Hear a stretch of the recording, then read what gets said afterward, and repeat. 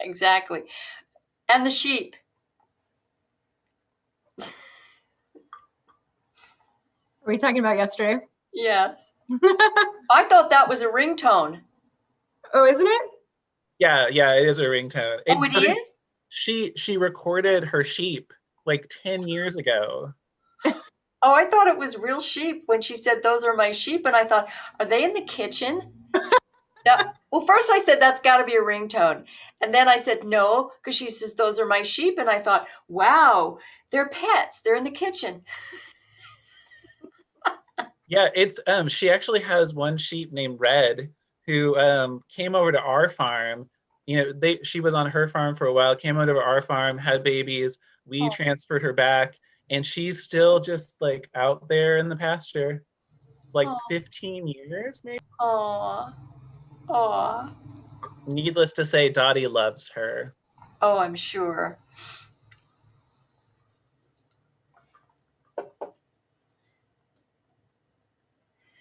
Good morning, Ken. Morning, everybody. Thank you, Ken, for telling me that we have a new parks manager. Yeah.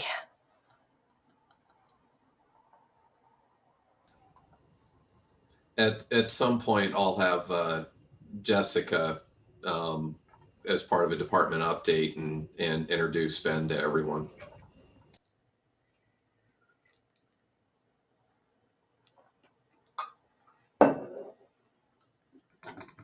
Okay, it looks like it's 10 o'clock. Is everybody ready? Everybody settled in? Okay, well, if everybody's here, we'll go ahead and open the Yamhill County Board of Commissioners formal informal meeting for January 28th, 2021. And at this time, I'll ask Commissioner Kula, would you please lead us in the pledge? I'd be honored. I just need to find the mute button. I pledge allegiance to the flag of the United States of America and to the republic for which it stands, one nation, under God, indivisible, with liberty and justice for all. Thank you. Yes, thank you.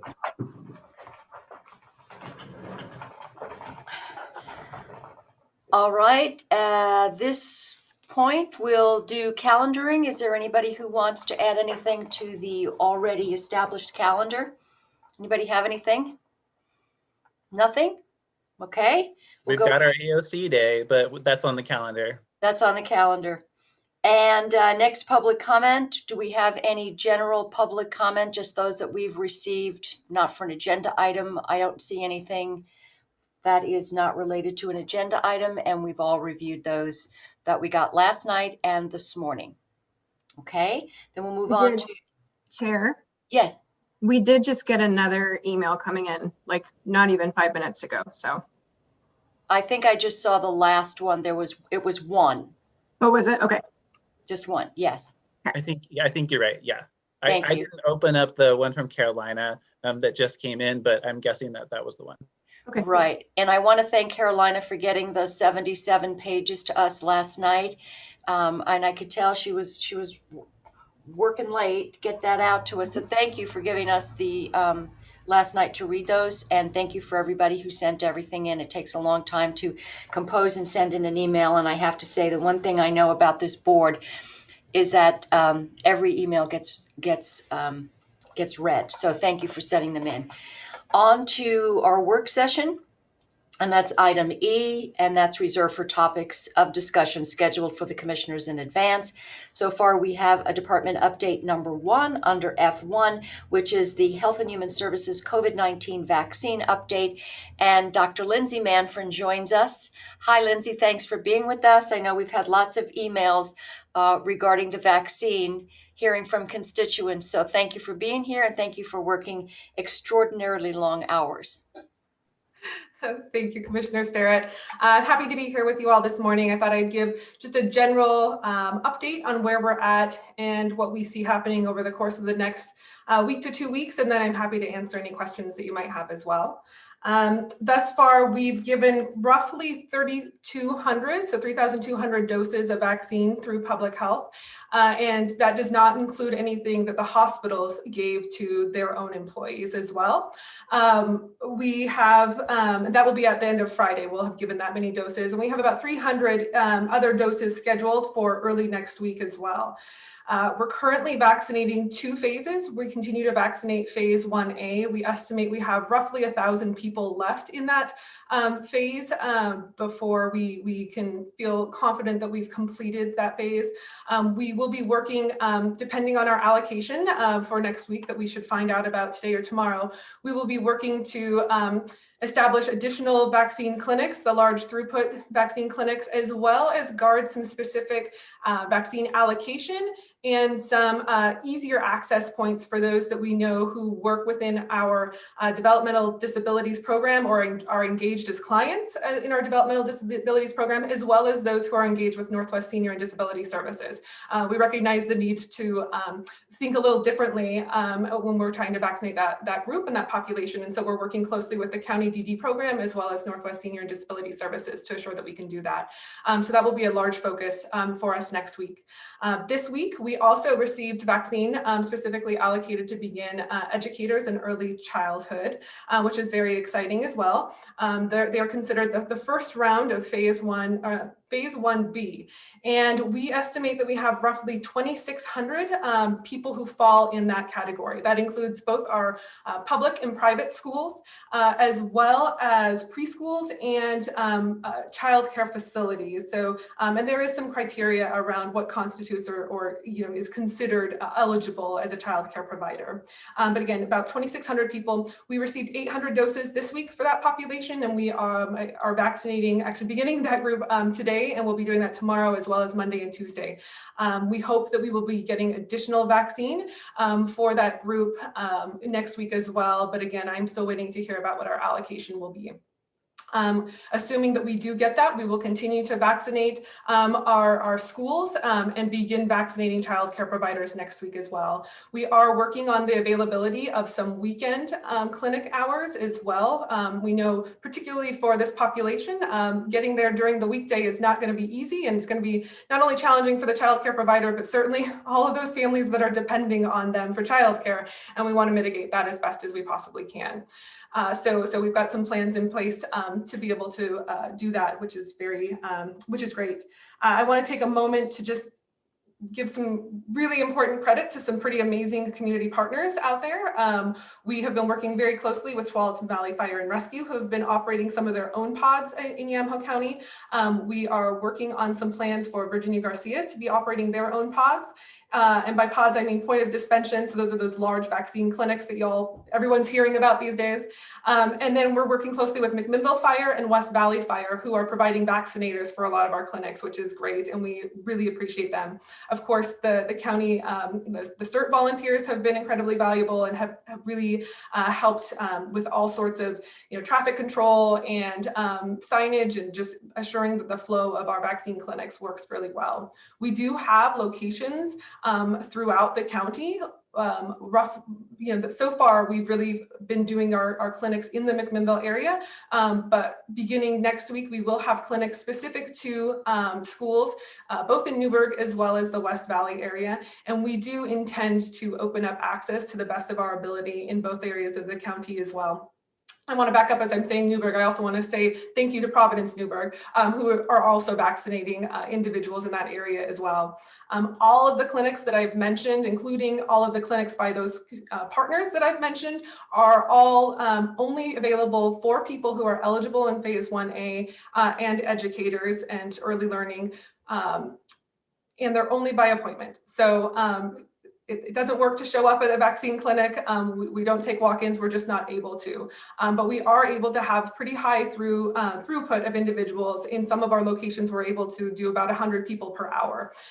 We estimate that we have the ability to vaccinate between 4,000 and 5,000 people with our current capacity per week.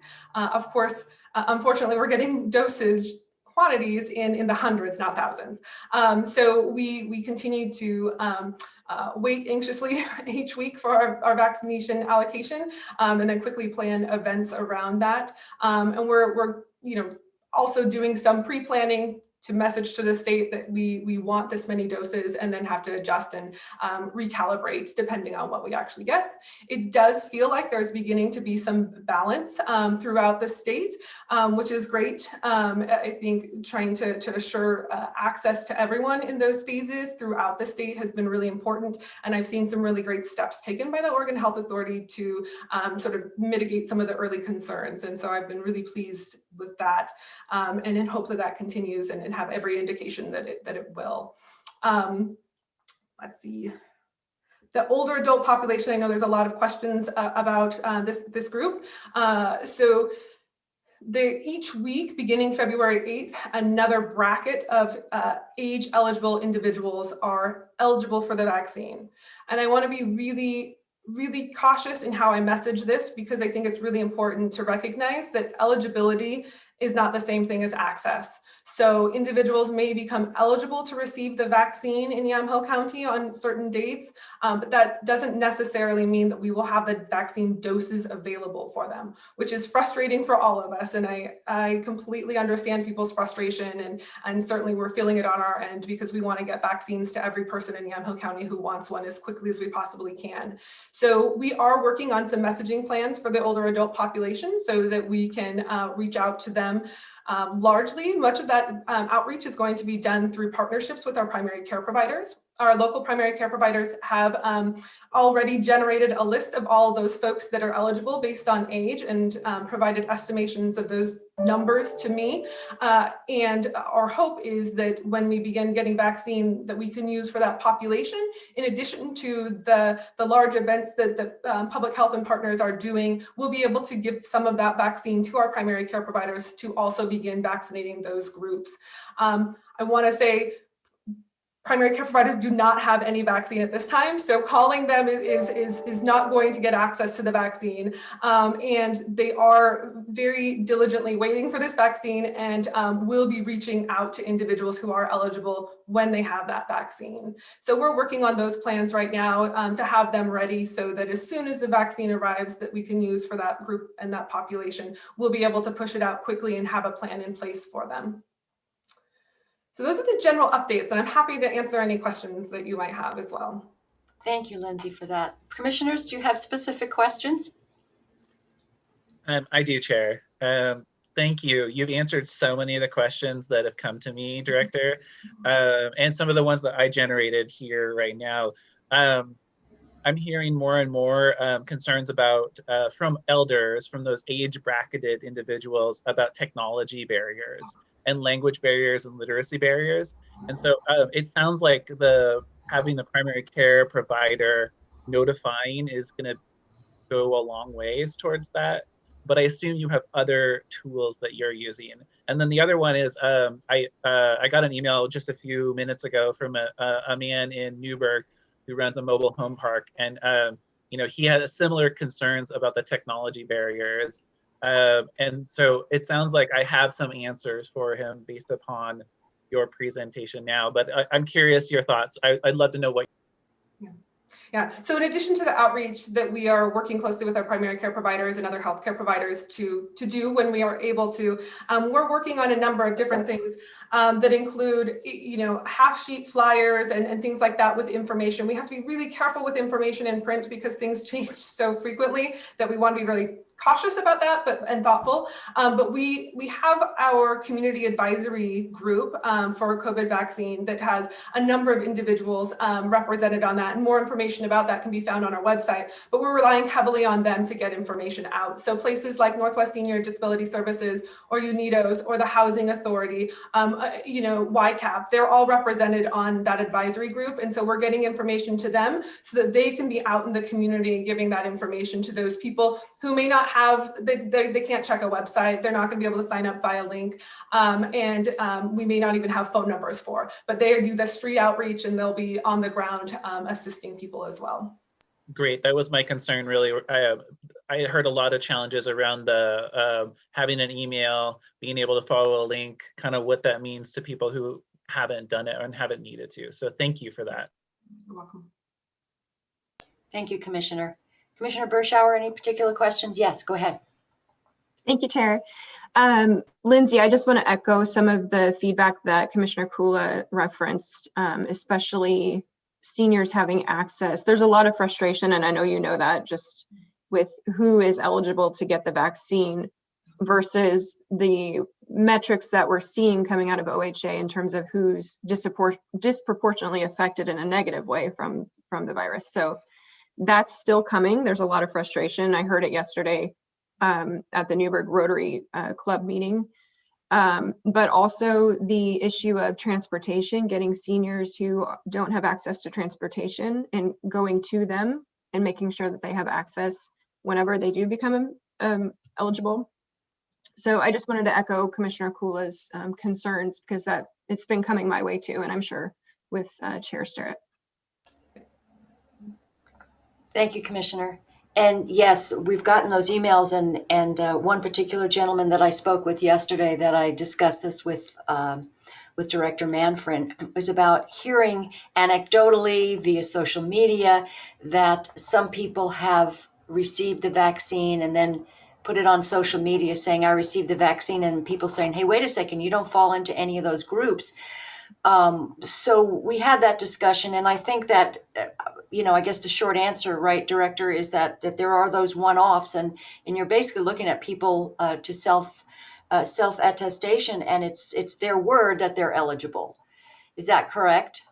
Yes, largely. It's easy to if someone has a badge that says I work at a school, right, to be able to say that person qualifies. But when we're talking about individuals with that qualify because of a disability or a medical condition, right, we are taking self-attestation, or that they're a caregiver for that. We do our best to ask questions to make sure that they understand the narrow definition that is eligible in that population, right? So generally speaking, people need to have, a medical, being medically fragile for this definition really is, having a lifelong condition that requires daily, fill in the blank something, or for an individual who has a medical condition or a disability to qualify, they need to be receiving some level of in-home services. So there are some qualifiers there. We ask people those questions, and when they tell us yes, we honor that, we believe that, and we allow them to sign up. Thank you for that. Another question, we hear about transportation concerns. Are folks being allowed to, or is it advisable to suggest that they use the non-emergent medical transportation through the CCO? Absolutely. If they're able to access that, that is a fine way to be able to get to a vaccine clinic. Mm-hmm. Thank you. Commissioners, any other questions? Commissioner Kula? No, your question answered my next question, so I really appreciate it. And again, Director, whatever we can do to help you. I know that these commissioners are really dedicated to getting, especially the most vulnerable, vaccinated as soon as possible. So I appreciate it, and I've heard from them that they do. Thank you. Thank you, Commissioner. All right, if there are no other questions, I want to thank our director for joining us. Lindsay, thank you so much for being with us today and for all the hard work you and your team are doing. So we very much appreciate you, and we're glad you are where you are. Thank you. Appreciate it. Take care. Thanks so much, Lindsay. All right, we'll move on to our next update, which is a SEDCOR quarterly update for the end of the year 2020 report. And Abisha Stone is with us, I think. Let's see. There she is. Okay. Hi, Abisha. Thank you for being with us, and appreciate your spending time to give us a look at the annual report, end of year report, and we did get a copy of that. So thank you for putting that together. That was a lot of data. Thank you. Yeah, thank you, Chair, and good morning, Commissioners, Ken and Christian. It's good to see you all. So I had shared with you that I was going to try to put together a 2020 year in review, sort of a snapshot. And I realized that what I submitted to you was fairly lengthy in my attempt to include all of those components that I thought might be meaningfully significant in helping to paint the picture of what our, main focus on traded sector partners, but certainly I shared information regarding our retail and Main Street sort of partners as well. But a snapshot on kind of how that looked throughout the year. And I think I'm a very visual learner, which is why I put together the timeline portion of that presentation, which can be found in the attachment titled as the PowerPoint on page 2. So when I look at that PowerPoint titled attachment timeline, page 2, what you'll see there is that I have tried to lay out from January through December, through the end of December, Excuse me, Abisha, can you screen share? Can you share your screen on that? Do you have the Oh, I ability? think I can. Yes, let me attempt. Okay. Yeah, I'm going back and forth, so I appreciate it if you Okay. can. That would be, thank you, that would be helpful. Carrie just has to give me permission. There we go. Okay. And then Are you able to see my screen? This is Casey, Abisha and Ken. Would we be able to put it onto the report somewhere on the county homepage or linked under the economic development too, so people can see this? It's in the packet, correct? I guess I didn't see it in the packet.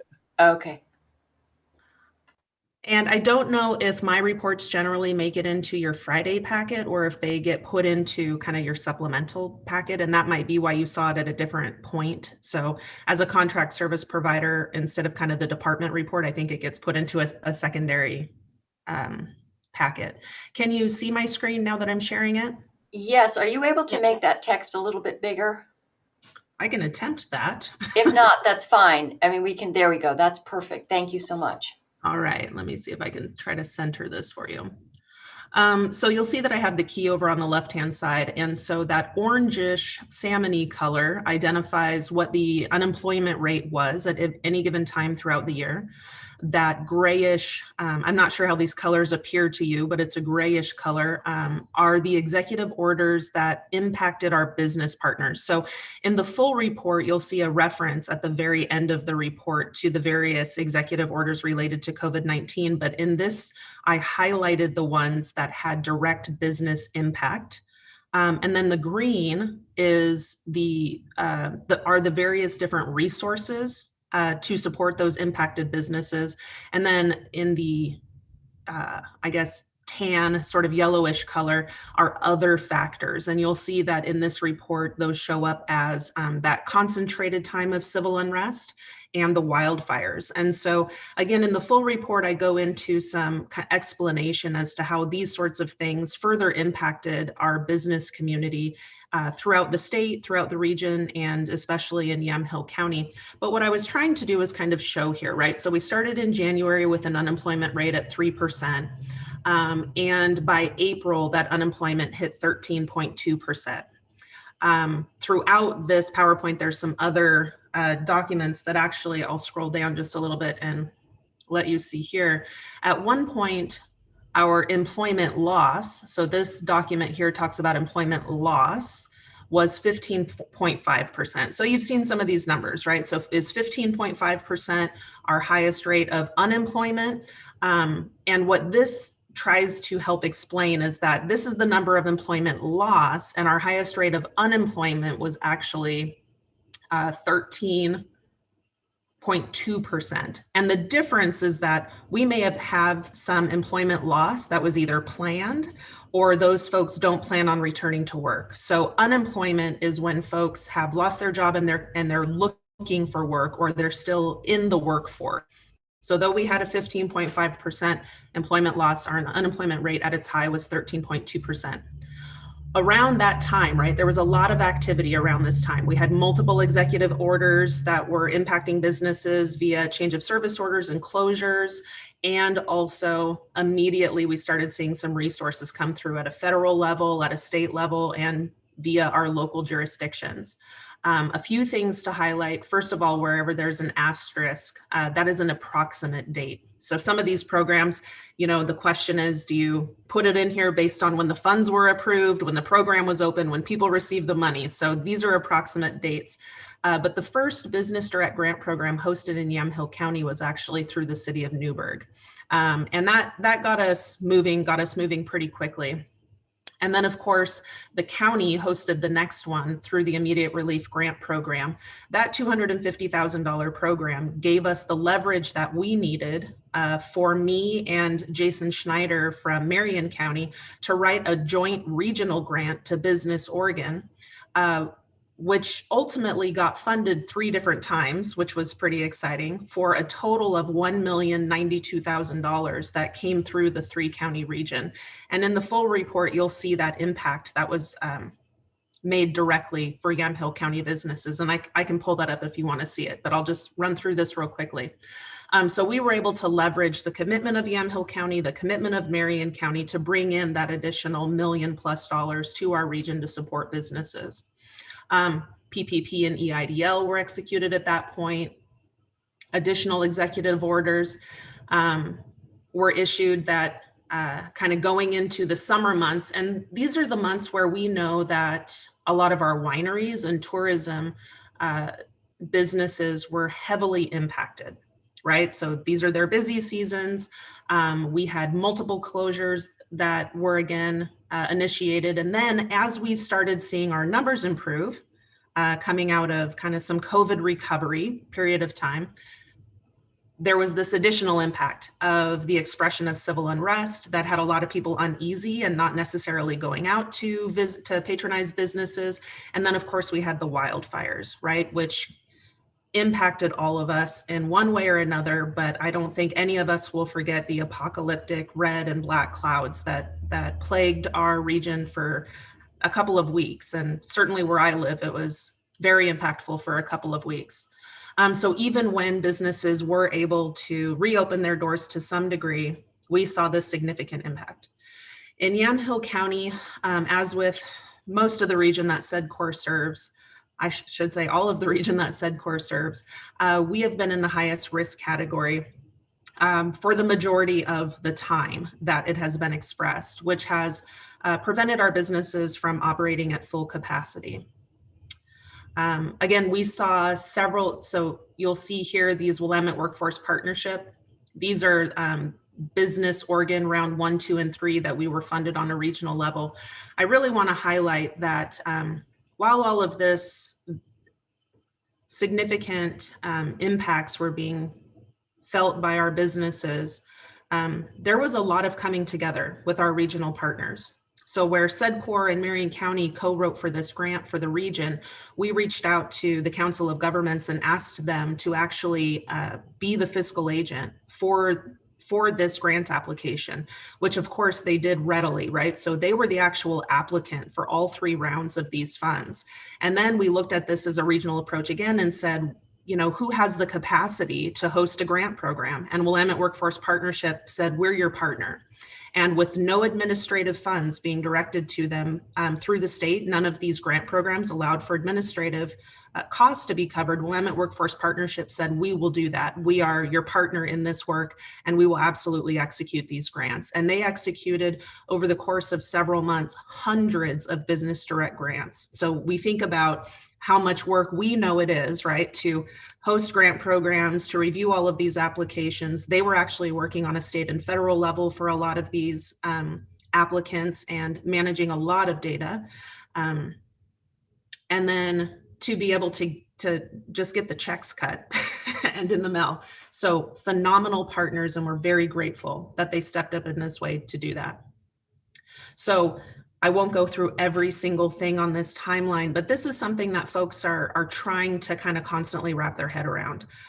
What was the timeline of these activities that impacted our business? What resources were available to them? And then in the written report, I go a little bit more into detail about the actual dollar amounts and where those were expressed.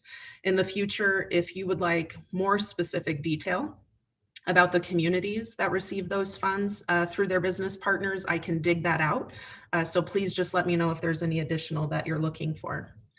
In regards to the employment information that I provided, this information was given to me by Pat O'Connor, our regional workforce data analyst. And of course, we know Pat is phenomenal with getting us this sort of data. I also provided in the written documentation, I'm going to scroll through these and then so you can see them. And if you have questions, you can kind of let me know at the end. In the written document, I also provided a summary from Mike White, who was our venture catalyst through OEN, Oregon Entrepreneurs Network. And then, of course, some data provided by Willamette Workforce Partnership in regards to the state funding programs. So in addition to this report, which again, I won't go all the way through the written report, I know you have it. And if you have any questions, certainly you can, this is a view that most folks enjoy seeing. You can let me know if you have any questions or you need any additional detail. However, I did focus that report really on 2020 and majority impacts of COVID-19. At the same time, I wanted to make sure that I remembered to highlight a few other activities that SEDCOR has been working on. So in addition to several childcare projects, trying to expand capacity throughout the region, working with partners on broadband expansion projects, we're still looking forward at some funding that's coming at a federal level to see what we could do to coordinate additional service providers, extension of services throughout the county. SEDCOR did receive a few months ago a grant from EDA, the Economic Development Administration, so a federal grant to allow us to do some ag tech innovation work and essentially to create a hub in our 3-county region for that work. This is a significant project that you'll see rolling out in the next 6 to 12 months. Recently, and I know I've shared that with you as well, recently SEDCOR was also awarded a HIOP grant from the state, and that stands for High Impact Opportunity Projects. These grants are intended to support projects that promote innovation for industry sectors. So Buildable out of McMinnville is a software developer, identified a need for enterprise resource planning, which is referred to as ERP solution for manufacturers. That is a very robust system that helps to manage all of the inventory, cost of goods sold. It is one of those types of tools that can determine whether or not a business will be successful or not, or will be able to scale or not. And most of our small and emerging manufacturing companies cannot afford these very expensive, usually customized systems. So Buildable started working on developing an open source ERP system that is accessible to any company of any size and creates a competitiveness in the market because any software company can host it for you. So instead of getting locked into a company who's going to customize a system for you and then host it for you ongoing. Customized systems are anywhere from $75,000 to hundreds. You can pay as much as you want, right, for a system you want to develop. And then continuous hosting can be anywhere from $10,000 to up, right, $50,000 a month to manage those systems. This open source ERP system essentially allows businesses to access this system for free because it's open source. And then ongoing maintenance, if you choose to contract with someone, could be closer to $800 to $1,500 a month. So extremely accessible. This is a huge boon for our small and medium-sized manufacturers. We will be hosting 2 pilot programs. We're partnering right now and have identified potentially a couple that we're continuing to vet. They are building out an agricultural module, and then they're building out a costing module that's specific to food manufacturing. Once this is complete and we've built out these final modules and gone through the pilot test, we'll be taking it to full commercialization and sharing it out with all of our regional economic development partners and industrial clusters throughout the state. So we're very excited about this. This is a local project. Business Oregon only issued 4 HIOP grants this year, and we were able to secure one. SEDCOR partnered with Buildable, OMEP, which is Oregon Manufacturers Extension Partnership, and MEDP, McMinnville Economic Development Partnership, to write for this grant. So we're very excited about it. And with that, I think I will stop because I know I tend to take up a lot of time, and ask you if you have any questions for me. Thank you, Abisha. I appreciate that you have our back on this stuff and that you're keeping an eye on it. It's very, very detailed, and especially at a time like this, it's real important to have a gatekeeper for all of these things. Commissioners, do you have questions for Abisha? I'm not seeing everybody, so I don't know if anyone's raising their hand. Hold on. Chair, I have a couple questions. Okay, Commissioner Bershauer. Thank you. Hi, Abhishek. Good morning. These might be a little bit repetitive because I haven't had a chance to meet with you yet, but the Ag Tech Hub grant in that project, is that connected in any way to what OSU is doing or our extension service or any of the activities that they already do throughout the state? It is not connected to activities that they already do. However, they are a constant partner for us on anything that has to do with agricultural technology and innovation. So it is not, I would say it's in complement to what they do, but it's not repetitive. Okay, awesome. And then going forward, are you guys seeing any numbers or statistics related specifically to our restaurant and lodging industries in terms of the economic impact that they've had? Yeah, that's a great question. And I touch on that very briefly in the written report where I indicate that anecdotally, I've received some information, but we don't expect to have, and a lot of this comes down to closure numbers, right? Long-term closures. We don't expect to have those numbers until businesses essentially don't renew their licenses, which could take up to 12 months from now to really get that full understanding of what full business closure impact looks like. Because these businesses, right, are not publicly traded, they all do their accounting differently. They don't share that information through a coordinated sort of a manner. Again, getting the information in terms of loss, so in terms of income loss, is nearly impossible to do. And outside of just being anecdotal, we know that there has been a significant impact.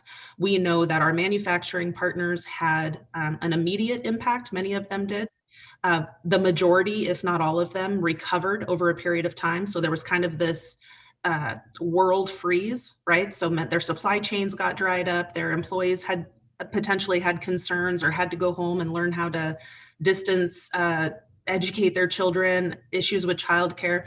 But as they sorted that out, they were able to get back up to speed. Many of them received numerous invoices right before the end of the year as businesses were trying to express expenses so that they could account for them in that tax year, which we see happen pretty consistently, right?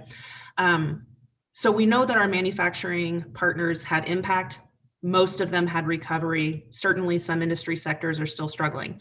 In terms of our Main Street partners and our retail commercial, that impact is deep and wide felt and ongoing.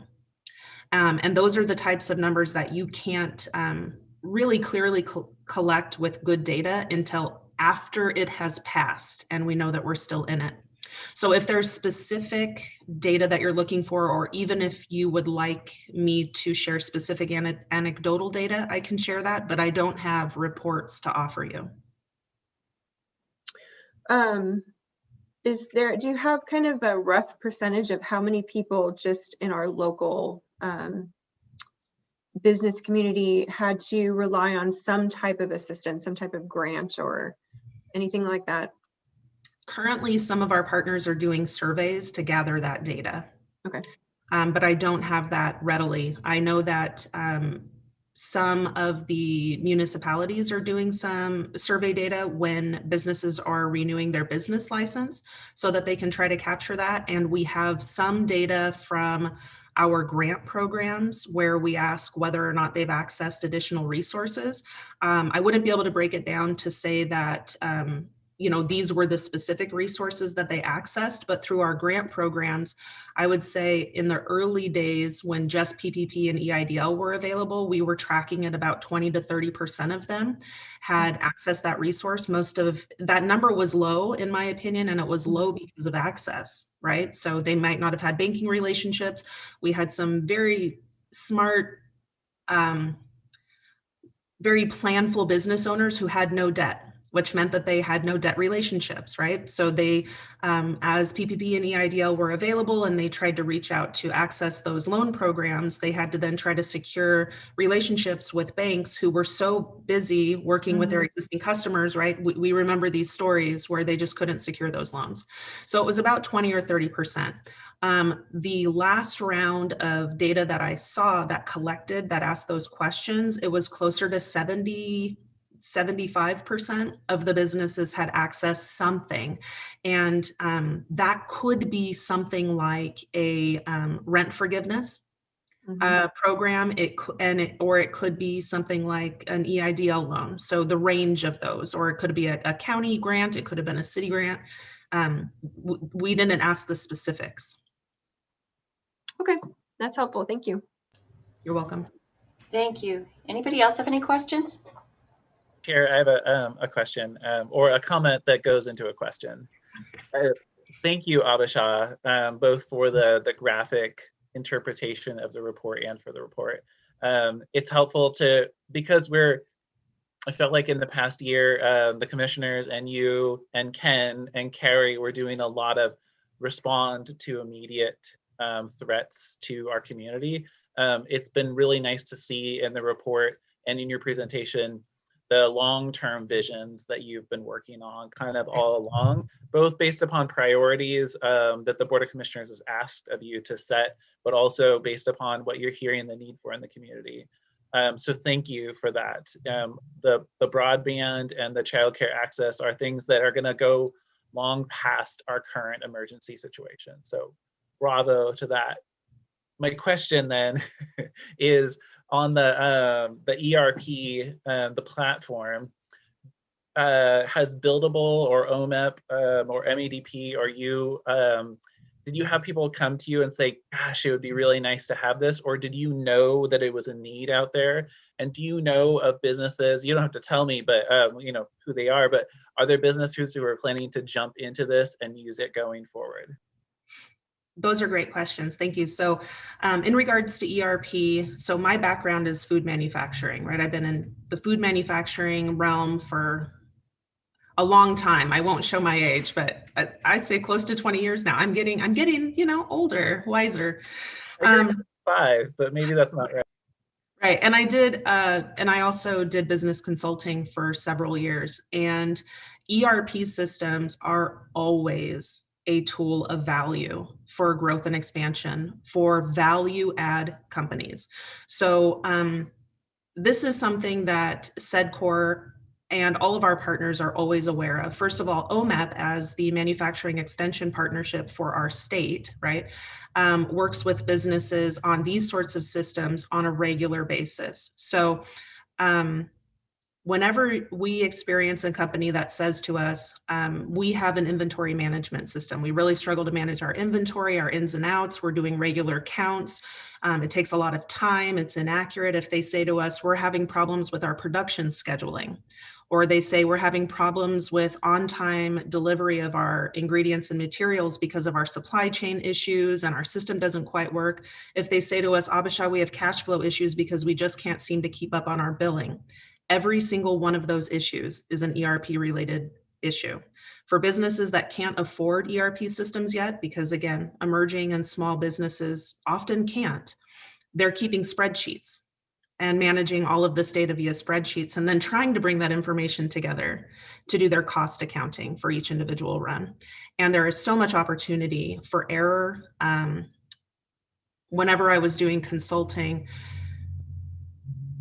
I think I can honestly say I never once worked with a small business who actually knew their cost of goods sold.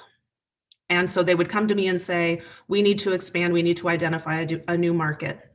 And I'd start exploring, okay, let me understand your product. You're having your product contract manufactured. Do you buy your ingredients? Do they buy your ingredients? So you're saying you want to expand your product line. But once I would understand their COGS or cost of goods sold, I would identify they were selling their product at a loss.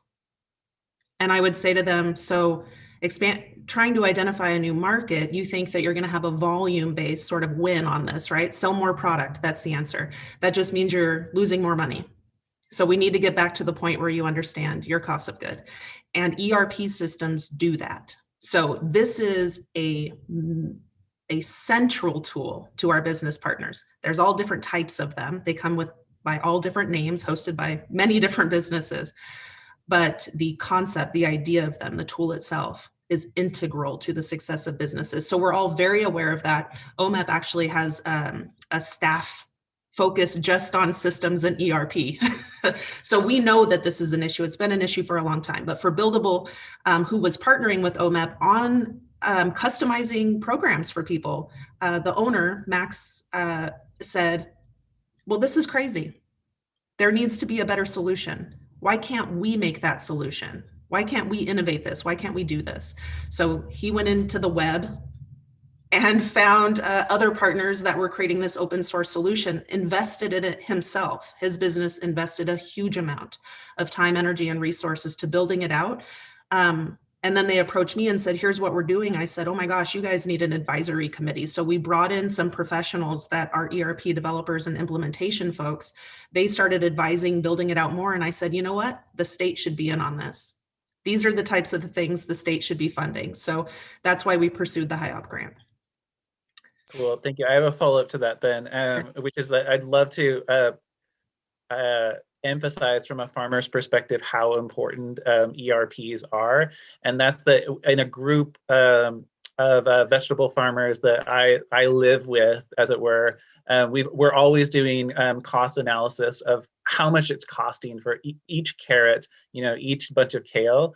And the most common question, once we have all that data, this big group of very, very smart people is, what do we do with that?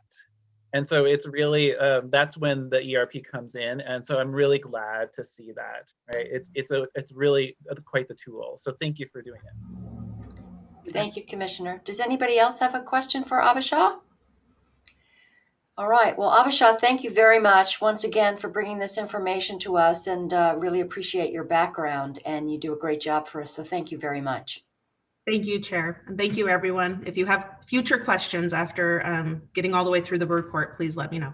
Thank you very much. All righty. All right, so we will move on to our consent agenda. Do I have a motion to approve item G?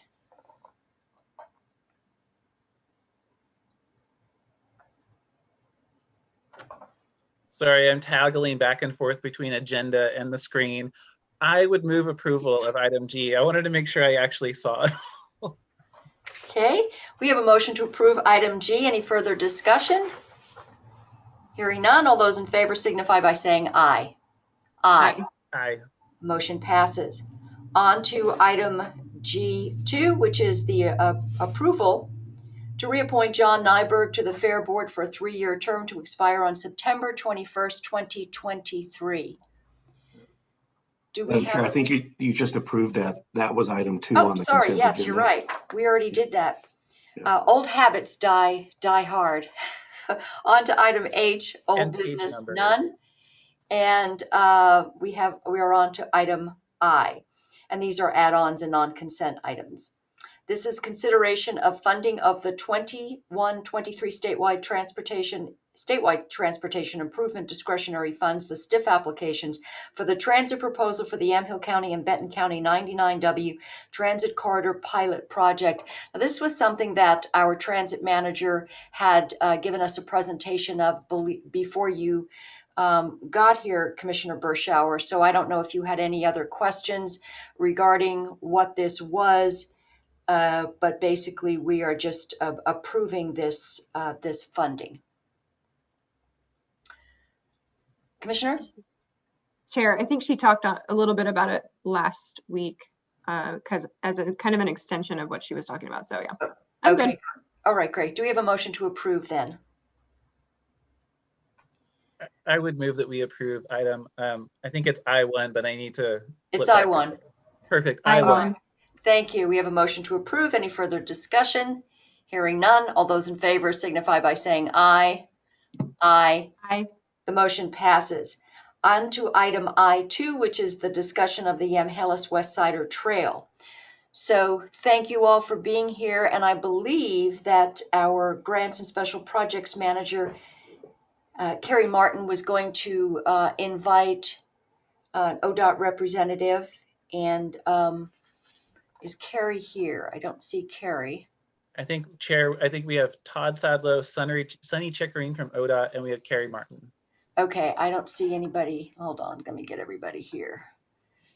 1 second. There's Carrie. There's Todd. Hi, Sunny. Thank you very much for joining us. We appreciate it.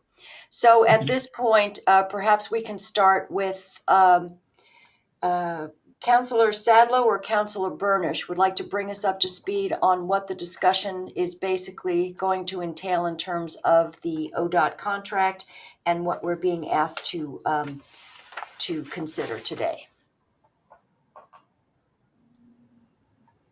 Well, we had a executive session on Tuesday that we, for ease of conversation, kind of broke into two parts. One was some of the mechanics around what the board might choose to do regarding the recent remand that we got from LUBA. And the second part was how the decision that is made there could have an impact on the various grants that we have received over the last several years for development of the abandoned railway corridor that we bought from UP. And there are several grants, trail-related grants from ODOT, but there are also some secondary grants from some other agencies that could also be impacted by the board's discussion today about how it chooses to move forward or not with the land use proceedings. So that's sort of a real quick high-level overview of what we had talked about on Tuesday. This is an opportunity for the board to have further discussions about where we've been, where we are, and where the board would like to go. All right. Thank you, Christian. Does anybody want to begin the discussion? I know there are probably lots of questions for Mr. Chickering. Thank you for being here. Does anybody have a specific question going into it? If not, I'd like to basically just, first of all, thank you for being here, and then ask the sort of the baseline question of the contracts that the county has entered into in terms of what our should I say, the obligations versus liabilities on those contracts outstanding with ODOT at this point. And maybe you can just give us the base code on that. All right, thank you, Chair Sterrett. I'll do my best to fill you in. Currently, we have three agreements with the county related to the West Sider Trail. The first one had to do with right-of-way acquisition. And those were Transportation Alternative Program funds, federal funds, that were expended to purchase right-of-way for the trail. That agreement has been closed and full payment has been made, and the amount of federal funds that were expended were $1,681,000 and some change. The second financial instrument we have is a Connect Oregon grant. That's for construction of the bridge that's currently in progress. That grant could be up to $1,012,000. When I checked around January 14th, which is the latest information I had available to me, to that point, the county had requested reimbursement from Connect Oregon in the amount of $680,000. Now, it's possible that additional invoices have been submitted to us and paid since that time, but essentially whatever Connect Oregon funds are expended, that total will increase until the project is closed out. And then finally, there is a Transportation Growth Management plan, a grant, TGM grant for the Trail Master Plan. And the amount of that grant was $105,000. Thank you. Carrie, maybe an update. Were there any additional invoices over the 680, or is this pretty much where we're up to date?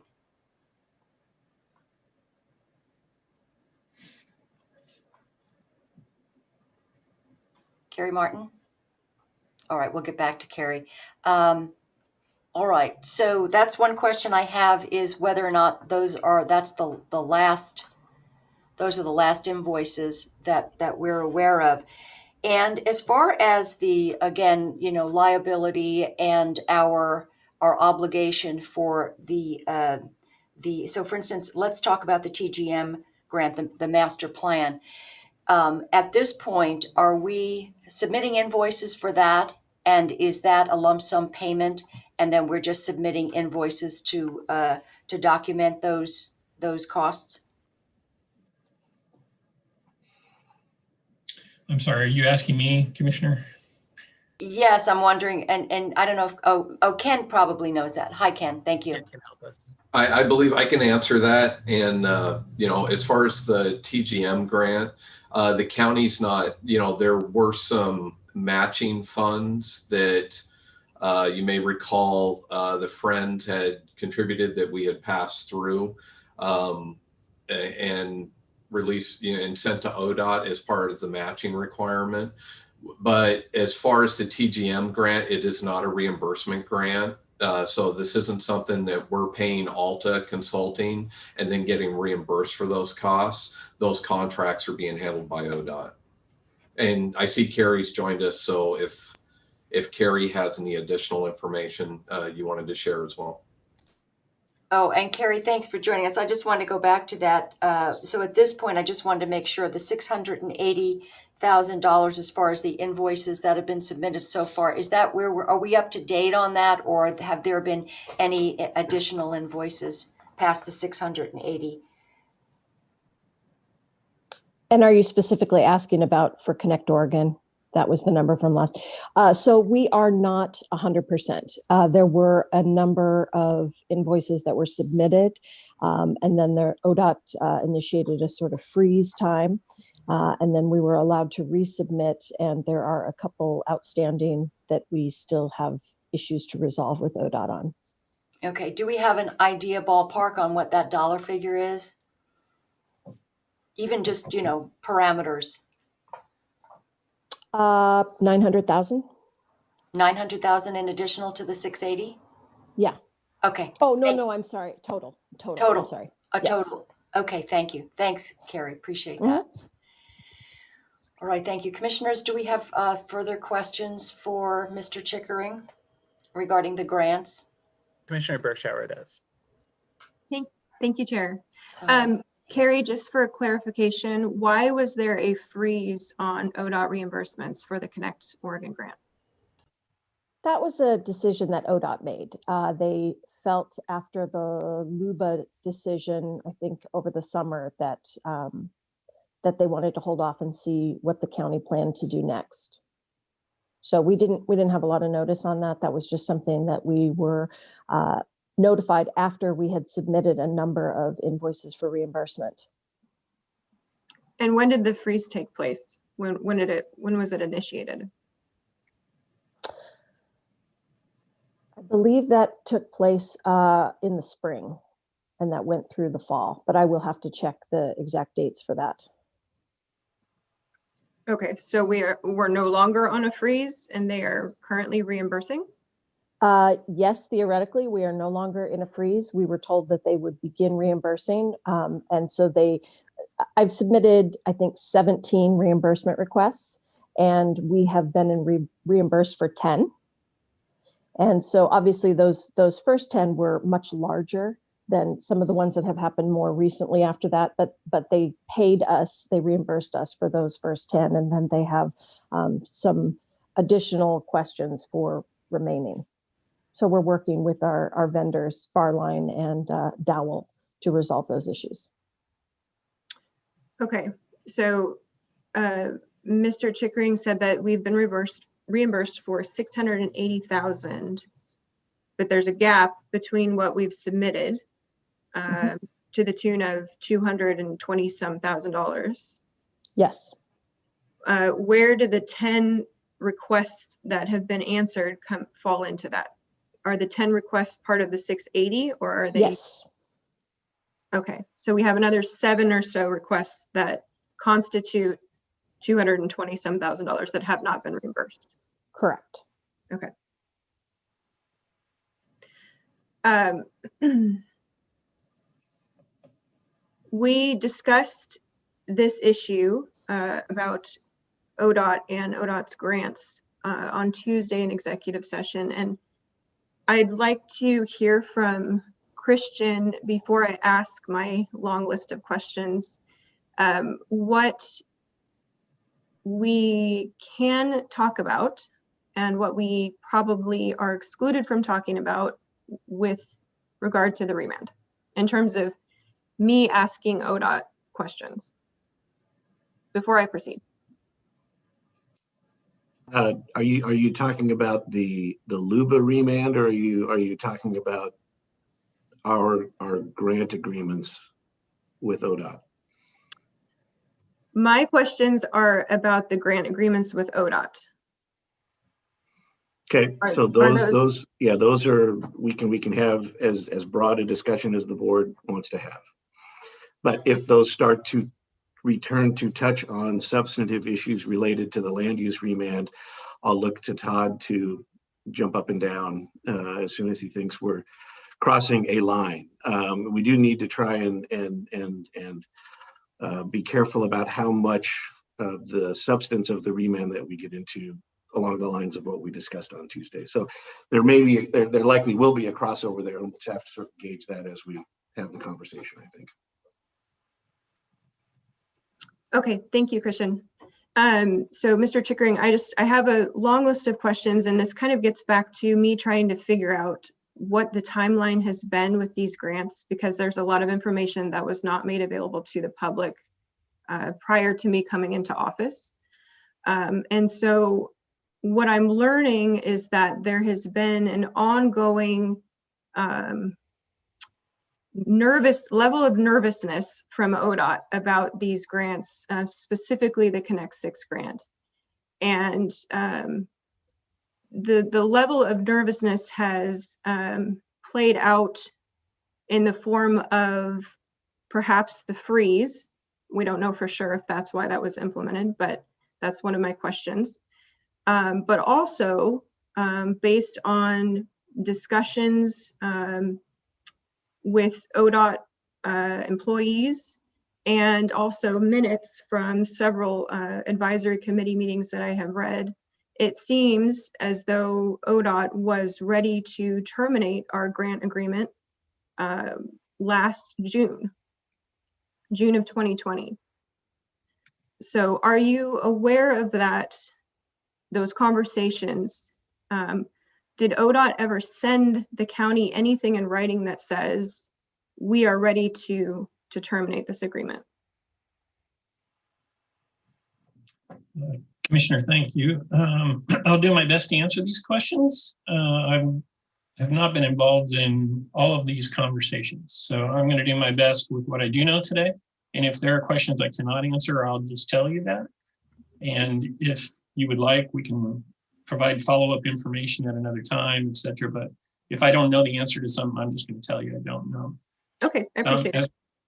Yeah, as far as the freeze, and I should explain that I'm here representing several parts of the agency. So there's a program fund manager for all three of those grant programs, for the TAP funds, for Connect Oregon, and for the TGM program. My region works with them to administer those grants. We're the conduit, the connection to the county for receiving the invoices, approving the invoices, making the payments, those kind of things. I am aware that there have been significant conversations at the headquarters level between the funding program manager and the assistant director and several other of our top executives. And they were related to the LUBA remand. I was not personally involved in those conversations, so I won't be able to share much about that. In fact, I was not aware of a freeze that was instituted. That's the first time I've heard that. No reason to doubt that's true, but our government relations assistant director and the delivery and operations director were working with the funding program manager on those conversations. So I'm afraid that's about all I can say about that. But I do agree that we are ready to process payments again at this time. Okay, are you, As far as, sorry, go ahead. go ahead. As far as being ready to terminate the Connect Oregon, we are not at that place right now. We do have questions and I guess concerns about whether the trail project will continue. And the reason is because if in fact the county makes a decision that's well within their authority and ability to do so, that you no longer want to proceed with the trail corridor project. Essentially, if you decided to cancel the project, there will be some repayment requests coming from ODOT and federal highways. And so that's one of the things I want to make sure that I shared with you today. For example, on the TAP programs, the agreement for those grants do stipulate that if the project is not completed within 20 years, that those funds, those federal funds, would need to be repaid.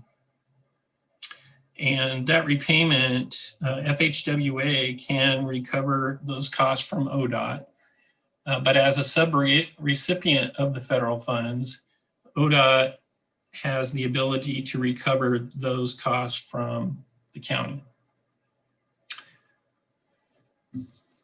And that's those recovery steps are stipulated in the grant agreements. For the Connect Oregon, it's the same situation. Those funds were granted for a specific purpose.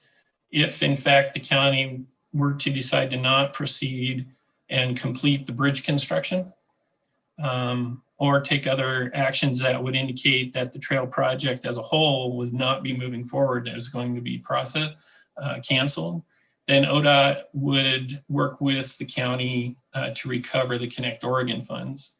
As a competitive program, we have a responsibility to recover those funds. They would be rolled over into a future grant program and then reallocated to other projects in the state. As far as the transportation growth management, the master plan, those projects are different in that we compensate the consultants for deliverables, products that are produced. And the grant is for a much smaller amount. And the vast majority of those types of TGM grants do result in a finished product. And so those agreements don't include a repayment provision. So that project would just, if you chose to not move forward with the master plan, for example, that project would just be canceled. There'd be no repayment of funds expended on that one. Thank you. Has ODOT, to your recollection, ever clawed back any money from these types of grants? Yes, it's not something that happens very often, but I have been involved in a few projects where, for a variety of reasons, sometimes there's a change in leadership at a city or a county. Sometimes there's a change in opinion in the community. And so there are occasions when projects get canceled and the state has sought out repayment. We have had an example or a couple of examples that I can give that I've been personally involved in. The West Eugene Parkway. There was considerable right-of-way that was purchased in anticipation of a bypass, if you will, on the west side of Eugene. Ultimately, for political reasons, some of the jurisdictions withdrew their support for that project and it was canceled. And in that case, those right-of-way acquisition funds had to be repaid. And how are they repaid? Do you recall? I was not working at ODOT at the time on West Eugene Parkway, so I was personally involved in that one. But maybe I could address how that would work in this particular case with the West Sider Trail. That might be of more use to you. And I have notes here. Bear with me, please. Where did I put that? Here it is. Excuse me. So, payment monthly financial practices. Where did I put that? So what we would do is we would withhold some of the highway apportionment payments. So if you're familiar, state gas tax and other fees are collected by the state, and they are shared with counties and cities according to a formula that's agreed upon with League of Oregon Cities and the Association of Oregon Counties. And Yamhill County receives monthly payments. We call them highway apportionment payments. And what we would do is simply withhold a portion of the apportionment payments to the county for some period of time until these grant programs were paid back. Now, the terms of that repayment are negotiable. For example, if we were to expect a lump sum payment, that might be an unreasonable burden on the county for your cash flow or for other projects that you have going on, other needs in your community. And so repayment over time, withholding a percentage every month or something like that. There would be some negotiation and terms that were found to be reasonable to both parties in the repayment. Okay, what other options would be available for us to repay? And maybe Christian can answer this, but it seems to me like we have a piece of land that we own. Does it preclude us from selling the land in order to pay back grant money?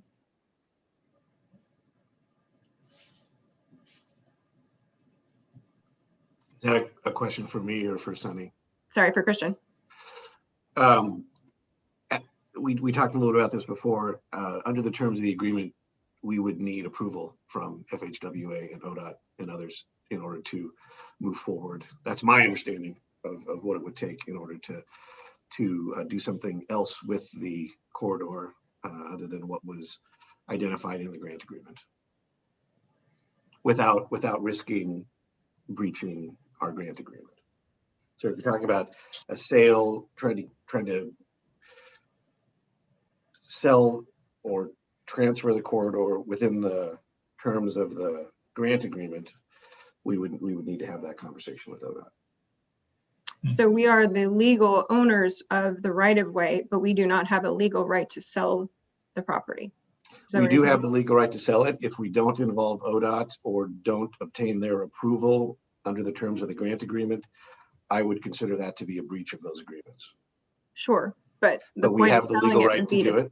Absolutely. Parties can always have the legal right to breach agreements if they choose to. Okay.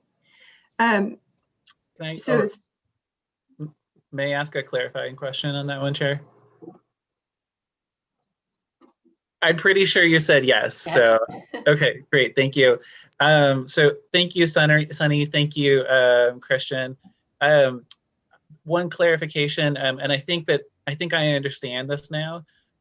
When I spoke with Cooper Brown at one point, he expressed that if we attempted to sell the trail to somebody who wanted to use it as a pedestrian corridor, that the state contract did not allow it, but that if we wanted to sell it to somebody to permanently not use it as a corridor, that would be perfectly fine. And I think I understand now a little bit that one would be a breach of the contract and the other one wouldn't be a breach of the contract.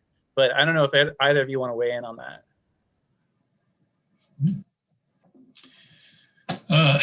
We clearly believe that the corridor right-of-way was purchased by and belongs to Yamhill County, and it will remain in your ownership whether you choose to proceed with the trail project or not. Disposition of that, whether you choose to sell it, keep it, whatever, is completely up to you. And having worked for a city and a county before, I know that every agency has processes and procedures for how you deal with surplus property and disposing of it. Generally, there's a prioritization in offering the property to various parties, depending on priority. But it would be within your purview to do that. For ODOT's purposes, if you chose to do that, clearly you don't intend to continue with the trail project, and that would trigger the repayment of the TAP funds and the Connect Oregon funds. May I ask a follow-up question, Commissioner Bershauer, before you continue? Could you just go back to, you were talking about the freeze. There was something precipitated the freeze. What precipitated you unfreezing the freeze? Well, I think we're getting into those conversations I was not a part of, so I'm sorry, I can't answer the question for you today. If it's something that you would like me to follow up with headquarters on, I'd be happy to do that. Yes, I'd like to know. And Carrie, do you have a sort of perspective on that? Well, I changed locations so I could see the other computer. So I apologize for that. So I was going to give you more information that I had to guess on last time. So the freeze started, our last reimbursement prior to the freeze was May 19th of 2020. The amount that we have paid out and been reimbursed from ODOT to date is, let's see here, make sure I get the right one, is $631,249.32.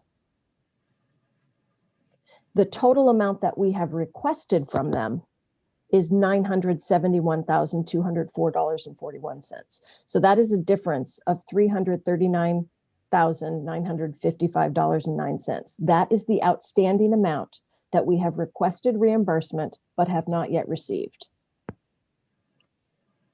And that amount is just about $40,000 below the ceiling of what is allowed in this grant. Thank you. Okay. I'm wondering, do you have a date? Maybe you have a date of the unfreeze of the freeze. Was there like a specific date where they said, hey, the freeze is off? Yes, let me get back to you in just a second. Let me check my email and I'll tell you when I received that notification. Thank you. Thank you for knowing that. There's a lot of different pieces. Okay. And it looks like Christian and Sunny both were raising their hands. I can't, for some reason, I can't see everybody here. Okay. Yes. Sunny, did you want to go ahead? Thank you. I would just want to mention the potential reason for the difference in the two figures. I mentioned 680,000 and Carrie just said 631. The Connect Oregon agreement does have a retainage condition in it. And so I believe it's 5% of every payment is held back. And so that's probably why you've been reimbursed slightly lower than the 680. Thank you. Christian, did you want to jump in here? If we were done with the specific questions around the reimbursement amounts under Connect Oregon 6. If there are others who have questions about that, can finish that first, and then I had a follow-up question. Commissioner Bershauer, were you following up on any of that, or should we go to Carrie for that information? Specifically for the reimbursements, no, but I have additional questions. Thank you. Thank you, Commissioner. Carrie, did you have that?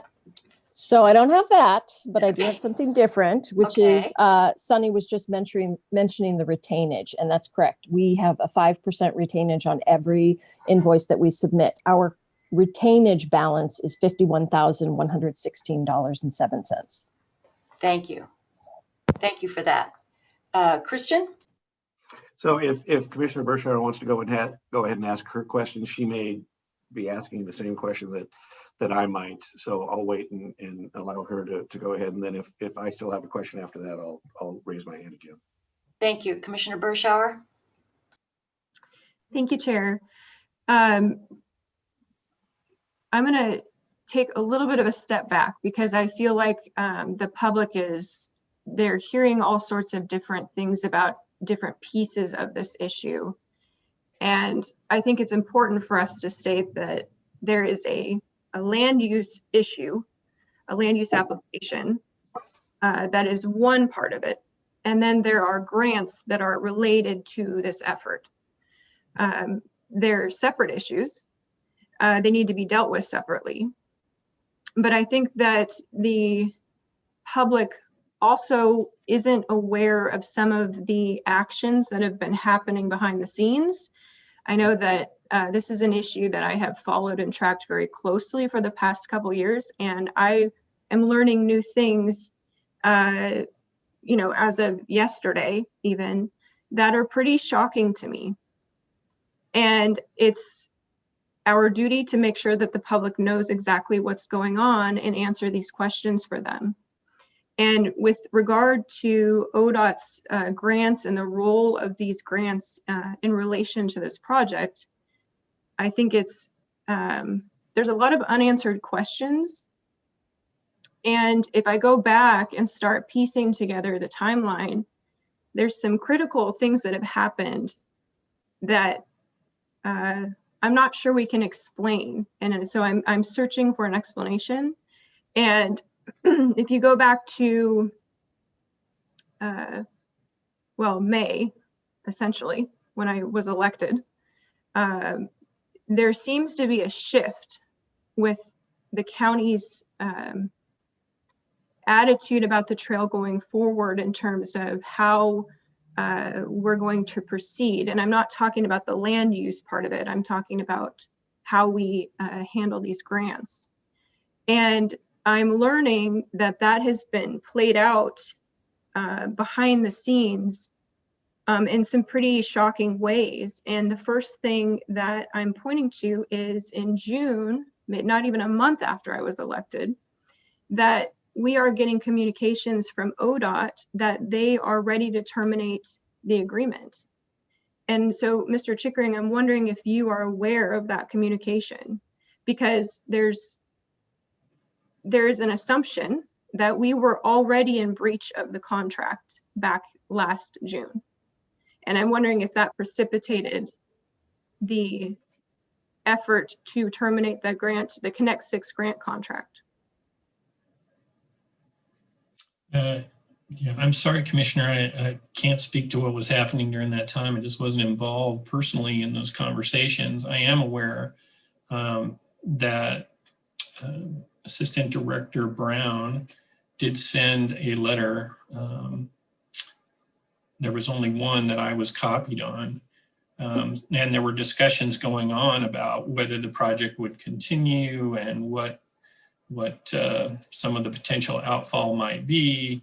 And this was during discussions of the LUBA remand and those kind of things. But again, I just wasn't personally involved in those. So if you have, you know, specific questions, as I said before, I can go back and try and get better information for you from people who were personally involved.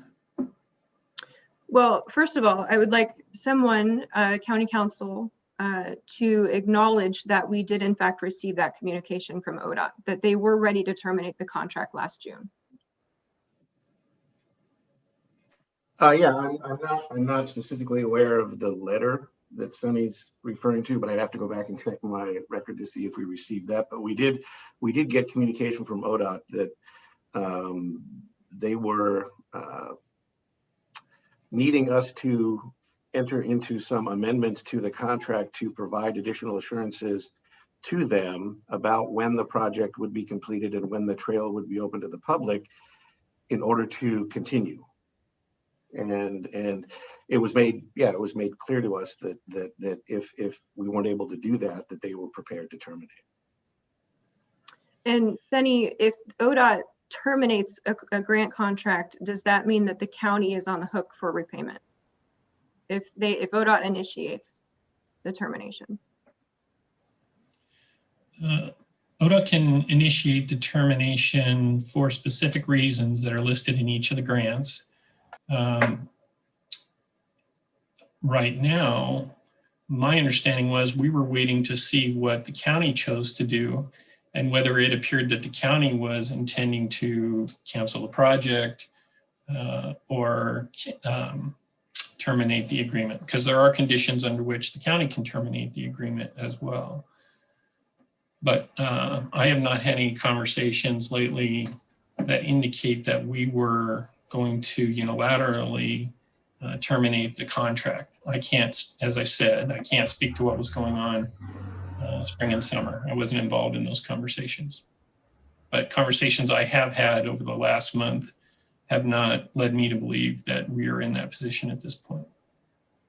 Yeah, the reasons we were given it at the time were under section 10 of the agreement, 10A little I, concerns that the recipient had failed to perform the project within the time specified, and that it was becoming increasingly clear to ODOT. Their concern was that it might be improbable or impossible for us to complete performance. So that's sort of the reason we were given at that time. And I do also want to say that while we had those conversations initially, we had many additional conversations over the course of the summer and the fall, where I think both parties had come to a better understanding of, at the time, what the county's intentions were moving forward with the project, and that I think had met with some. ODOT was pleased to hear that, and so I would agree with Sunny that as of the latter part of last year, the conversations were no longer really around termination. The conversations were around what sort of changes might we need to make to the contract in order to continue moving forward. I just jump in here, and this is a question for Christian and perhaps Todd. How much of this was shared with the board? How much of these communications, or sort of the fact that ODOT was concerned, or any of these communications, were there any updates to the board? Because I can't honestly say that I was aware of any. I don't think we had a sort of formal update to the board at any board session. I know Commissioner Kula was involved in some of the conversations, and I remember a couple of conversations, Commissioner Starrett, that you and I had about what was going on with ODOT at that time. But in terms of a formal presentation made to the full board at an open meeting, I don't recall that happening. And Ken, I don't know what other conversations you might have had, if any, or Todd, but that's what I recall discussing. Not necessarily formal, but even the informal updates that we get. So I guess what I'm trying to understand is these particular concerns conveyed to individual commissioners individually. Yes? Yeah, that's my recollection, that we had those conversations, and what ended up happening is we ended up sort of stepping back from the edge and continuing to have conversations with ODOT about how to keep the contract in place and how to move forward.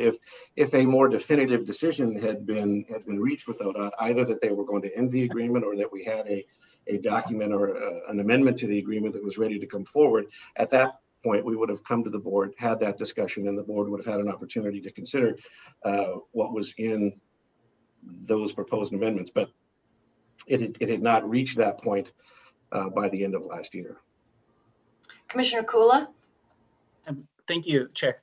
Christian, so that's what the, I think we called it amendment number 2, the draft amendment number 2. That's what that document is, right? As it would be presented to us, which we probably could have a discussion on, but I think that we're having this discussion right now kind of in lieu of that one, I'm guessing. Yeah, we have a draft agreement. We have a draft amendment from ODOT that we haven't yet brought to the board, but that is certainly something that we could put on the agenda if the board would like to have a discussion about that amendment. We could do it presumably as early as next week. Commissioner Kula? Yes, Chair, thank you. Thank you for that, Christian.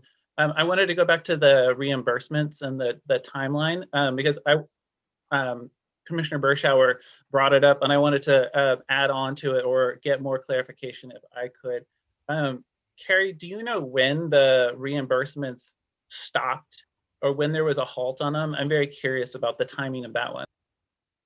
So we didn't receive any official notification, but reimbursements stopped coming in January of 2020. And then they restarted 8/13, August 13th of 2020. Great, thank you. Chair, if I may follow up. Yes, Commissioner, thank you. Thank you. Carrie, you said that the last payment that we received was May 19th. So how does that mesh with the freeze being January through August?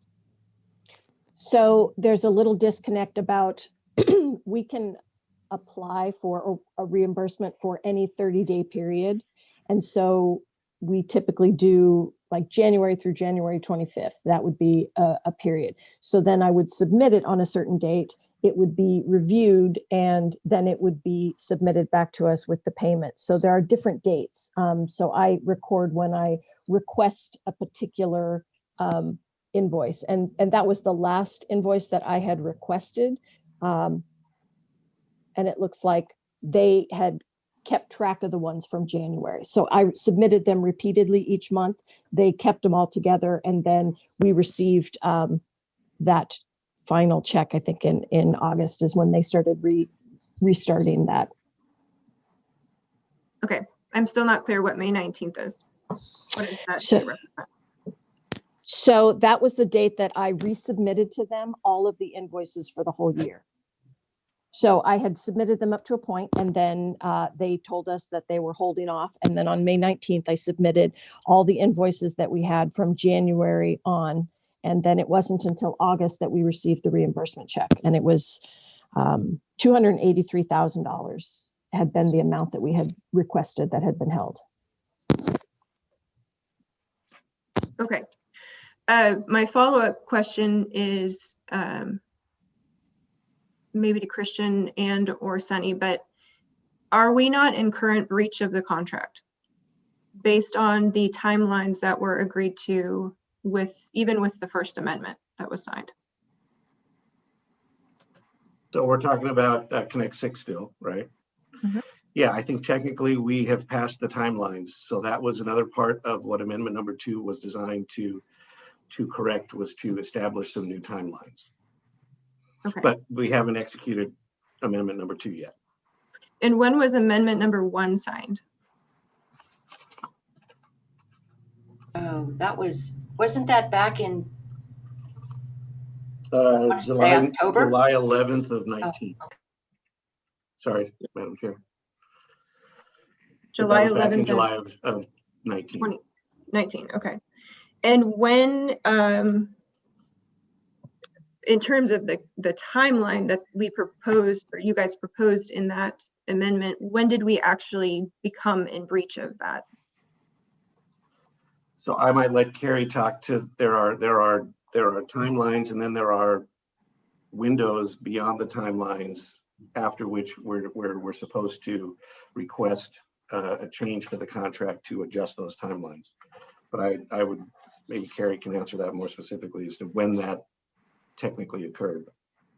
So as I mentioned on Tuesday, I wouldn't call it a breach. I would say that part of our contract obligation is that if we know at any point that we are going to miss a milestone that has been laid out in the agreement by 90 days, so when we know that's going to happen, then we are required to submit a change order to ODOT, which we did.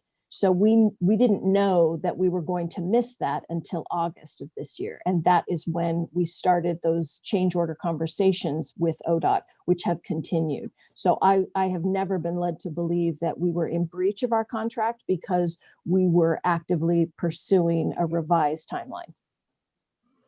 And Is there a project reason? completion date in the First Amendment was May 19th of 20. So it would have been 90 days after that. That this change order process would have needed to begin. Commissioner Kula? Chair, Commissioner Bershauer was about to say something more. I have a question and it's along the same lines, but I want to make sure she gets her. Thank you, Commissioner. I was just going to say it seems like that's an awfully long time between August and January of 2021, which is where we are now, to be negotiating another amendment when we technically are in breach of the contract.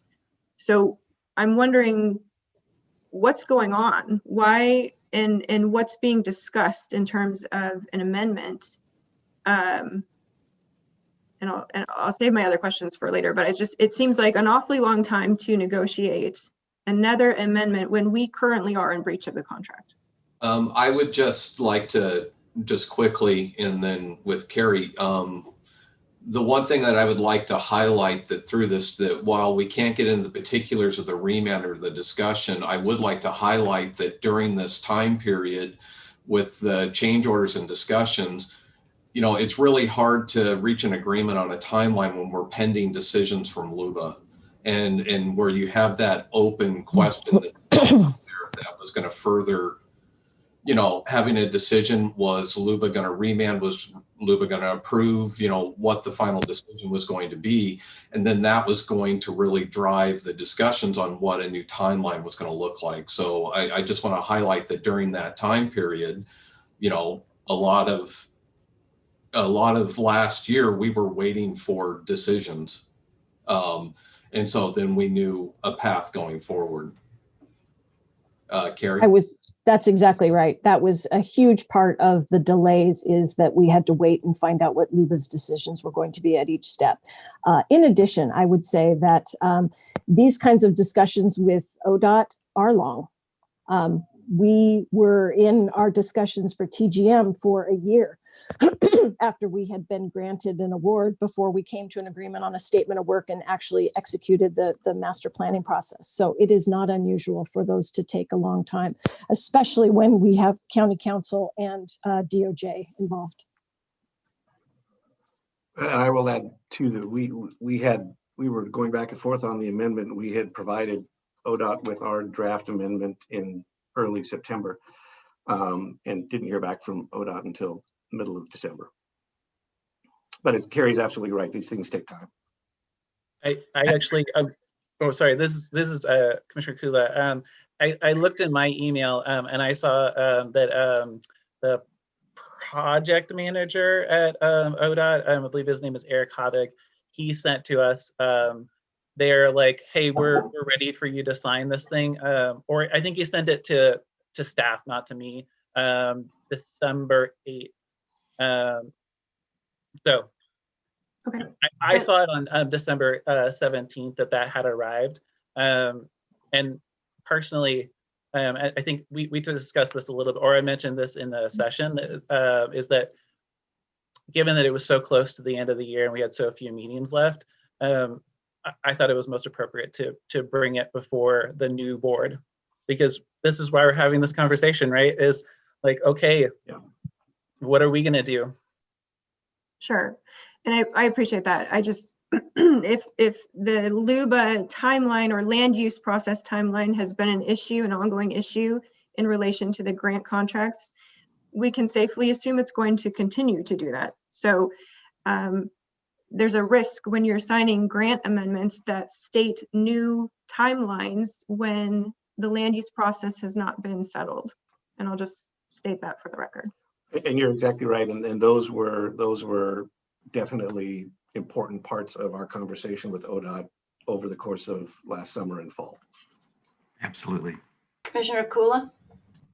Yes, I mean, that was what I was going to add, but and that was why there's an aspirational nature to the new proposed language. But if I may, Chair, I wanted to ask to get some clarification around how close we are to the completion of the bridge itself, like that kind of deliverable. So we are at 95% complete of the Connect Oregon 6 grant. That means that we have completed all aspects with the exception of the Stag Hollow Bridge, which we have about 10 days required for completing that construction. So very close. So follow up on that, Chair, if I may. Yes, thank you. Okay, thank you. And does that also include the design of the other two crossings of unnamed tributaries? Yes, Connect Oregon required that we have design and engineering done for up to 30% of the 2 tributaries, and that has all been completed and approved by ODOT.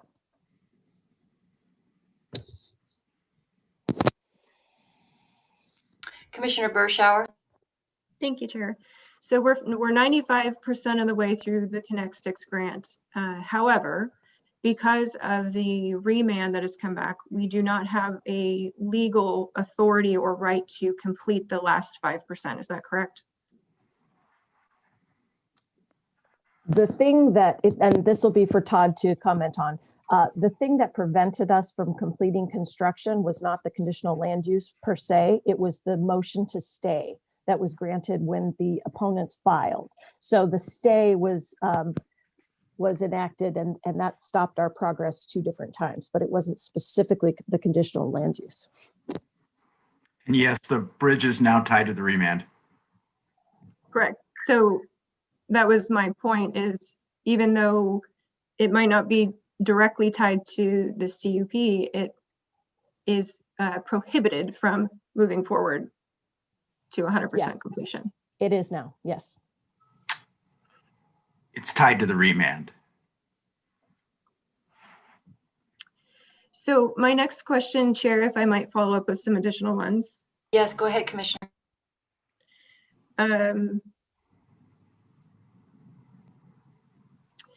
If the ownership of this right-of-way were to transfer to another entity, let's just say Friends of the Imhelis West Sider Trail nonprofit, or some sort of land conservation group, or even to ODOT, would that not invalidate the current land use application? They are not the applicant, so it's not a question of invalidating it. They would need to get a permit. If we do not approve the conditionally used permit as the owner of the corridor, a new owner would need to apply to Yamhill County for that conditional use permit. Okay. In order to open a trail, a public trail on the property. Okay, thank you. Sunny, are you aware of the discussions and the efforts from the county to essentially hand over this right-of-way back to ODOT? Not back to ODOT, but to ODOT? I am not aware of any proposal to return it to ODOT. I had heard that there had been discussions of the Friends of the Trail perhaps taking over ownership of the trail and progressing the corridor project further. But no, I had not heard of it coming back to ODOT personally. Doesn't mean others weren't contacted about that, and I'm not aware. And we did, to your question, Commissioner Berschauer, I did have conversations with several different people at ODOT, including Eric Havid and Cooper Brown, about their interest in perhaps reacquiring the right-of-way corridor. So we had conversations about different avenues we might pursue if they were available. Well, technically, I don't think it's a reacquiring of the right-of-way. We are the legal owners of the right-of-way from Union Pacific. But and I'm not trying to put Christian on the spot here, but we did have some of these discussions on Tuesday. I also had some discussion about this yesterday, but I think it is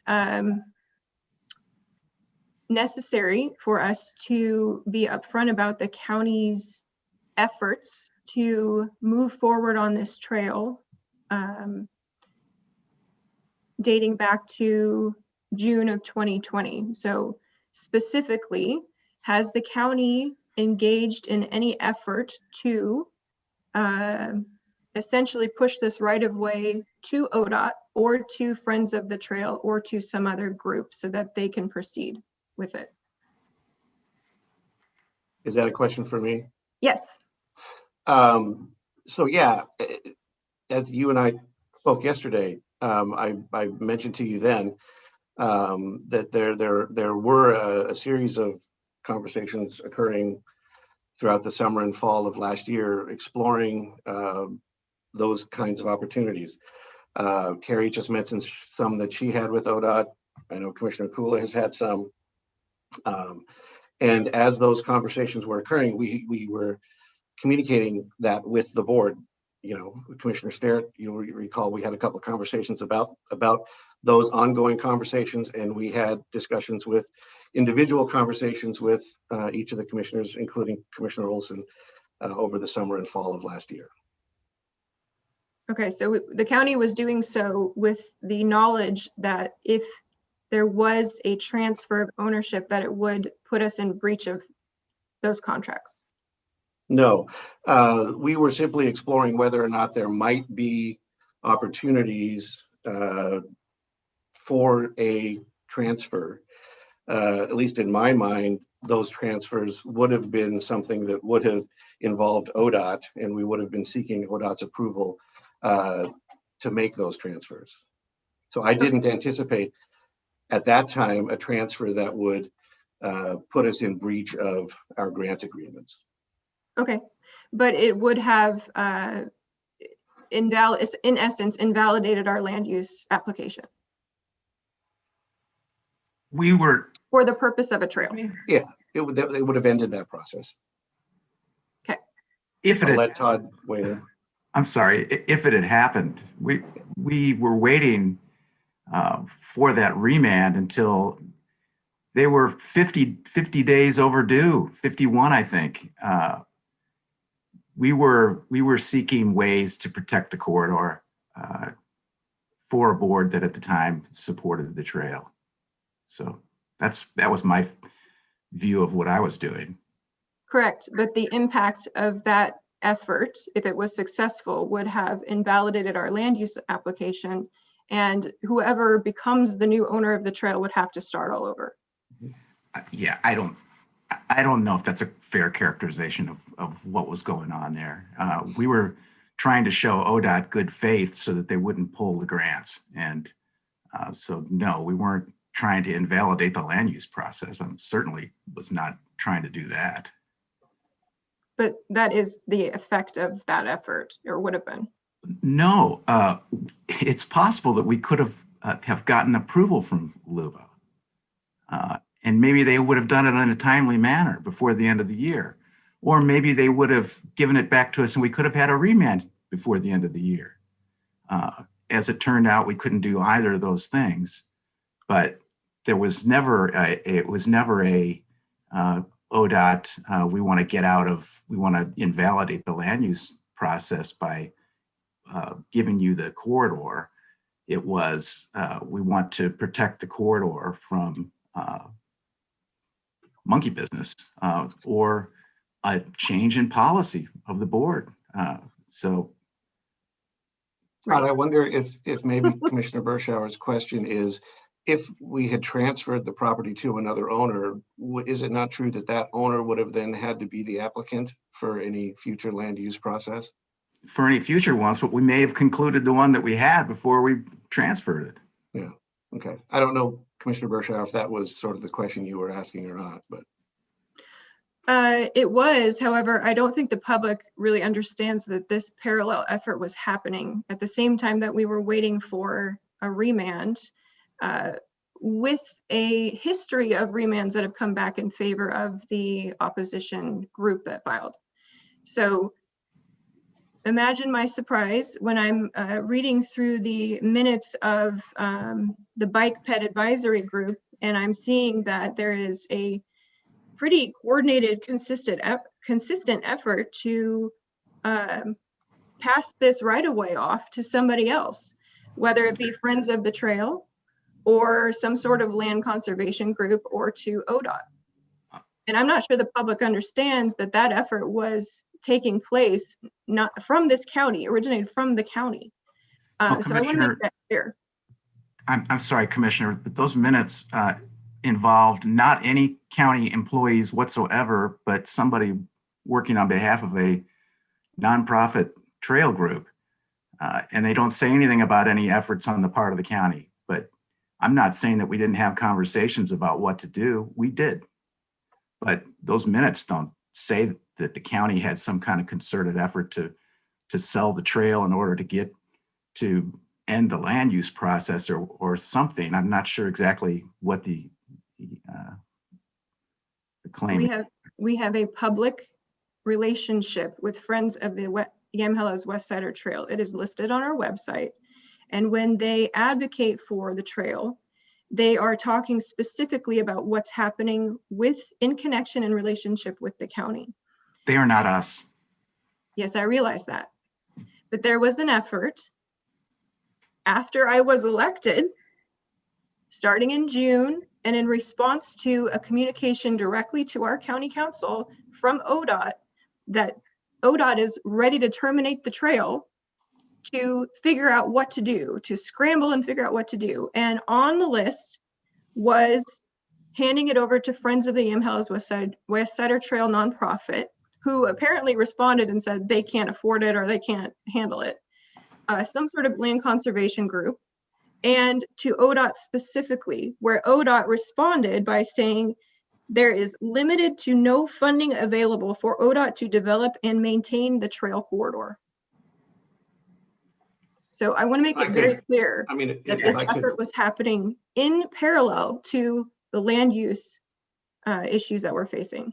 Yeah, and that is true. And maybe I can add a little bit to what Todd was saying. I mean, our work is driven by the direction of the board, right? We do the work that the board wants us to do. Up until Commissioner Bershauer, you took office, we had a majority of the board that was in favor of the trail project and that was in favor of taking steps to try and pursue that project, to keep that project going. And so that's the work that we were doing. We were not trying to do anything that was contrary to what the sort of direction that we had received from the board. We're having this discussion today because we may be at a fork in the road where the board may be taking a different direction, and we will do what the current board instructs us to do. Those conversations did happen. We discussed that with each of the members of the board at the time. Had any of those conversations risen to a point where there was some viability to what was being discussed, or there was some traction that might have been gained in any of those, then there would have been a appropriate time to have a conversation with that board, but it didn't happen. So I'm just trying to make sure that everyone understands that staff was not out sort of acting unilaterally or without direction. We had a board supportive of the trail, and so our efforts were directed at trying to see if there were ways to keep moving that project forward. Can I jump in here, Commissioner Bershauer, before you ask any more questions? So I just wanted to be clear. So if the trail were to be in the discussions of perhaps transferring the trail or seeing if there was interest from ODOT or friends of the trail, did that by definition negate the conditions of our contract? I just want to go back because it seems that if we were to sell or transfer, that we would need those entities to do, I guess, I don't know if ODOT would have to do an application kind of like any other entity, but in order for us to offload the trail, for want of a better word, to get the trail advanced, since we weren't going to have apparently full support of the board, would we not be in violation of the conditions of our contract with them, saying that we were the applicant, we were the owners? How did that, what was the sort of it seems like a disconnect for me between how we could do that and yet we just said we couldn't do that. So as I said before, if any of those conversations had reached the point where it appeared that it could be a viable option, my understanding and my expectation would always have been that we would at that point have gone back to ODOT and had a conversation with them and the other entities who had provided us grants. We have a couple of grants from Parks and Recreation Department as well, and that if it would have come to fruition, it would have had to have been with their approval, so there wouldn't have been a breach. That's how I understood it. It would have progressed had it reached that point, but it didn't. So just to go back to that real quick. So in conversations with ODOT, you went to the county councils with the permission of the majority of the board, or prior to me knowing about this actually, went to ODOT and had discussions saying, hey, what if we did this? It was sort of an exploratory type of a meeting. I personally didn't have that conversation with ODOT. Me either. Yeah, I'm trying to remember. I don't think, oh, sorry, Chair, if I may. Yes, please. Okay, that sounds good. When I learned of the concerns of ODOT around when they expressed their concerns through Eric Havik to us saying, we're going to terminate this, I proceeded to ask ODOT leadership. So specifically, I think I want to say I had a phone call with Cooper Brown where I asked him, given all of these different components, would it be better to have ODOT own this transportation corridor? And so then he went back to his, his team. I think he talked to his land use division, to his bike and pedestrian division, I think that's what that's called, and to his rail division. And they determined, he responded back to me via phone call that was not in there. It did not meet ODOT's interests and their plans that they lead on. Thank you. So I think that was the end of that conversation. All right, and there was no subsequent contact with any county councils after that? It was just you talking to ODOT and then it never went any further? I believe that I communicated that to them, what I learned. I mean, that's my memory. No negotiations with county council, it just died right there. I'm pretty sure. Right. I did ask them, well, so is it important to retain this for a future rail, or, it's a rail corridor. So I know that I then followed up with that with Cooper Brown. Thank you. I had a conversation early on with two attorneys from Department of Justice, Madam Chair, Commissioners, and they were aware that that perhaps the support from the board was not going to be forthcoming in the future. And I think that's where a lot of this consternation and the attempts by ODOT to stop giving us the money started, was around that time. One of the attorneys was their land use, ODOT's land use consultant, and the other one had more to do with the financial end of it.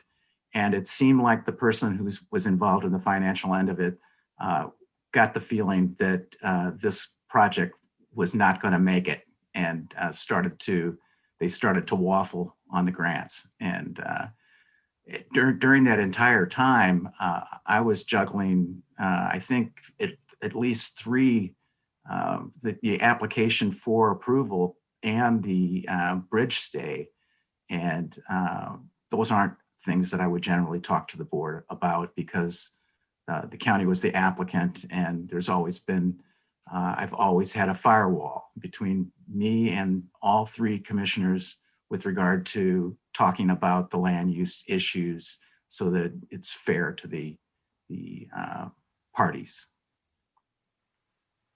Thank you, Todd. Commissioner Berschauer. Thank you, Chair. Sunny, does it concern you that ODOT has repeatedly expressed concern and hesitation, and this goes on for probably the past year and a half, and that the county's response has been essentially to say, don't worry, don't worry, don't worry, we'll make sure this goes through, we'll make sure it happens. And here we are still in a legal quagmire with no end in sight. And you're hearing this discussion. Is ODOT concerned about this going forward? Well, yes, naturally, we're curious about how it's all going to turn out. And we understand there's a lot of change going on in your administration. We understand that there's some controversy in your community about the trail project, that there are just different interests that are involved. One of the things that we try to do is be willing partners with our grant recipients and with the county in general. We are going to need to maintain a positive working relationship with you, with your county, for decades. And so, we don't want to rush to judgment. We don't want to force your hand unless circumstances really get to a point where we have no choice. And that's why my message today is we want to allow you a little more time to try and work through these issues. That's why we have been working with county staff and have come up with the proposed amendment to, and I got an update today on where the amendment stands as far as being processed on your end. We agreed to the language in that draft amendment, and it does address milestones and timelines and things like that. We would like to see that processed and signed by both agencies. That would give us more confidence that the project is going to move forward, the county is still committed, et cetera. And so I guess I would just stop there, that we are, we're willing to be continuing partners in the trail project. We are going to be watching to see what your decisions are on the LUBA remand. Are you going to respond? When are you going to respond? And will that response be successful? Are you going to cancel your bridge project? Or is it going to continue? And the master plan, are you going to cancel the master plan? If there was a master plan that was adopted by the county that indicated there will be future phases of the project, funding isn't available at this time, but resources and grants and what have you, funding will be pursued. If we're getting indications that the project is going to continue, then we're not going to move abruptly to cancel the agreement. But we recognize you have a lot of choices and decisions in front of you right now. And we just wanted to be here today to try and inform that decision as best we can. I apologize that I'm not familiar with the conversations that were going on in the spring and the summer. I was not a part of those. As I mentioned, we flipped a coin today to decide whether I would attend or Eric Hobbig would attend. Eric is the one who would know the answers to a lot of those questions. So I apologize for that. We agreed that I would come today and tell you what our thinking is today, not what was going on back then. So I apologize if I'm not able to fully answer your questions to your satisfaction, but I'm doing the best I can. Thank you, Sunny. I do have a follow-up question. Is it atypical for a land use applicant to accept grants that include work that is dependent on the legal right to use that particular piece of land for the intended purpose? Is it atypical for that to happen? I'm sorry, are you asking me, Commissioner? Yes. That sounds like a land use question I'm really not qualified to answer. We would expect that any grant applicant has done preliminary work and understands what permits, land use and otherwise are required for their project. Any grant that is awarded would be subject to receiving those permits. And especially most of the funding streams have particular requirements about what permits must be obtained and that they must be in place prior to construction and, a variety of things. So ODOT clearly felt like when the county made application for all three of these grants that they were aware of and were going to obtain all necessary permits and authorizations. And we had no reason to think otherwise at the time of application or award of the grants.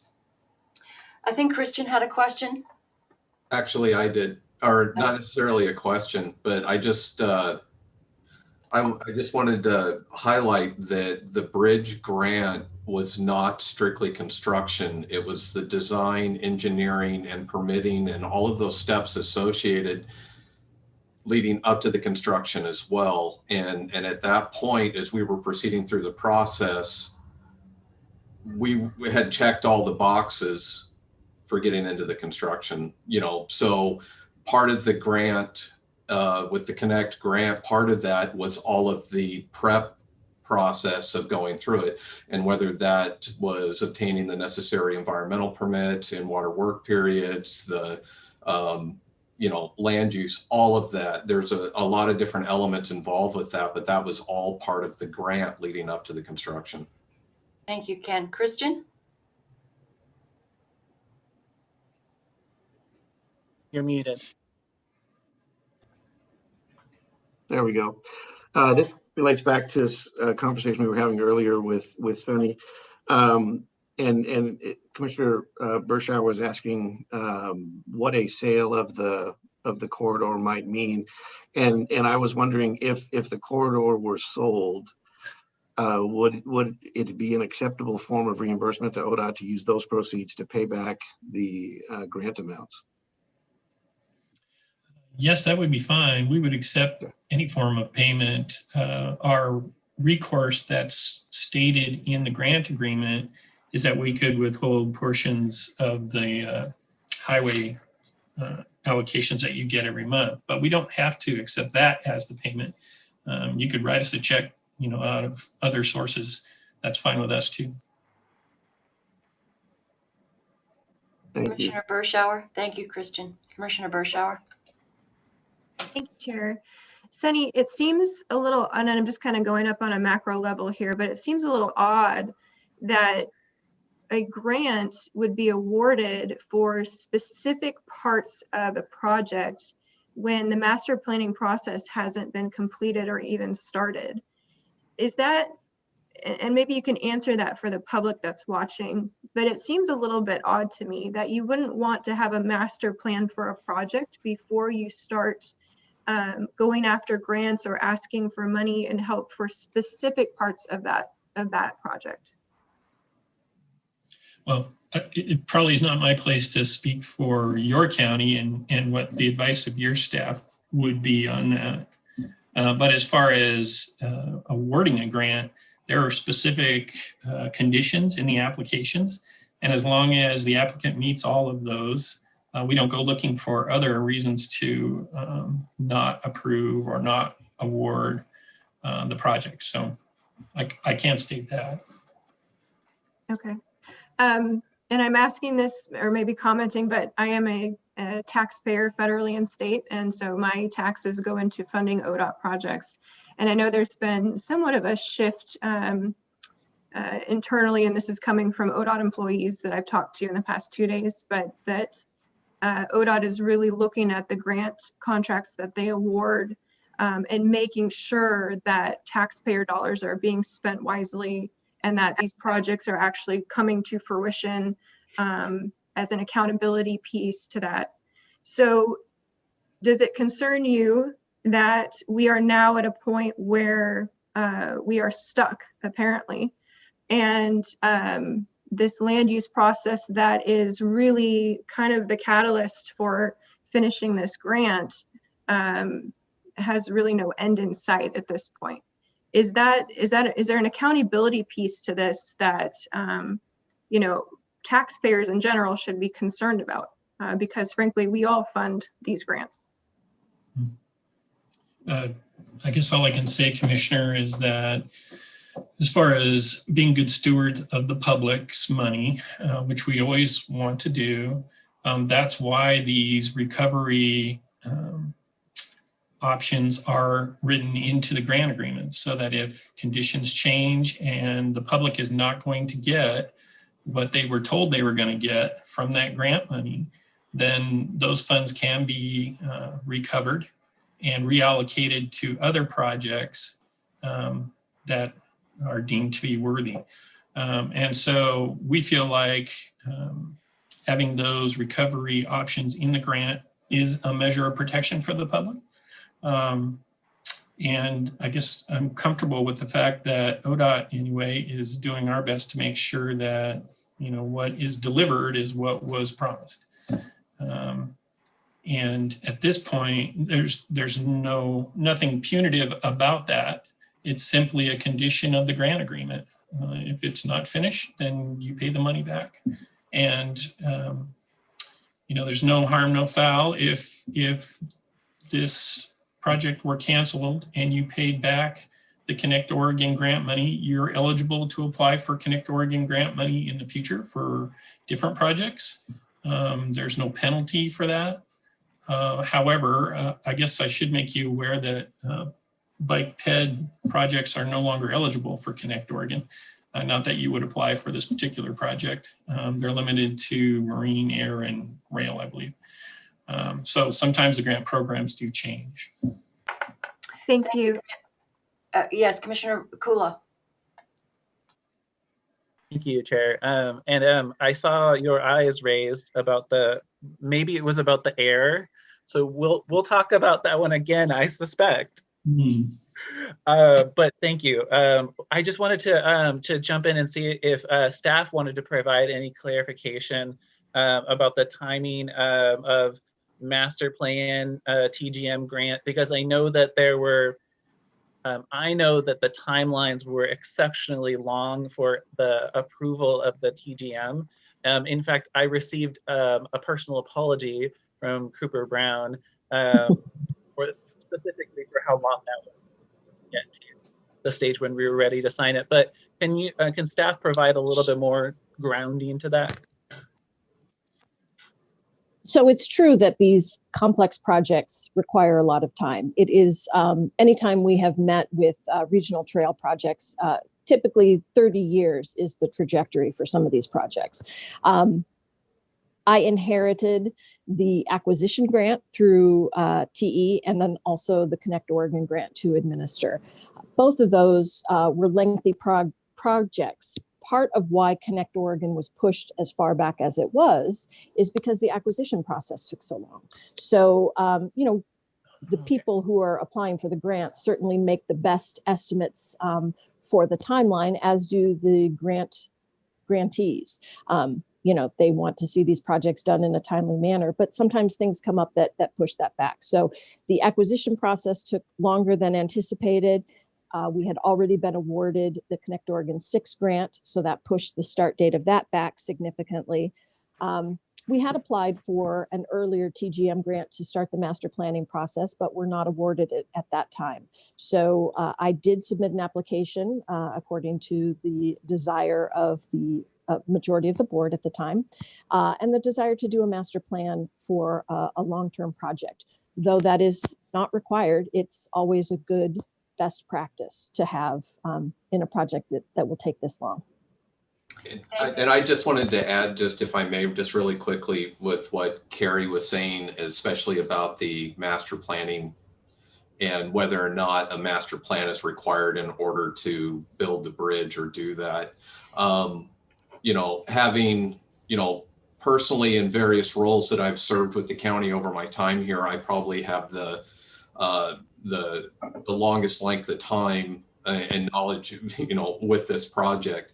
But I will say that there, you know, the master plan and pursuing, like Carrie was saying, and pursuing grants, up to this point, we've been strictly relying on grant funding, you know, for the major elements associated to this project. The applying for the grant and getting the master plan, that was a policy decision. That was something that the board had determined that, yes, you know, in response, we want to put together a master plan. Leading up to that, there was a lot of due diligence through the acquisition process. That was a very long process, and that included going through many steps that are required, you know, that is tied to the federal funds, that has to do with NEPA and has to do with looking at the properties and the, you know, possible alignments. There was also a feasibility study that was also done in partnership with the National Park Service as part of that was a technical assistance grant that also further, sorry, I'm letting this car drive by, that as part of the National Park Service, there was a feasibility study that included, you know, looking at possible alignments and trail, you know, but not necessarily to the detail and the public process that's tied to a master plan. And in doing a master plan for this, again, it's a policy decision. And up to that point, it was, you know, the board, if we were going to do a master planning process, was to pursue grant funds, which are, speaking from my history of you know, 25 plus years in Parks and Recreation, getting planning grants has always been one of the more challenging type of grant solicitations you can get, is getting funding for that, because most agencies want to fund, you know, brick and mortar. They want to fund projects on the ground and not necessarily planning efforts.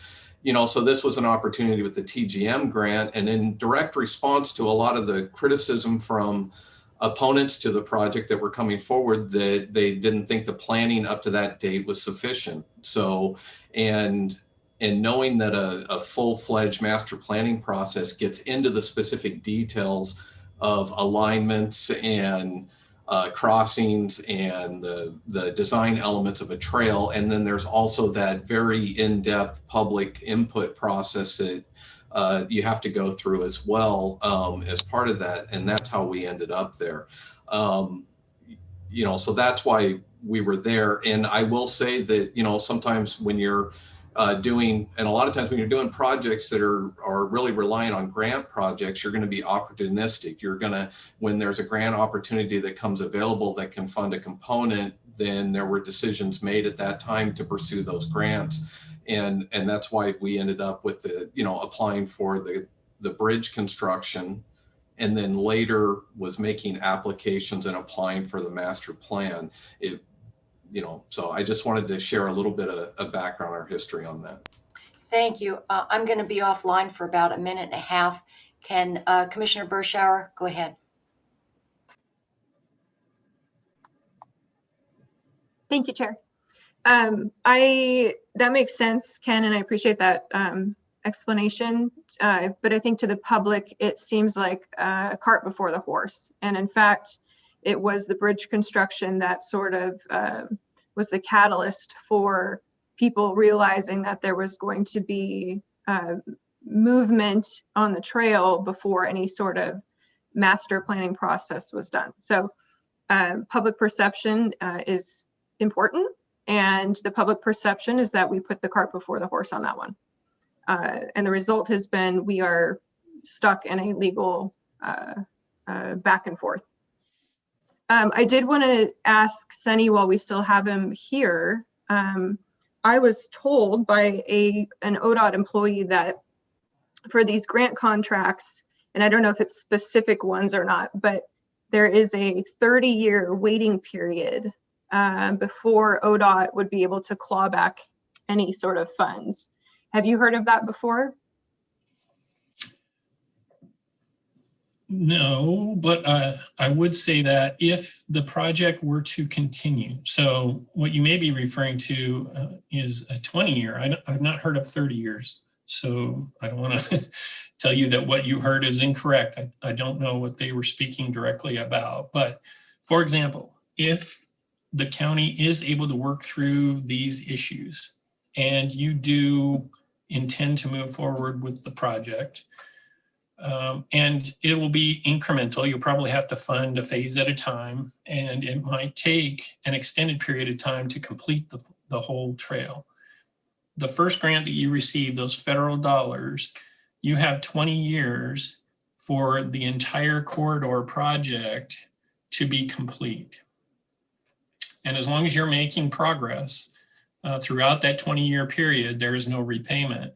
But if you only got halfway through, and we got to, in this case, 2035, then technically those federal funds would have to be repaid because the project was not completed within that 20-year window.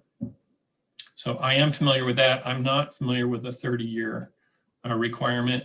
Doesn't mean it doesn't exist. Don't want to question what someone told you yesterday. Okay. Are you aware, or Christian or Todd, are you aware of any discussions between ODOT and the county that involved asking us to modify some sort of timeline to 5 to 10 years with regard to repayment or schedule or anything like that? So again, are we still talking about the Connect Oregon 6 agreement? Because in that draft amendment that I circulated, you'll see that the completion timeline for the bridge was pushed out until May of 2021, and that did contain some aspirational post-project milestones necessary for the opening of the trail that had some dates in there. The ultimate trail corridor opening proposed date of December 31 of 2040. So that's Okay. what is reflected in this draft amendment. I don't know if that answers your question or not directly. It doesn't sound like what was described.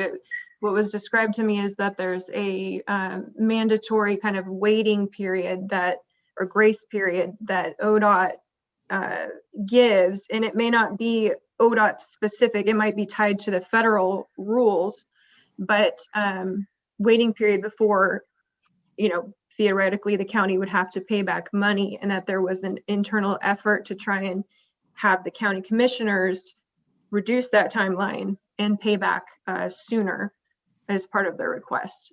So if no one is familiar with that, then I would like us to look into that. I don't know of anything like that. Me neither. I'm not aware of that either, both in discussions, phone discussions, and just looking at the timeline right there. But the draft amendment regarding the Connect 6, it doesn't have federal dollars associated with it. Isn't that correct? Yeah. Okay, it may have been one of the other grants then that was specific to that, but I'd like us to follow up, whoever that would be appropriate for following up with ODOT. I would And, also say I would- have not heard anything about that either. No, I just wanted to toss that in. I've never heard any suggestion like that either. It would be great though. Just sorry to add. It would be great. I know that the previous version of the Connect 6 agreement, which I indicate here because it's on my screen. It's when they decide that it's time for us to when they decide they want their money back. It's like it was a 15-day period. So that's shorter than 5 to 10 years, but. Sunny, is that negotiable typically with ODOT? Is the repayment timeline negotiable? Mm-hmm. Yes, we would, if it came to that and we were going to have repayment of any of these loans, grants, we would work with the county and determine a mutually agreeable repayment option. Whether that's lump sum or monthly or once a year on September 1st, which is the beginning of a fiscal year. There are probably multiple options for how that repayment could be structured.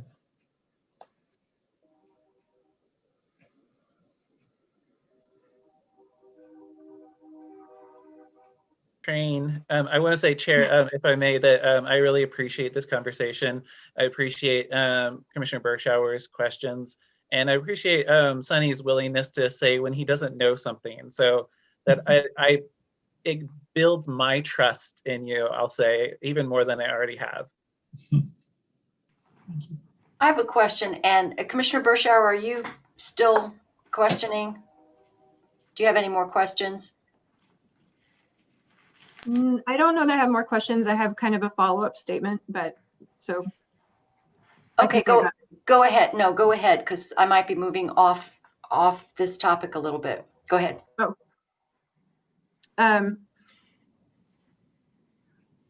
My concern is that, and we're all hearing this, it's not just me, but there has been part of our public testimony that was submitted is this kind of accusation that we will have to pay back $3 million in grant money.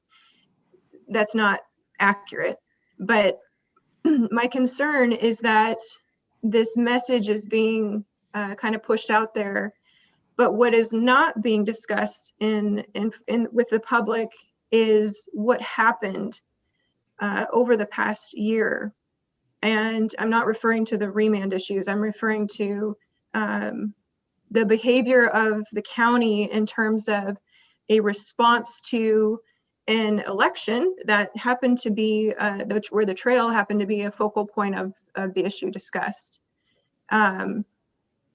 It seems to me, as I piece together these things, and like I said, I've only been privy to some of this information because I'm an elected official now.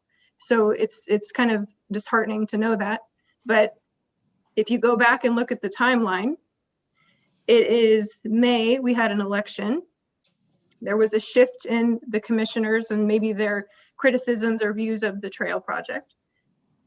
Come June, there was an effort to essentially pass the buck, pass the hot potato of the trail to somebody else, including ODOT or Friends of the Trail or some other conservation group. Nobody seems to want it, so it's with us still. And then if you fast forward into July timeframe, we had the whole issue coming forward about the Planning Commission and having the Planning Commission change the zoning rules to suddenly allow for a recreational trail, right? That effort was thwarted.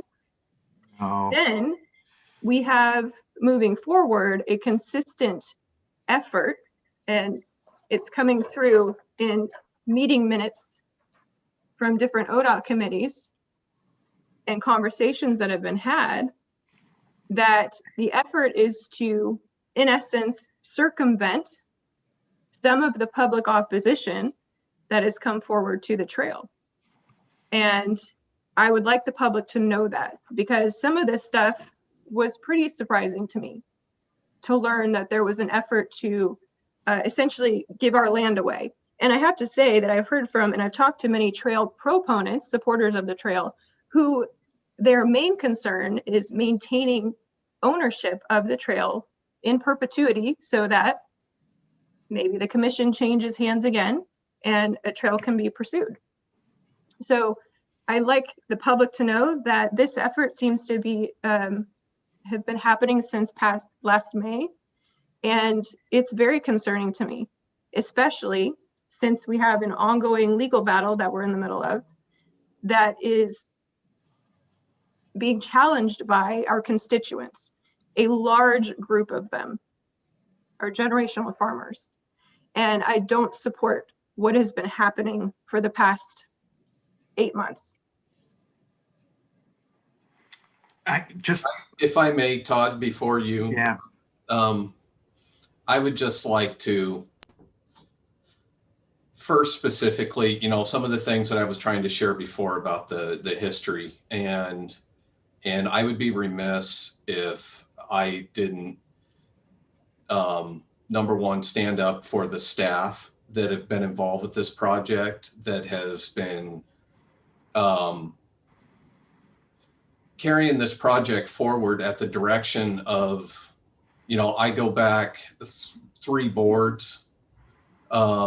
The first discussions, the first time I was brought into this again was 2010, 2011, with some of the discussions. And if you look at the timelines, and I'll just say this, that there has been many discussions over the last, what is now, well, I'll just say the last 9 years that I have been involved with, that has included feasibility. How do we make this work? How do we preserve the corridor? Original discussions, around preserving the corridor for possibly future rail, trail, all those options. What grant opportunities are out there? What grant opportunities can we pursue to do the acquisition? All the due diligence, all of the work that went into doing this, and because there was direction from previous boards to pursue this project. And staff has been working diligently to explore all possible options for either the goal of pursuing the trail, but then also areas of making sure that we're maintaining those positive partnerships with the agencies that granted us funds to do this, to maintain that positive relationship and not be in violation of our grants, or not put the county at exposure, or open up risk to the county in being in default with these grants or having issues with these grants. And a lot of the conversations, there's been a multitude of conversations that have occurred over the year, and much like some of the conversations or when the ideas were being presented about others wanting to, interest in the corridor. But again, those were just questions that were being posed, and should anything, and not negotiations, or not something more formal that would be subject to all of our internal processes that we have on handling surplus property, or how and at what point we enter into actual property negotiations or things like that. I will say that, staff, has been working on this project, and with the direction and support of boards, trying to move this project forward and maintain those relationships and limit exposure and risk to the county, and all of these things. And I just quickly, I just wanted to say that. Todd, I know you wanted to say something. Yeah, Commissioner, I just wanted to say, I've advised local governments mostly on land use, but on a lot of issues over the course of a couple of decades. And we have conversations with other members of other governments and businesses all the time. It's the board that makes policy, and there's no way that we were going to make policy on your behalf or on the behalf of the board that we had last year. We have those conversations, and we have them because you are expecting us to try to work out problems that we're facing. Those were the problems we were facing last year, was what was going to happen to the trail. And we had conversations with lots of people about it, not just with ODOT and not just with DOJ, but yes, we had conversations with them, and they involved the things that you're talking about and a lot of other issues as well. And I don't think we went astray in the way we talked to them. We just had conversations with them. They didn't end up going anywhere, and that was that. Thank you, Todd. Commissioner Bertrand. Excuse me. Thank you, Chair. Ken, I appreciate your follow-up, and I want to make it very clear that I do not place any sort of frustration or blame on staff necessarily.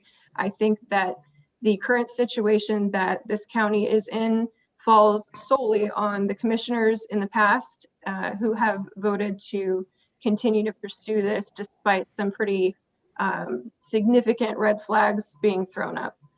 So this is not something that I place blame on staff or anything like that. But I think that it's one thing to say that conversations have been had and that's sort of normal course of business, but there's also indications from numerous sources that this was a concerted effort. And I'm going to quote the testimony that is here. It says, quote, "They want people to recognize the corridor for the trail that is there and for future transportation use. The new commissioner," referring to me, "has been against the trail. They are wanting to make sure that anyone who could help to preserve this right of way is able to see the transportation needs and the importance of it."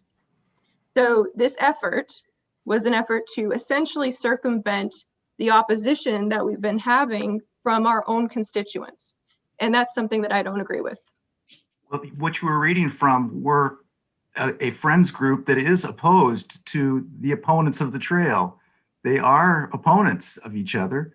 And of course, the friends group is going to want to protect the corridor. So we have also partnered with Friends of Yamhilla's West Sider Trail. We feature them on our county website. And when they are referring to they are referring to us, the county. So I don't think we need to dance around the issue that that's what they're referring to. I do have a question for Sunny, though, while we still have him. He's sort of stuck on this back and forth. But another thing that kind of surprised me, because not a lot of people are talking about this who are proponents of the trail, but I have a big packet of information here with several references to the immediate use of the trail, but also the long-term development and intention of what this right-of-way should be. And I want to point out a couple of things. This is actually in the original land use application, so that's where I'm pulling it from.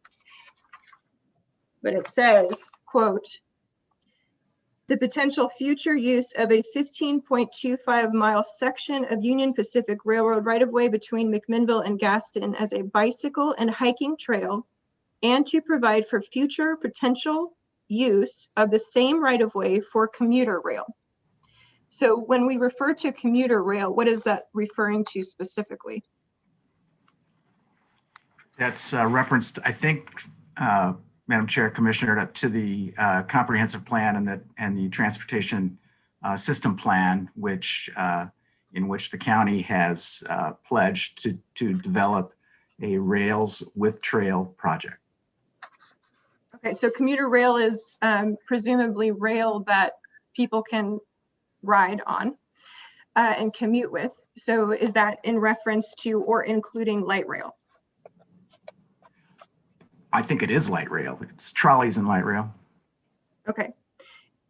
That seems to be consistent with some of the testimony that I've seen come forward. In particular, one of our constituents says that the use of the railroad right-of-way some 20 years ago, we had understood it to be retained for future use as a light rail path. And it seems like some of our farmers even submitted testimony that says that they were told that it will eventually be a light rail commuter line to Washington County and not just a bike ped path.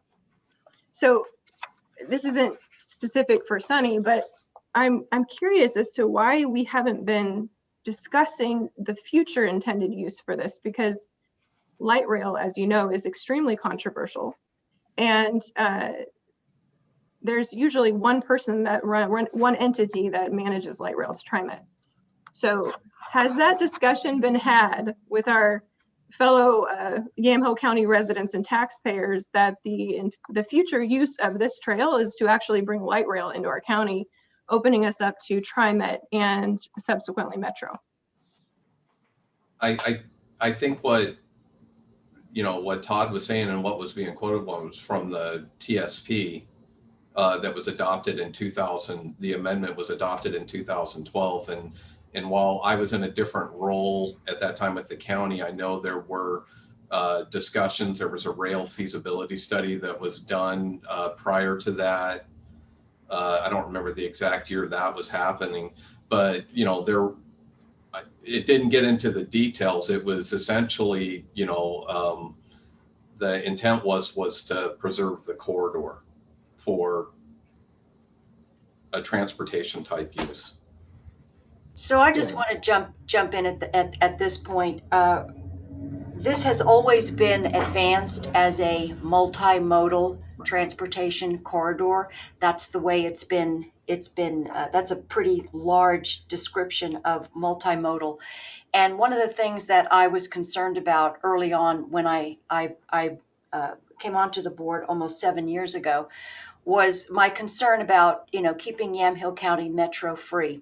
And that one of the ways that we lose our autonomy is if Metro, basically swallows us up as the next county. And everybody said, no, that's never going to happen. When people here are not interested and Metro's not interested in us. And yet there was always that sort of undefined and unstated expectation that at some point we're looking at light rail. And, I've always said basically, about light rail, being a concern in Yamhill County, and I've always called it the crime train. And that's what we're seeing and it's very expensive. And I wanted to make sure that we never had to face that. And so I had one of the concerns as well about Metro getting a foothold in the county, and that this bike pedestrian corridor was really never always going to just be limited to that. So I think it's out there and it's plain. It's just not something we've heard about people riding their bikes and riding horses and walking and tourism and all that. But there really is sort of that specter of Metro and light rail through farmland. So it's not freight, because freight, has a different footprint and a different profile. Light rail is a whole different animal. So I have echoed that as part of my concern from the beginning. And I would say that, oh, sorry, Chair. Go ahead. Yes, thank you. Okay.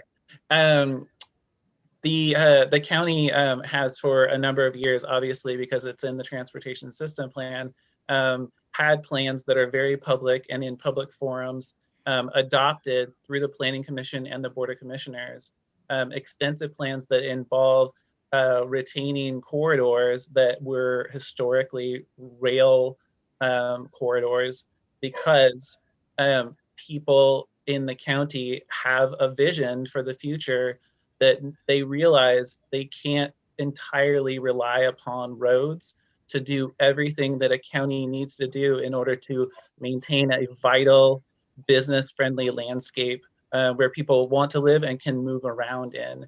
The county has never hidden that. You can go on the website right now and find comments from, is his name Robert Melbo? From ODOT, the rail division. I mean, I can't remember if he still works there or not, but yes. He has made it very clear in the past that retaining corridors that rail was ran on is in the best interest of communities, because we don't know what the future holds. Now, I have no idea what the process is for a county outside of the metro area to become a county within the metro area. I'm not interested in that. What we've been discussing and what the land use decision in the past has been about, the thing that's on remand to us that I'll be careful to not talk about in detail. Thank you, Todd. That's not in there. There's no, are we voting to approve Metro coming into our county? That's not the question that we have had before us. So I just want to remind you that that's not the question. It has always been in the applications. And I must confess that when I first encountered it, just as a farmer who was running for county commissioner, I was surprised by that, the rails with trails. I had no idea what that even meant. I had to look it up. I didn't realize that people would even find it enjoyable to go side by side with a train, until I realized that they don't run all the time. And then I was like, oh, okay, that makes more sense. But for this particular issue now, that's always been part of our transportation system plan. And if a majority of the board and the Planning Commission and staff want to amend that, I think there's a process for that. Thank you, Commissioner. Yes, I think it's important for us to remember that that there are the unintended consequences. There's the mission creep that we know happens when you begin a project. Let's take a look at the landfill, for instance. Everyone just assumed that the landfill was just going to be just a little garbage dump that was going to remain, kind of like Whiteson or Newburgh, was going to remain basically a county depository for trash. Now we look at how it has morphed. So we often see that what one governing board makes a decision on has long range effects on the people down the road. So when I look at the fact that we say, oh, don't worry about it, that's not ever going to happen, or that's not something we have to worry about now, I think we have to worry about every possible consequence, because government is government needs to be reined in. And when government begins a project, we all know that the project tends to morph into something quite large. So I know, again, I've always been concerned about this and what this means, the ramifications are. And going back to the landfill, I think that when that governing body made that decision, they had no idea the litigation, the community division, the impacts to farms. And I know that once it's there, and we either have to maintain it and let it fill up and move out, or we have to just drag this on. So that's a whole nother thing. So what we're doing here, I believe, is to basically be approving another landfill that's going to continue to have litigation and continue to have community division, and the long-term consequences are, I think, significant.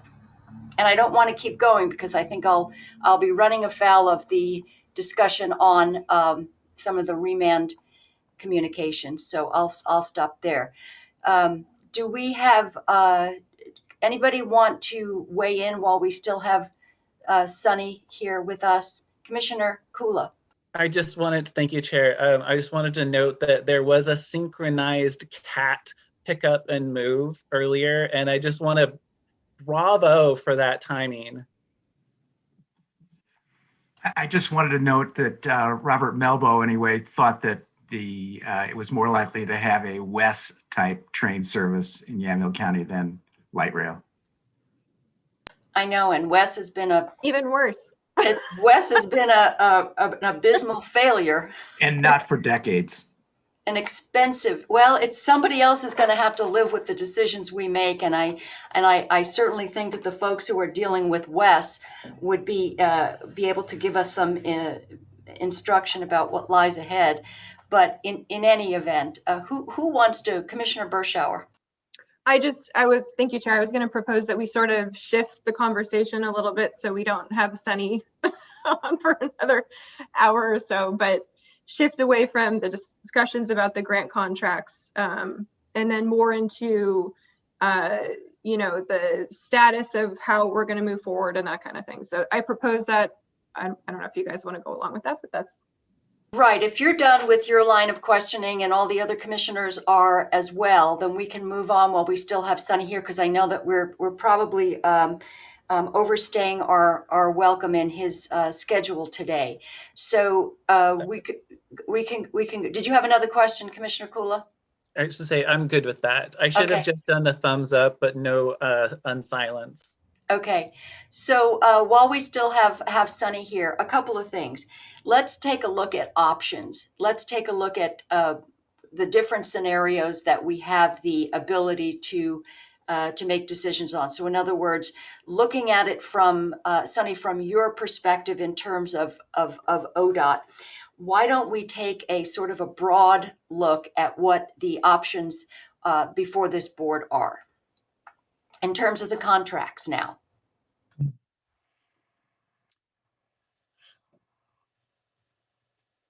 Well, Commissioner, I'm not quite sure exactly what you're wanting me to address. Can you help me out a little bit more, please?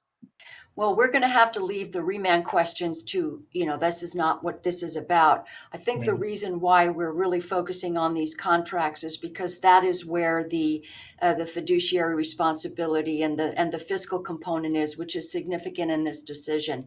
So I think what we're looking at is the various options. Should the county decide option A, this is the liability, these are the obligations. Option B, and should there be an option C? So perhaps let's take a look at looking at option A, if you will, and the county making a decision in one capacity regarding a remand that we're not going to discuss the details of. But as far as the liabilities and the obligations going along with these various contracts. Okay. So if you all choose to continue moving forward with those three particular items that we'll be watching, which is how you respond to, and if you respond to the Luber remand, whether you continue with the bridge, and whether you terminate the trail master plan. That's kind of what we're going to be looking at. If your actions, whatever they turned out to be, and I want to be extremely clear, I'm not giving you advice. ODOT wants no part of that, thank you. But should you choose to make decisions that would lead FHWA or ODOT to believe that the trail corridor in its entirety, and in particular any of the ongoing grants that are going on, will be canceled, terminated, etc., then ODOT would likely contact you sometime in the 2021, 2022 timeframe and discuss options for repayment of those two loans, the TAP grants and also the Connect Oregon funds.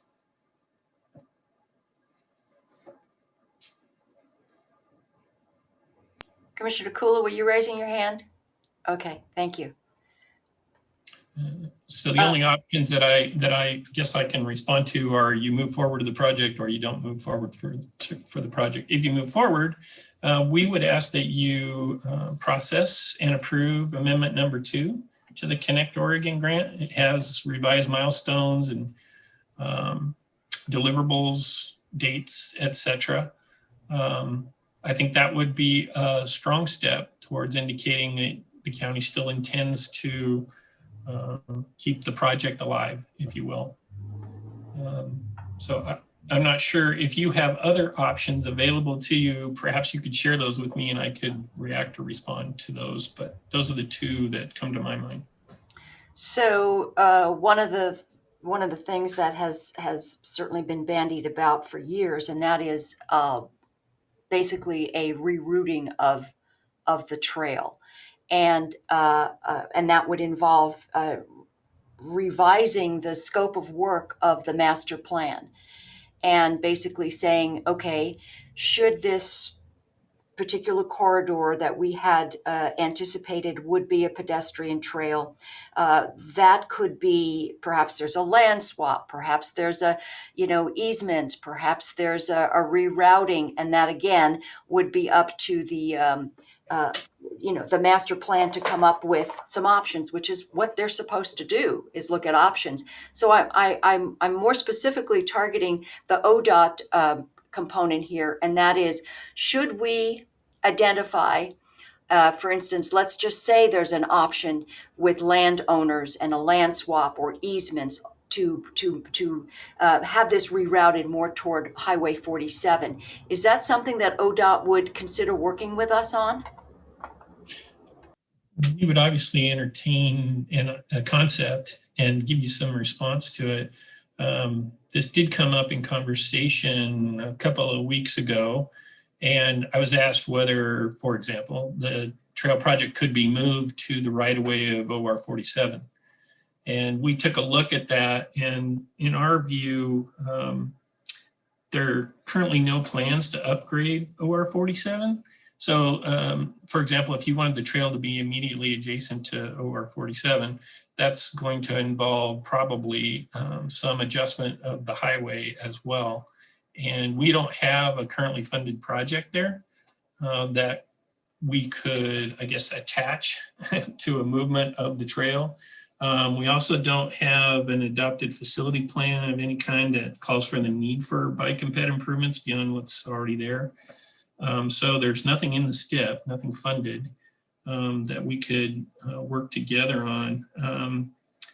I think, and I'm not super familiar with the geography and how close the corridor is to 47, but the farther away it is from 47, probably the less likely we can make I guess a connection that one project is really the same project if we moved it over, say, to OR 47.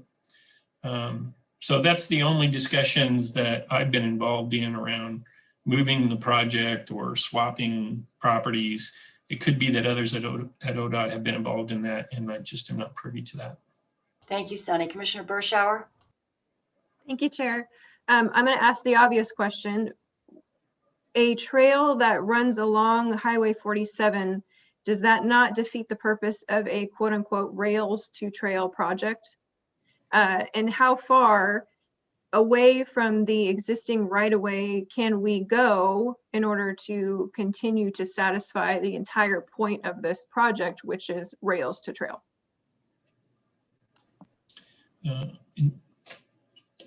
Good questions, Commissioner. I would say rails to trails generally implies that you're using former rail right-of-way for a new purpose. And there are probably guidelines and standards for what is required and what is allowable. Those are things that we would, if you were to inquire, we could investigate and provide our opinion about. But I would be, I guess, hesitant to say that we could move a rails to trail project very far off of a rail corridor. That would be my initial reaction. Thank you, Sonny. Commissioner Kula? I just wanted to note before, thank you. Carrie had indicated maybe she wanted to add something, and then I'll add something to Pratt. Thank you, Commissioner. I just wanted to clarify also with Sonny and certainly with Todd and Christian, the conversations that I have had with our grant partners, with the exception of the TGM, which is a master planning process, and we have already built into that statement of work that there is a conversation related to trail alignment, that we could explore additional alignments. But that is exclusively related to the master planning grant. The other two grants, the Connect Oregon 6 and the TAP or TE for the acquisition, those are inextricably tied to the rail corridor. It doesn't have, you can't get beyond that. The contracts are very clear. They are tied to that corridor. If you decide to do a trail someplace else, that's fine. But you are in breach of those two contracts and those two projects.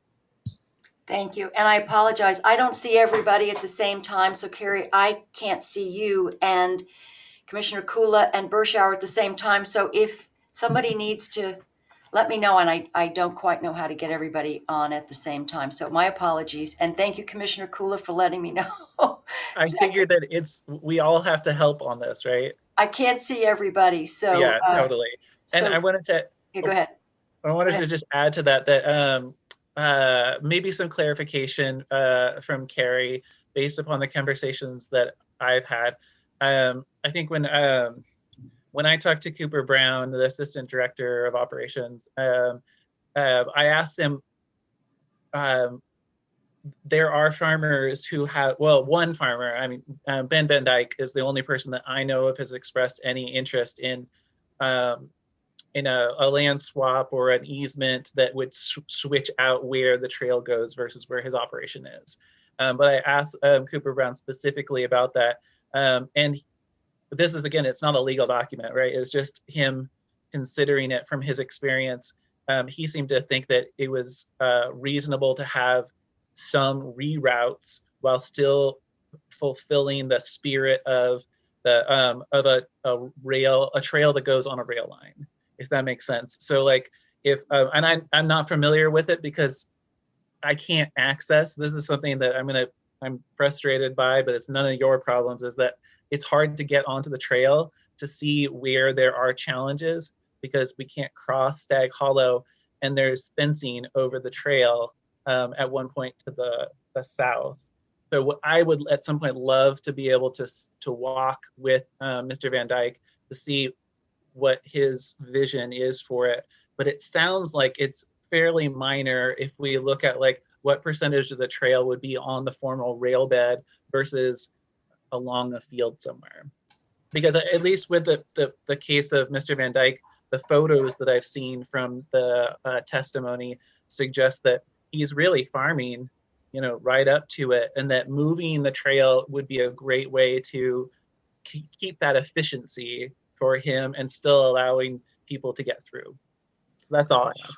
Thank you, Commissioner. I know that at some point we did have some people, and former Commissioner Lewis came to see me a while back and said, hey, there's some interest in perhaps a land swap, that there had been discussions with landowners along 47. And for the most part, from what they what they described, it seemed like a significant number of the landowners were, except for a few parcels where they hadn't made contact, were interested in considering this and discussing this. And so I know that there are a number of other farmers who are worried about the significant impact, especially those who are doing organic farming and have to have those certifications. We're really concerned about that.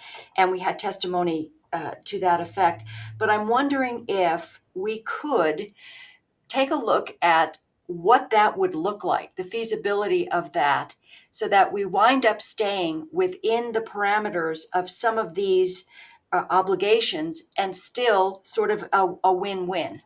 Commissioner Kula? I meant to, I'm sorry. Sometimes it's hard to remember all the little things. And yes, I wanted to actually clarify to Sunny that the folks that I've spoken with or listened to, they weren't talking about a trail in the right of way. They're speaking more to what you are describing, Commissioner, which is to have it on farmland outside of the right of way, adjacent or in proximity to 47. Is that how you were seeing it, hearing it? That's exactly what the way it was described to me is that there are actually landowners who would rather take that portion of their property which is closest to 47 and say, hey, let's sort of make a deal here. I kind of need this to be left alone, but if you guys are closer to the highway anyway, and I have to maintain various barriers and spraying things like that as a result of that, that really it would be a win-win for everybody if that was able to be done. And I think the master plan, if we can still find a way to do that, might be a route to that. And Commissioner, I would say we are doing something similar to that between Corvallis and Albany. The county is pursuing a trail project similar to this. And when we were buying, we are doing a STIP project through there. So we do have a project in that segment of highway. We have various safety improvements that are needed in there, and they're going to be constructed over the course of the next few years. While we're there purchasing right-of-way, additional right-of-way that we need for those improvements, we're also purchasing the county is purchasing, we're performing the acquisition on their behalf of a parallel county-owned and maintained bike pedestrian path.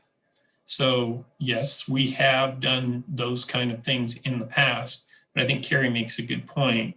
That's not what was proposed in the grants that you currently have. Thank you. But, and if I just want to jump in here and sorry, who am I stepping on? Because I can't see who else is trying to talk. I'm sorry, it's me not behaving and taking your lead. I'm sorry, Chair. No, sorry. I didn't mean to talk all over you. Go ahead. I think I was nearly done. Yeah. Okay. So if I could just suggest something, and I'll leave it up to our two learned counsels to rein me in if I'm out of my lane. But I wanted to say that while this is an unusual request, and while we would not be necessarily maintaining fidelity to the specifics of that contract that we have, we also have to look at the fact that this is unusual and that we've had a number of different remands. We've had a number of different challenges. It doesn't appear that these challenges are going to end anytime soon. There's no reason to believe that this is going to be over as far as if the opponents were to continue their opposition. So not only does it become an expensive proposition for the taxpayers, for staff, for everybody involved, but we're also looking at the expense that the opposition is having to come up with to preserve their rights to farm without these impacts, which is the argument. So I guess what I'm saying is that everything is negotiable, and I don't think that in this world that we live in that it is unreasonable to say that not only the economic conditions, the budget situations that local governments would be facing, certainly know what the state is up against, that we couldn't come to a conclusion that it might be within everybody's interest to give a little, and that perhaps looking at an option along Highway 47, maybe it's not in the letter of the contracts or letter of the agreement, but that we pursue looking at that. Is that a little too utopian? Commissioner? If you're Oh, asking. you've got lots of hands raised. I'll pause. Okay, Sunny, did you want to respond? I would say we would always be open to having conversations with you about various ideas. And if the master plan statement of work can be modified, it sounds like, Gary, that's being discussed to investigate other alternatives for the trail. I guess that's a conversation to have with the TGM grant program manager and see whether they're willing to have that conversation as part of the master plan. That might be a reason to keep the master plan going, for example. That is already a part of the statement of work. Okay, there you go. Okay, good to know. Thank you. Christian, you had your hand up. Well, I would just add to that. As Sunny said, we would certainly, if the board gave us direction to pursue any or all of these options, we would certainly endeavor to have those conversations with ODOT. It's great to hear that they would be willing to have those conversations with us. And as someone said, you know, to a certain extent, everything is negotiable as long as the parties are willing to continue to discuss. So certainly we would do everything in our power to move those conversations forward. Commissioner Bershauer, thank you, Christian. Thank you, Chair. I think it's a fascinating discussion, and certainly people have sort of tossed around a reroute idea for a while now. It's certainly something I'm willing to engage in. My stipulation would be that it is done in a completely separate and new land use process, because our land use laws exist for a reason. They exist to protect agricultural land, especially, and whatever reroute is proposed, I would want that to go through the rigors of our state land use process to be fair, and hopefully engage those landowners at an earlier point, in an earlier stage, so that they can have a seat at the table in the beginning. But I did want to follow up too, and Commissioner Chair, you may not have gotten to, you were saying options, you might not have gotten to option 2, but, and this might be kind of a question for Christian, but if we are at the point where we can't proceed for legal reasons, we cannot proceed and make progress to the point where we can satisfy a grant, specifically the Connect 6 grant. Is that a different situation that we find ourselves in versus just deciding, you know, we don't want to do it anymore? Because that is actually the decision we are going to make. We are at a legal impasse, essentially. Do we do this or do we do that? Well, stopping work on the grant or not being able to complete the grant for the reasons of being in a legal stopping point is a little bit different. So maybe it's a question for Sunny, you know, how that might affect ODOT's relationship with us, or going forward, how we might negotiate. But I don't know, that's kind of where my thought process was going. Thank you, Commissioner. Sunny? Or Christian, you had your... Yeah, I mean, Commissioner Kula had his hand up. If he wants to chime in before I say anything, that's fine too, or I can go ahead. Oh yeah, thank you. At risk of making myself sound like Commissioner Sterrett, which I'm going to do. Heaven forfend. That will never happen, Commissioner. No worries. You know, your colloquialisms, your folksy sayings rub off on me. And so I wonder whether there's I realize that there perhaps is a way to split the baby, because you talk about splitting the baby, and sometimes it's a positive thing, sometimes it's a negative thing, but sometimes it's just what we have to do, right? Or what we choose to do. I see a way to at least begin the conversation in a good faith effort to reroute portions of the trail onto land that has less impact on the farms that are coming to us that are interested in a reroute, while preserving the trail, the tax lot as a unified entity. Because who knows, maybe we put a trolley on there and farmers run their crops back and forth and they're like, yeah, this is fun. Creative thinking. But ultimately, if there is a way forward, it's going to need to include crossing the Stag Hollow Creek in order for it to exist in the chunk between Yamhill and Carlton. And I apologize, I always say Yamhill first, and that's very, very rude of me. Carlton to Yamhill. And so what I can see is a situation where we move forward in a real diligent manner with the master plan, focused as much as possible on reroutes that adjacent landowners are interested in and willing to do, while maintaining as much of the on rail bed trail as is needed for ODOT to say, yes, this meets our standard of maintaining the rail line. But ultimately, we're going to need to cross that. We're going to need to cross that bridge when we get to it. Yeah. Yes. You nailed my saying yourself. So thank you. So those are some thoughts I throw out there. And I do want to, coming back to what Commissioner Bershauer mentioned, I think that we would have to, I'm imagining that we would have to have a new CUP for that, a new conditional use permit application and process for that.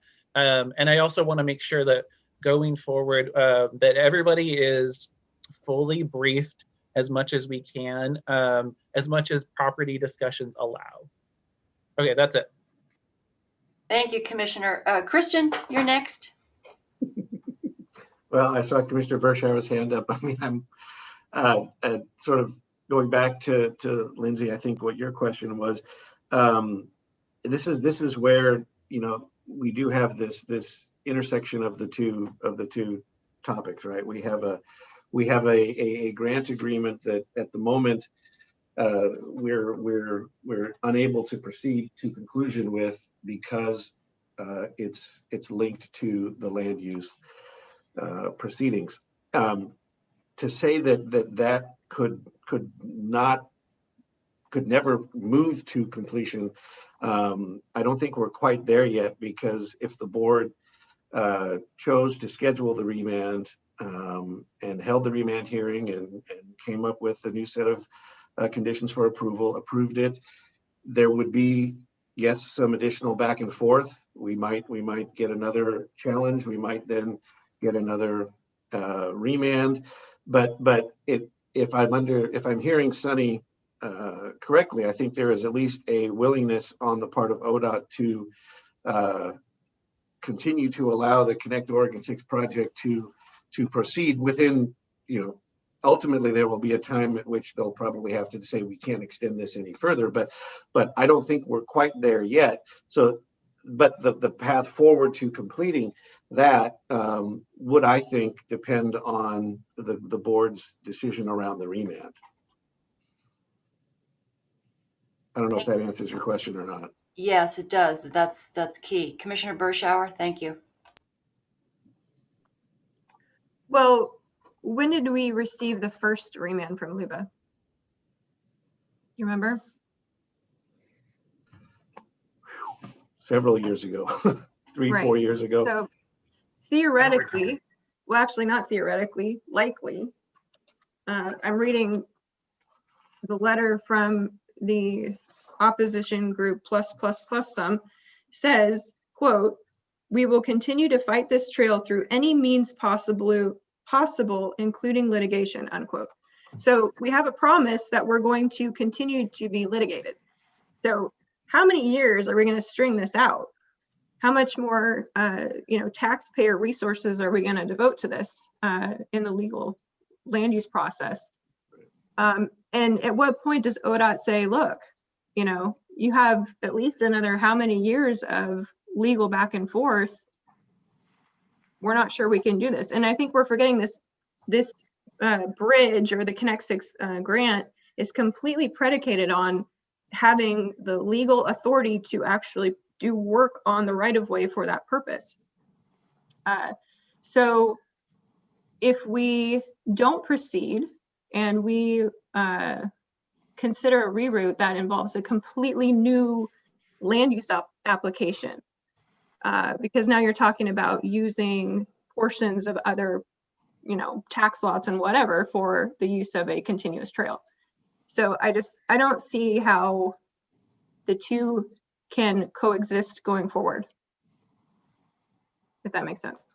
Thank you, Commissioner. Commissioner Yeah, Kula? so when the county decides whether or not to continue will be up to the board, right? If the board decides to stop these projects, then these projects will stop. If the board decides to continue to move forward with the remand process, then that process will continue. That will entirely be up to the board. Understood. But I think, Commissioner Kula, go ahead. I know you wanted to respond to that.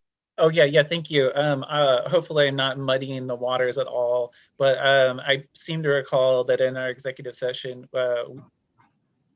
there was some thought of, so maybe there isn't, but can you, is it definitive that the bridge cannot be finished without approving and having LUBA approve the cut that's on remand? Or is there a path forward, however improbable, to completing the bridge and then at the same time entering into negotiations with landowners who are interested in a reroute, and then putting a cup together for that? Well, my understanding was, right, Christian, that we are not allowed to go forward because of the remand. So in essence, we would not be able to continue that project because of the stay, just the element of the stay on the bridge. The stay is over, Commissioner, but the LUBA has tied the bridge to the remand. And so that's where it is. I mean, you could possibly have mediation and get the parties to agree and move forward that way, but I don't see, I think that LUBA has pretty definitively coupled the bridge to the trail. We did argue that we could use it for fire and maintenance access, and that we had received a letter of map amendment so that we were no longer in the floodplain and didn't need any additional land use approvals to put the bridge in as long as we didn't use it for the trail. But that we didn't prevail on that argument. So it is tied to the remand. And I think to the extent that there is continued opposition, that we would realistically not be in a position to complete construction of the bridge. And if we're not able to complete construction of the bridge, then that leads to the next concern, which is when might the trail ever be open to the public, which is obviously one of the goals of this grant. And I think that same concern, even if we were to find a path forward through mediation or another option where we were able to complete construction, once construction is complete, if we're still talking about a reroute that no longer follows that corridor, I think you still have the second issue with ODOT, that we've now built a bridge that may never in fact be open to the public for trail purposes. Thank you. Christian, I'm sorry. There's a little bit of background noise here. Commissioner Bershauer. Oh, I didn't raise my hand, but I actually need to step away for a couple minutes, so. Okay, great. Does anybody else need to take a break? Would that be advisable? Does anybody want to take a 5-minute break? I know, Sunny, we're certainly dragging out our time with you here, and I know if you have to go, I understand, but I'd like to give everyone a chance to perhaps take a 5-minute recess, and then we can come back. And with your permission, just maybe spend a few more minutes with you. Sunny, is that possible? Yes, that's fine. I could use a break too, actually. Okay, yeah, and I apologize for that. So let's go Commissioner, ahead, and the time is now 1:16. And if everybody wants to take a 5-minute break, the YouTube will continue to go. So we'll put our cameras on, turn our cameras off and our mics off, and then come back here in five minutes. Thank you all.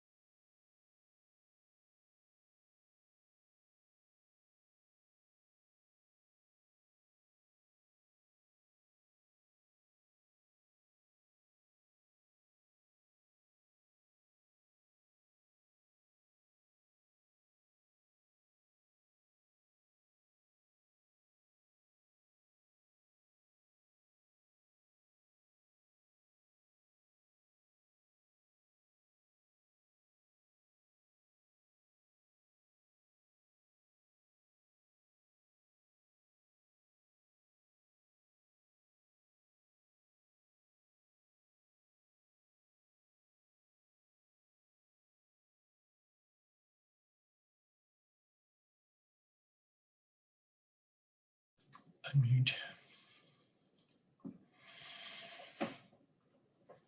Oops.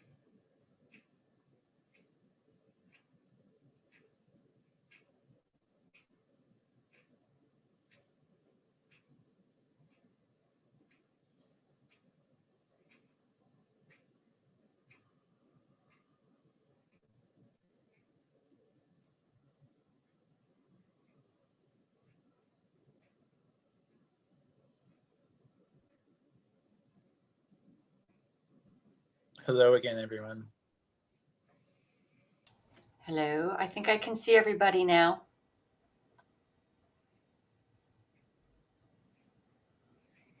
We'll wait for Christian and then we'll resume.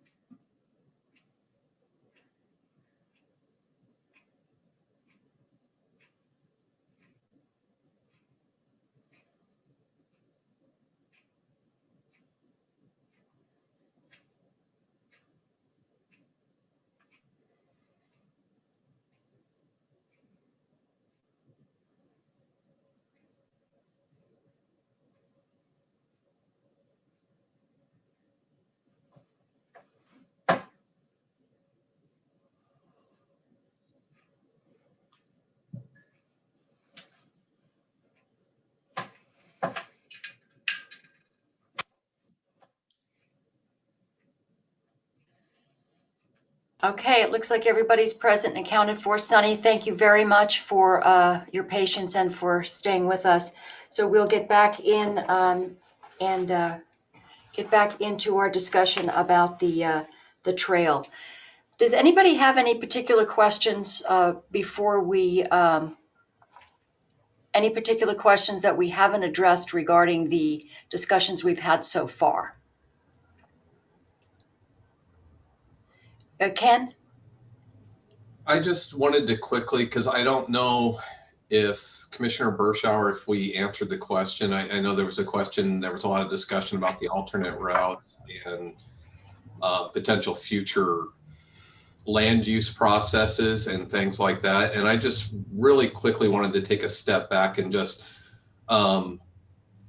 recognize that any other routes, you know, because having been through the acquisition process and all the due process that we went to, admittedly, there was a lot of federal funding that was attached to that. And there was a lot of boxes that we had to check. So I would just point out that any other routes or alternates that would involve being something outside of the corridor or other properties would be subject to something similar. We would have to go through a full due process for those corridors that could also include, you know, depending on funding or how that plays out, that could involve anything from NEPA to environmental reviews to right-of-way permits to land use process. All of that review would come into play. And I just wanted to just, you know, and I'm not presenting it to saying that that's a no-go. What I'm saying is if we're looking at alternatives, we would have to look at all of those elements as part of that evaluation of alternatives. Thank you. And that's duly noted and important to remember. Carrie. I just wanted to also point out one thing, which is to say that the acquisition grant, the original 1.7, that isn't going to be up to ODOT. That is up to federal highways. So in any conversations that go forward in terms of are we or are we not in compliance with our original agreement, on that particular one, it's not finally up to ODOT, it's up to federal highways. Thank you for that reminder. Appreciate that. So at this juncture, I think we have, while we still have Sunny here, we have to exhaust all of the questions and concerns we have about those grants and our obligation to ODOT. Sunny, do you have any, having listened to the various lines of questioning here in the discussion, knowing from the ODOT perspective and hearing what our concerns are and what some of the options we're considering, do you have any final thoughts about where we would, or perhaps counsel on options and thinking? I hate to use the outside the box, but thinking outside the box. None that I haven't mentioned already. I think the master plan is a venue that you could utilize for some of these optionals or options that you want to discuss. It sounds like that may be in the scope of work. And if that's the case, that's a great place to have those conversations. I agree that having conversations with individual property owners about individual potential acquisitions, if those involve federal funds in any way, you might want to be careful about how quickly you move and how detailed those discussions get, because it could impact your ability to use federal funds, for example. So I would caution you about that. But other than that, my goal today was to attempt to answer your questions. And if I haven't done that yet, keep asking. I'll keep swinging until I miss or hit one out of the park, one or the other. All right. Before we let Sunny go, any final questions? Commissioner Kula, did you have something before Sunny left? No, but I get to thank him then, right? Yeah, it's been great having you here. I really appreciate it. Commissioner Primozic has spoken very highly of you, but I've never interacted. So just want to say thank you for your help here and for being patient while we suss out different options. Commissioner Bershauer? Thank you, Chair. I just want to reiterate that and say thank you, Sunny, for coming and sitting with us for such a long period of time. And this is a really important issue going forward. So it's nice to have your perspective as well. Thank you, Sunny. We appreciate it. We know we hope we didn't put you in a difficult position, but these are difficult questions. And if anything comes to mind after you leave us today, feel free to let us know. And again, to maybe just get some input back at the shop. We'd appreciate it. So if there's nothing else for Christian, did you have something for Sunny? No, not necessarily for Sunny, but we were talking about other options, and the other thing I wanted to reiterate, I think Todd mentioned it briefly before, is mediation. We could explore that option further as part of the land use proceeding. There is a option available to both parties to enter into mediation, and that's about all I know about LUBA mediation, is that it exists and it's an option. And if that's something that we wanted to discuss further, I would ask Todd and possibly Ken Friday to speak a little bit more about the particulars around how that might work and whether or not that's a viable option for our issues and this project. Thank you. That doesn't involve Sunny, so I wanted to be able to release Sunny so we can go back and actually get something done today on his to-do list. But once again, I want to say, Sunny, thank you very much. We do appreciate your patience, and we'll be in touch.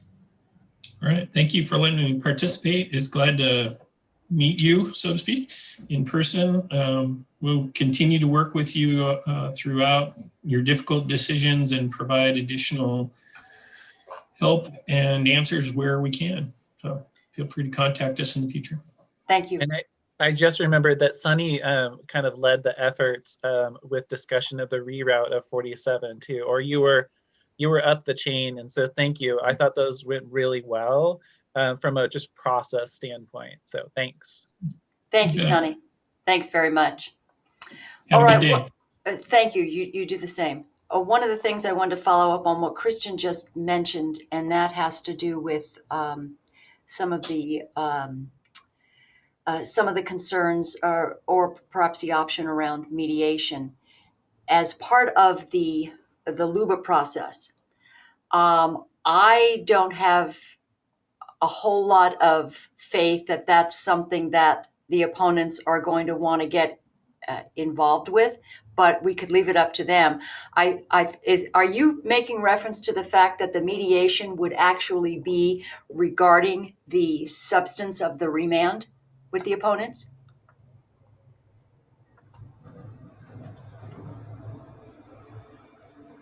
I believe it would. Is that not right, Todd? Yeah, to settle the remand.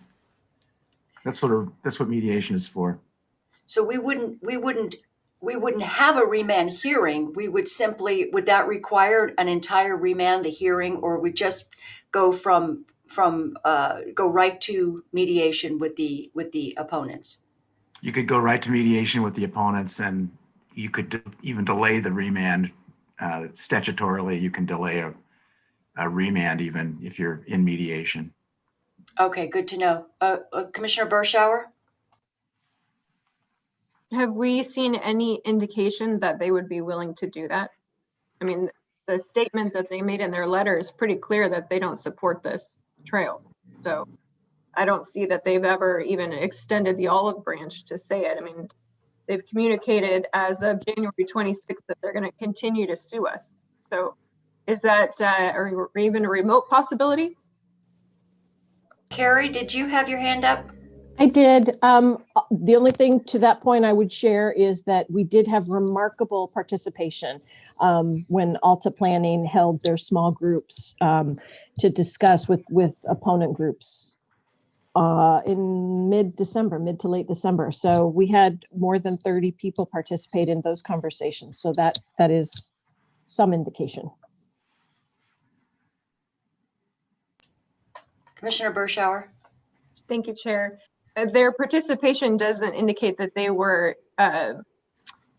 intent on mediating the situation. They were providing feedback, and I participated in all of those discussions as well. They were providing feedback of their concerns, which are the same concerns that have been addressed in the remand. So I don't see how anything that came out of those ALTA meetings or discussions would indicate that they are strongly in favor of mediation. Thank you, Commissioner. To go back to Commissioner Sadler, to go back to Todd, the substance of mediation, it's got to be within the parameters of this particular right-of-way. In other words, the mediations would basically involve a variety of different specifics that would be supposedly vetted during the master plan. So in other words, there isn't anything that would be catastrophically different. It would just be sort of a give and take. You move this fence here and plant this here. So it really, the material, the substance of this, the opponent's concerns would really not be addressed. Oh, no, the substance of the opponent's concerns, I would hope, would be addressed if there was a mediation.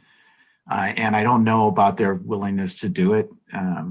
If I had $1 for every time somebody threatened to sue, I would be very wealthy. But I think that it probably is unlikely that they would agree to enter into mediation. We just thought we should tell you that that's one of the options that's available in land use to settle land use disagreements. I guess what I'm trying to get at is that we not only are they threatening to sue, they have sued, and they've been successful a number of times, and it's been very costly on both sides. So I don't think that these are idle threats. I think, and the intention is there to continue this. I guess what my question is would mediation net anything substantive based on what we know the opponent's concerns are we just kidding ourselves to think that if we entered into mediation, there would be anything materially different that we could offer them? I guess it's sort of a speculative question. And I do not have an answer for you. Okay. Commissioner Cool. That every issue that we've talked about so far is, I think, amenable to mediation. Definitely. Okay, thank you, Todd. Commissioner Kula? Thank you, Chair. I must say that I did not know that mediation existed as a route to deal with remands. But in this case, it is similar to the master planning process. I mean, they're at least parallel, where it's an attempt to look at specific concerns and address them within this big whole. There's just different products that are created. I've often thought to myself that something that this complex with this many neighbors who have legitimate concerns that they view as legitimate, and I think that we need to address, and that we have addressed in some cases, but not to their satisfaction, that process isn't really what we do when we do land use. And so, and I give it as an example, there's a number of times when I would hear something and I'd be like, man, I wish I could go and talk to them about this because of how land use is set up in a somewhat adversarial manner. And it leads me to think that this might be a process where parties can get to yes, while still maintaining their goals. And for what I understand from reading all of the testimony, goals of neighboring farmers are around making sure that they can farm in a manner that does not change in any significant way, whether it be cost or that they want to keep farming, and I want them to keep farming.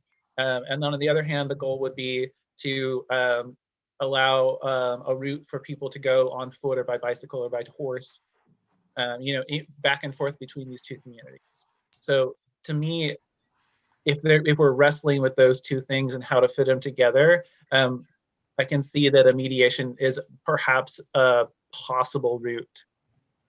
Yeah, thank you. I would just say my initial reaction is it's kind of a fool's errand, as much as I'd like to think that we could possibly, come to some, because these are not small components of concern. These are significant, and by definition, the two mutually competing interests. people walking behind my property, me having an organic certification that now perhaps could be in jeopardy. These are not easily remedied by, I would think. I think we would have done it already. Todd, correct me if I'm wrong, with the efforts that the county has made in terms of findings and efforts with fencing and various addressing various concerns, that those concerns that we have offered, that we've offered to remedy, haven't been enough. Well, you're really starting to get into the remand, and I think you shouldn't get any closer to it than you already are. Okay, thank you. We did not advertise a remand hearing, and we don't have the opportunity for all the parties to comment on what we're saying. So I'm hoping that you'll stay away from the actual. Thank you. I'm done. Commissioner Bershauer. Thank you, Chair. I agree. I think it's a fool's errand, and just on a basic level, if I'm the part of the opposition group that's suing and I'm paying, I think they've paid over $100,000 in legal fees. If I really wanted, excuse me? Way more than that. Way more than that. Okay.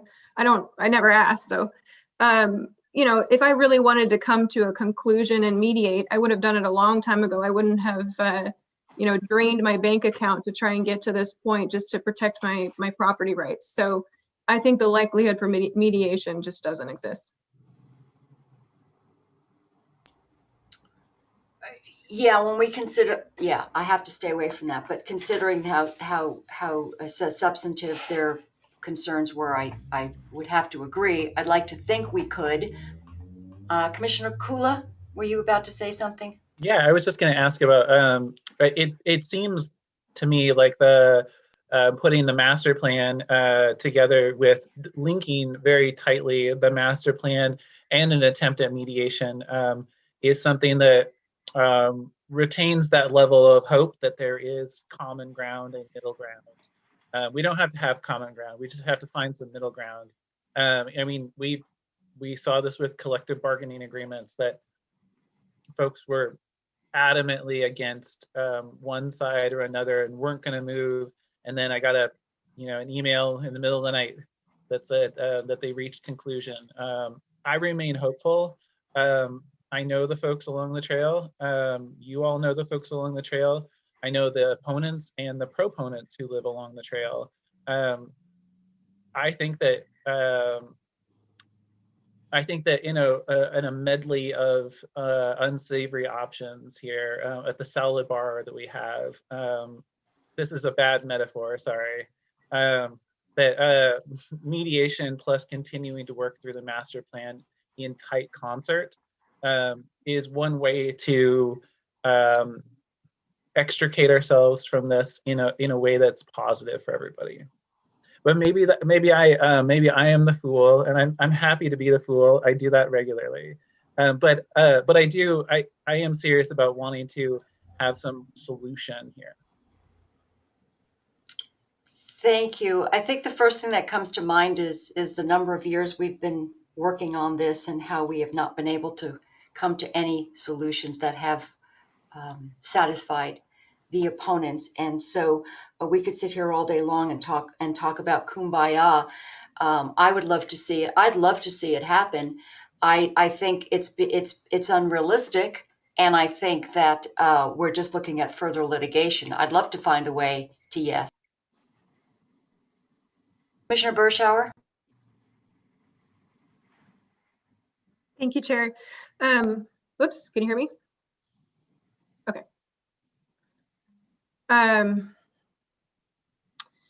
I think that I guess I just see the two different avenues as being completely separate, because the master planning discussion is now involving a potential reroute or multiple potential reroutes, but that's completely separate from and a totally different issue than what's in front of us, which is we have to respond to a remand on a specific land use application that specifically says we want to use this 3-mile stretch of right-of-way for this purpose. And we have had, very clear communication as well as history with the landowners who live along the trail, the proposed trail, that they are not okay with this and they're going to continue to sue and fight. So I think we need to deal with that. We can have further discussions that relate to other grants, master planning grants and whatever. I think we need to deal with the issue at hand, and the issue at hand is how do we respond and solve that problem, because we cannot move forward until we solve that problem. And so my follow-up question is maybe for Christian, is there an actual, does the land use agreement that we submitted as the applicant or application, does it have a number? I mean, is it called something? Is there something specific that indicates that it's our particular application? Yeah, I mean, it's named for the applicant. Okay, so it's not numbered or anything? I don't know. Todd, does it have a specific number? Yeah, in terms of our number or a LUBA number? Are you? It has a planning docket number. Yeah, that's right.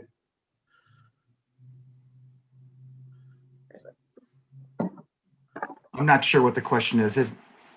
Yes, it's a distinct thing. It has a planning number, and it's been remanded to the county for additional findings and evidence.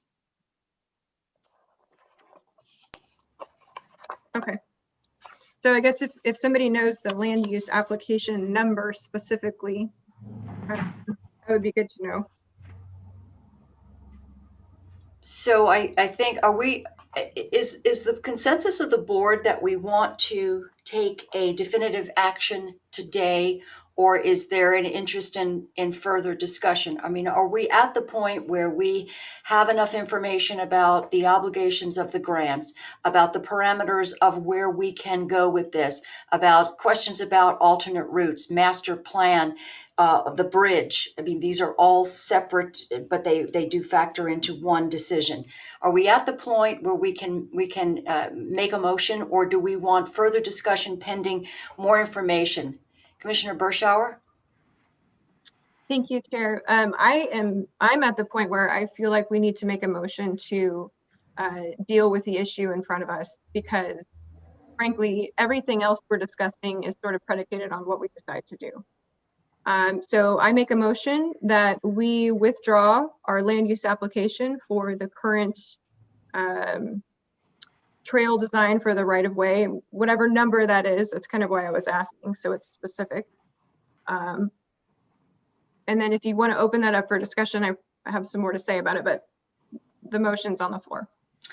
All right, we have a motion on the floor and further discussion, and I think this is a point at which sort of the rubber meets the road, so to speak, as far as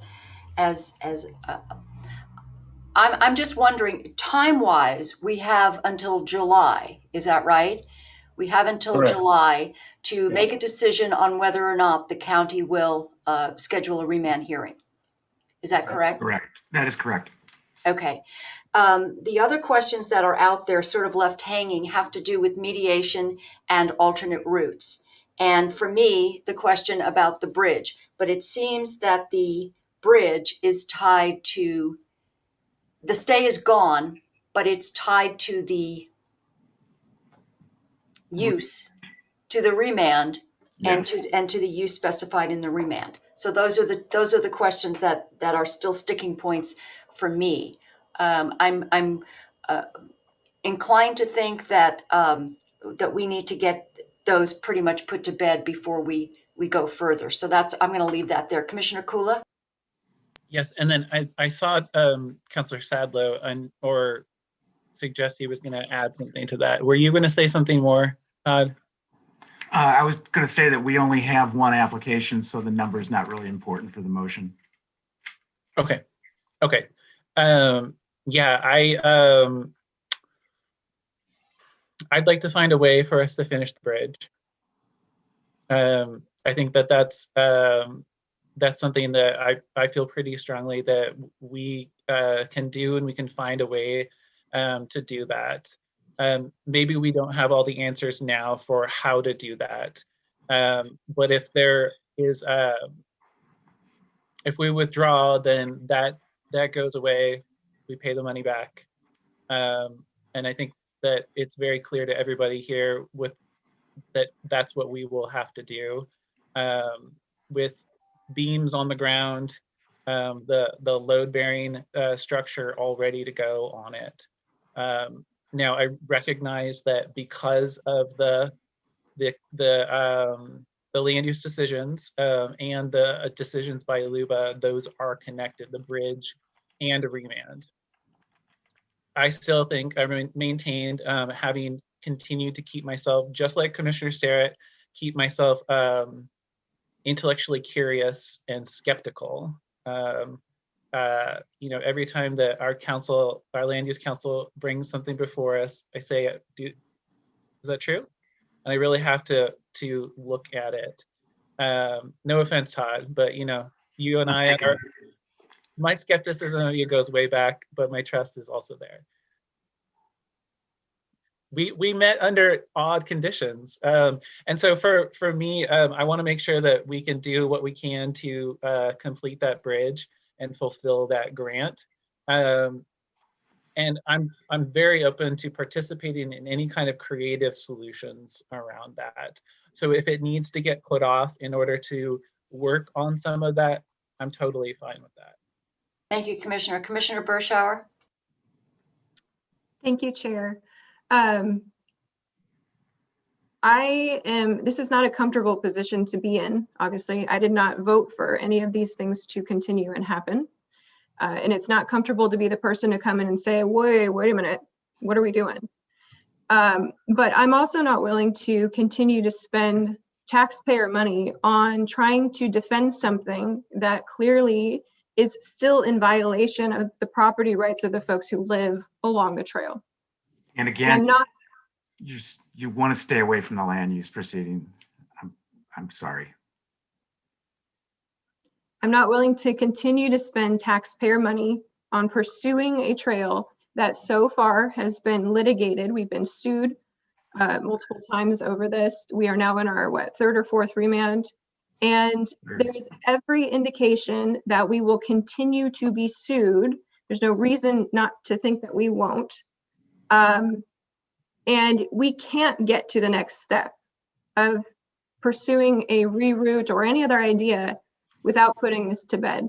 And I'm not willing to sit on it until July 19th or whenever it is and do nothing. I think that we deserve to be very clear to our constituents and our taxpayers what we're thinking, what we're doing. I think we need to be clear to ODOT so that we can start engaging in conversations with ODOT over what happens to the Connect 6 grant. Are there any things that we can do or mitigate or places where we can find some common ground going forward? But I see this as the current iteration of this plan is a non-starter. And we've seen the writing on the wall for many years. It's not going to change. And I don't feel like I can move forward on this discussion until we withdraw the application and either start over on a different route or not. But this is a non-starter. Thank you, Commissioner. One of the things that is, again, is that sticking point for me is not finishing the bridge. I think, whatever the ultimate use of that bridge is, we have expended taxpayer dollars on a bridge that will now be sitting not completed. We've heard the term bridge to nowhere, and I would hate to think that we are in any way going to be complicit in having one of those in our county.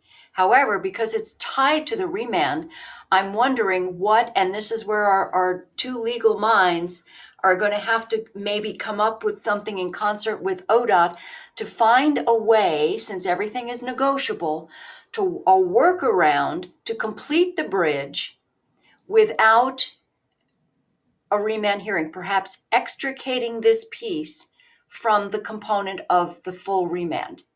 And I hesitate to say that nothing is we shouldn't be limited by saying, well, no, it's tied to that, we can't touch it.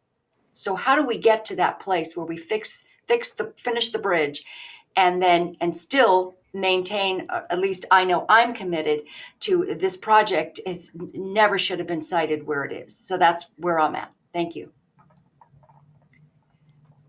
Todd, does this, perhaps any of this in terms of a workaround with ODOT, anything pop to your mind as far as options that we would have? Well, it's kind of like what Casey said. I mean, I don't have something on the top of my head. I don't have a workaround on the top of my head. It doesn't. Yeah, unfortunately, it's been able to- tied to it. It has become connected, and so the question and the challenge would be: is there a way, as Untying you it. said, to try to disconnect? And we would have to have conversations with ODOT and do some thinking internally about that. Thank you, Christian. That sound right? That's what I was trying to say. Commissioner Bershauer, thank you. Thank you, Chair. I think either untie it, or there was a clause in the agreement, the Connect 6 agreement that we talked about on Tuesday, that essentially says that we have a right to terminate the contract if something about local state laws make the bridge or make the project to the point where it is improbable. I can't remember the exact language, but it seems to me like we could explore that a little bit too, because as I said on Tuesday, it's not like maybe any of us predicted that we would be in this situation. So if we have rights to termination of the contract, and some of that is includes the probability that we would run afoul of state land use laws, then that's something we need to explore too, because we do. And I think termination. I think termination would still, in all likelihood, require a repayment of the grant amount to ODOT, and I'm not so sure that simply terminating that agreement would open the door to completing the construction, because again, those two have now been joined together as part of the land use proceeding. And Todd, stop me if I'm wrong, but I would suspect that if we followed that suggestion, terminated the Connect 6 agreement, if we tried to begin construction or complete construction, we would likely face a challenge from the opponents to completing that construction, which they would likely bring to LUBA, and LUBA has thus far stayed our attempts to complete the bridge as a separate matter from the larger trail development. So they've been joined, and it's something that we can certainly think about and consider. But I think that's one of the risks there, is that we might face a challenge again from the opponents if we were to try to complete construction. Commissioner Kula? Thank you, Chair. Sorry, I need to get my tech straight. I appreciate Commissioner Bershauer's comments and the wondering if there's a path forward. And I think we've heard a significant amount now that it makes me think that I would appreciate giving this process some time. Because I want to make sure that the money that we have expended, we don't have to repay, and that we get that bridge completed. Because honestly, even if somehow the path goes on into Yamhill on a separate route, we're going to be doing some land swaps. If things like that happen, there will be people who will be grateful into the future for this bridge that Todd Sadlow so kindly asked to have be very, very strong. I'll just say that. I was like, hey, we've got a footbridge over on Old Sheridan Road. Can we use that? I remember that. This is what I talk about in my weekly meetings. Hey, we've got a footbridge over here. But to be on a more serious note, there are a lot of people in the community who dearly look forward to using this trail. I seem to recall that there is at least one member of the board of the Yamhill Westsider Trail Friends group who is a longtime farmer on the Banks Vernonia, and has joined this group specifically because he was opposed. And then when it didn't impact him, he became a big lover of it. And I'm not suggesting that that's going to happen, but I do know that as you work through things, sometimes they change, and sometimes they become more palatable to the people who oppose them. I know that I've seen that happen, and you bring up the landfill, and we've seen that happen with the landfill decisions as well. Thank you, Commissioner. I just want to say that we do have a motion on the floor, and I, before I make any recommendations or anything, what I do want to say is that clearly I have been and will continue to be opposed for all the reasons I've talked about for the last almost 7 years about this trail. So that for me will not change, because the conditions of why I oppose it haven't changed. What I am still hoping for is for us to come to the place where we can put to bed the whole completion of the bridge question. The rest of it for me is clear, but it's this bridge and how we sort of pull that out of the bigger picture. Commissioner Bershauer? Thank you, Chair. I just want to state that for a clarifying point, we are already in breach of the contract, the Connect 6 contract. We have not signed an amendment. We have not satisfied those issues. So it's not as though a withdrawal of this application is suddenly putting us in breach of contract. We are already there. And we've discussed this amendment that's sort of floating out there. It does have specific dates where we would be asked as commissioners to sign on and say, we in good faith believe that we can meet these requirements. I'm not willing to do that based on history and what's happened so far. So there's an issue there. There's going to be a problem there. But we are already in breach of this contract. I don't see how we can get from point A to point B. And I realize, and I'm sensitive to the fact that we have this 95% complete bridge and it doesn't make any sense. But the only way you satisfy that at this point is to have some sort of mediation proceedings with the opposing group. And in order to get to that point, essentially you're talking about opening up the remand discussion. And I think we have every indication in front of us that says they're not going to come to the table with us on that. So there's a point where you say, when is enough enough? How much more taxpayer dollars are we going to spend getting to the end of the road and there's a big brick wall in front of us? I don't understand that. And it's not something that I'm going to support going forward. So I'm sorry, go ahead. No, Commissioner Bershauer, can I just respond to something you said? Are you finished? I'm sorry, I didn't mean to interrupt. Well, I was just, it's very frustrating because we are a different entity. We're a government entity that is the applicant for this land use. And yet we've had some pretty heated land use battles in the past. The Riverbend is one of them. And I seem to recall that fight was over the same type of issue, the impacts to surrounding farmers. And I think to myself, how would the opposition to the expansion of the dump felt if Riverbend just decided to start working and just start expanding, even though they're in the middle of a heated land use debate? Would that have been acceptable? Of course not. Commissioner Kula, you brought up about the rock quarry next to your place. Would it have been acceptable for them to just start blasting and digging down and start work, even though they didn't have a permit to do so or permission to do so? Of course not. So we're kind of applying different standards to us as a government entity, and yet private folks are held to a different standard. It just doesn't really mesh well with me. A couple of things. I always like the saying, doesn't matter how the donkey got in the ditch, we got to get the donkey out. And the donkey's in the ditch. There's no question about it.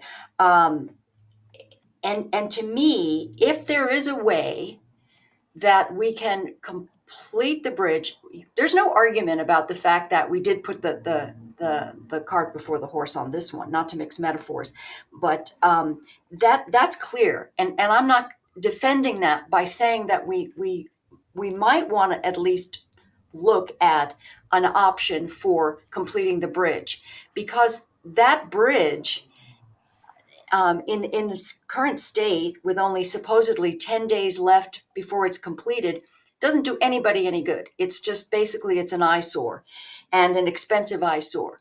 So if we can, in negotiation, find a way, and that's working with the opponents, working with ODOT to complete the bridge, that doesn't necessarily mean that we have to have a remand hearing, I would think, and that we have to then approve the entire project. It's just to me, we're so close that although I would never want to support anything that would advance this project, I also think that there might be prudent for us to at least explore that option. And once we've said, look, it can't be done, then we can put that piece to bed. But we don't know that. We haven't gotten that final no. Commissioner Kula. I didn't want to interrupt you, but I had, it's going to sound like a joke, but it's not, which is that you're probably the one who should talk to Cooper Brown from now on. And I mean that in the best way possible, is that if we're going to find some path, some come along to pull that donkey out, it's going to take some creativity and some persistence, to be perfectly frank. Yeah, so thank you for those words. And I'm not interested in dragging this out, and I certainly don't look at the July timeline as the end game here. What I'm saying is perhaps another week to just answer that one question: can we complete the bridge without? Is there finding a way to complete the bridge? If in a week we come back and we can't do that, then we consider the motion. Christian? Sorry, I would just want to try and clarify too. Complete the bridge while remaining in compliance. And I appreciate Commissioner Berschauer's statement that while we're technically past the timelines now, you did hear ODOT express a willingness to continue to negotiate. So assuming we could continue to work with ODOT, are you looking for a way to complete the bridge and remain in compliance with our Connect 6 grant agreement? Or are you looking for a way to complete the bridge, accepting the fact that the only way to get there might be to end our Connect 6 grant agreement? So to me, again, it hinges on, first of all, not repaying the grant and completing a project that was expensive. So those two to me are sort of inextricably tied together. Right, so it would be a way to complete it while still operating under the conditions in the Connect 6 grant agreement, so that we were not in a position of having to repay those funds to ODOT. Correct. Okay, thank you. Commissioner Berschauer? Thank you, Chair. It's my understanding that that would then necessitate a remand hearing to discuss how we move forward and or mediation. And I don't support a remand hearing. I don't think we should drag this out any longer and waste our taxpayers' money. So if the conversation then shifts to mediation, then I would assume that we would reach out to opposing counsel and ask. And if the answer's we're not interested, then we're back to square one. I know, but we haven't done that piece yet. So in other words, if we basically do that last little bit that says reaching out to opposing counsel, reaching out to the opponents in any capacity and saying, we'd like to finish the bridge. We understand what your concerns are. We'd like to finish the bridge. We'd like to just make ourselves whole on that component and see what they have to say. That doesn't necessarily mean that what we're going to do is pull a fast one and then move on. I think they know my sentiment, and I think they know your sentiments enough to know that perhaps we get something in writing that's where we're going. Commissioner? My concern is that they don't have the authority to say that. They don't have the authority to say, okay, sure, go ahead and proceed with your conditional use permit, and and you have legal authorization to continue work on the bridge and finish it out. I don't think they have the authority to say that. It would require that they basically step back and say, oh, right, we won't challenge you anymore. And I don't know that, given what they've invested in this, that they would be willing to do that.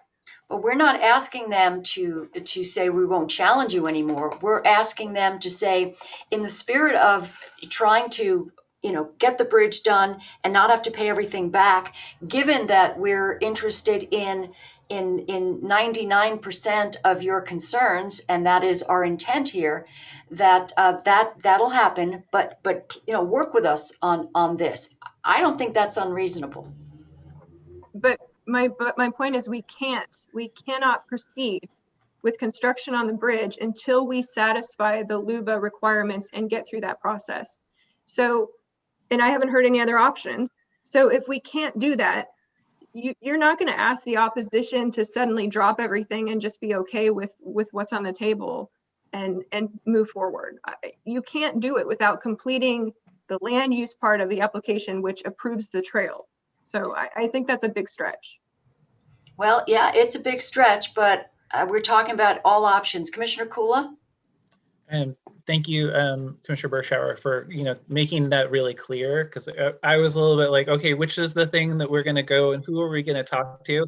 What I was hearing Commissioner Sterrett propose, or chair, is asking council staff to do essentially a multi-pronged approach to information gathering and requests, some to ODOT, probably some realistically to LUBA, and then some to opponents, to get clarification on you have to finish this particular remand in order to finish the bridge.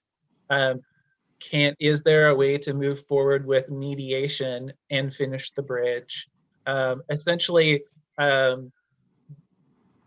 loosening the tightly coupled relationship between the bridge and the remand as it stands right now. That is what I was hearing, but I'm not sure whether that's what you meant. Yeah, exactly. And I think that when we say it's got to be A or B, it's got to be black or white, we forget that, again, negotiations could, we could get to a win-win here.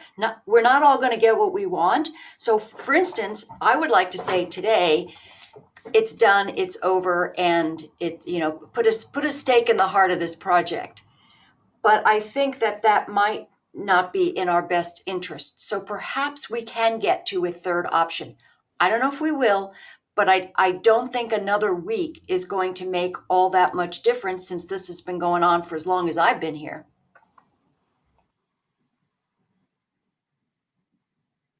Commissioner Bershauer? Thanks, Chair. I don't disagree. I think it's worth having the conversation with opposing counsel. Hopefully we can do that this coming week and touch base and see where they're at. And then perhaps explore if there's any other option to completing the bridge, but it doesn't sound like there is. But I don't think that's unreasonable. I think that we should reach out to opposing counsel, or at least the group, and see what they think. So are you withdrawing your motion, or how do you want to proceed? Well, I don't know, can it carry over? Can you table that? Can we table the motion, or do you have to withdraw the motion? It's probably just as easy to withdraw it, because there's going to be a number of additional pieces of information that are going to have to be gathered and brought back before the board. And it probably would be best to simply withdraw it, go gather the rest of the information, come back, have that conversation, and then allow for one of the commissioners to propose a motion having all of that additional information. That would be my suggestion. And then restate the motion in terms of what Christian just outlined. Restate the motion. Perhaps we vote on that today, restating that as a motion if you amended it, rather than withdrawing it completely. So it's sort of like we all know what the path forward is going to be. Does that make sense? No. That was blunt. I mean, we could move forward without acting. If Commissioner Bershauer wanted to withdraw her motion, we could move forward with the board having conveyed to staff what they would like us to pursue and the questions they would like us to try and answer over the course of the next week, and then come back and have that discussion, and then introduce a new motion at that time. Okay, that makes sense. Commissioner Kula, do you want to jump in here at this point? I can't remember. There was something specific I was going to say, but it's totally gone. I think I wanted to add that it might be better, and we've covered this, to not have a motion that gets carried over, because we may learn new things. I did want to note that Luba really, okay, let's see, can I say this without getting in trouble with Todd? Luba didn't like that we only talked to the attorney. How about that? So I want to make sure that this is something that's very plebeian, or open, that people get communicated with without going to one person. Todd. I would just don't want him to go any closer than he did. So sorry. So perhaps Commissioner Bershauer, you wanted to maybe give staff additional instruction about that component in terms of more of a widespread conversation? Sure. Well, so I'll formally withdraw my motion to have the county withdraw the land use application with regard to the Hills West Side Trail. And then as far as perhaps conveying to staff some detail about what do you want to go ahead and articulate that? Sure. Well, I think we need to, with regard to a potential mediation, with the end result being a desire to complete the Stag Hollow Bridge, would the opposing group be amenable to that in any way, shape, or form? Number two, can we, which would necessitate a reach out to either opposing counsel or whoever, the farm group. Number two, can we even finish the bridge just for the sake of finishing the bridge without any sort of purpose that's tied to the construction and completion of the bridge? Was there another one that we were kind of curious about? No, and that's That kinda key. covers it. That last element is important, because I think we already talked about that being a consideration. So Todd and Christian, does that sound like enough meat on the bones there? And Commissioner Kula, did you want to add more to the guidance for staff? Yeah, I guess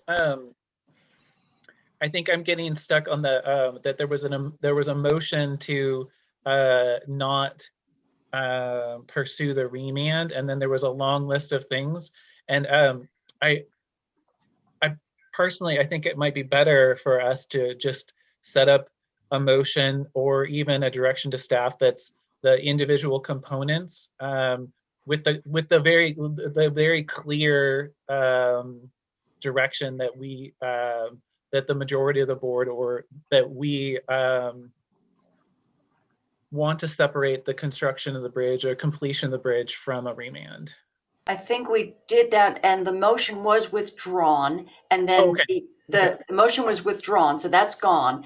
And then the suggestions and direction to council were specific in that regard. Is there anything else that Todd or Christian didn't get from that summation there?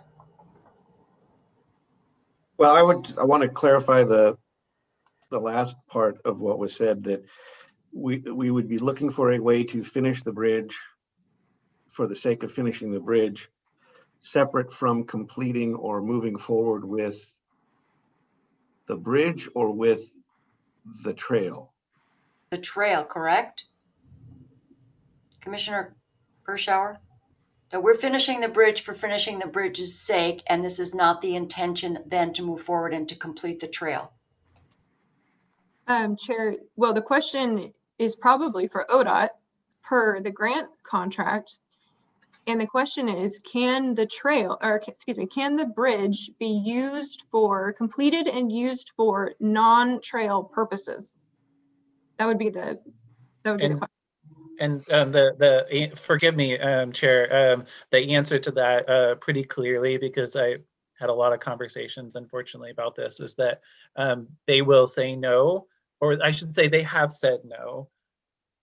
But we are in a new period where we're asking questions that we hope for a different answer for. And I would agree, and I think you heard from Sunny earlier today that I think that's right. If our goal would be to complete the bridge without the intent of completing or continuing trail development, that would trigger ODOT's desire to recoup grant funds. I think Sunny was pretty clear on that today. Commissioner Kula? Did you want to say something though? Well, I just want to follow up on that and basically follow up on what you said, Commissioner Kula, and that is that heretofore they have said no.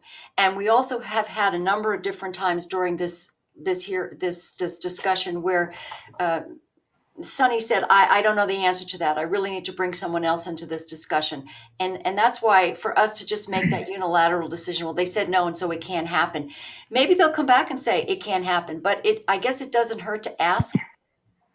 Just so that once again, when we have this final discussion, we've just asked every possible question of every possible person. Commissioner Kula? Okay, thank you. Yeah, I'm glad that I ceded a little bit of time for that. Yeah, I hear you. I think that one way that they could hear this from a different place is with the support of the board, because that has been, I mean, I'm sure that it has been in the ODOT mind, if ODOT has a mind, is okay, there's a shift in the composition of the board coming up, right? What I wonder about is whether ODOT would be open to, and this is slightly different, which is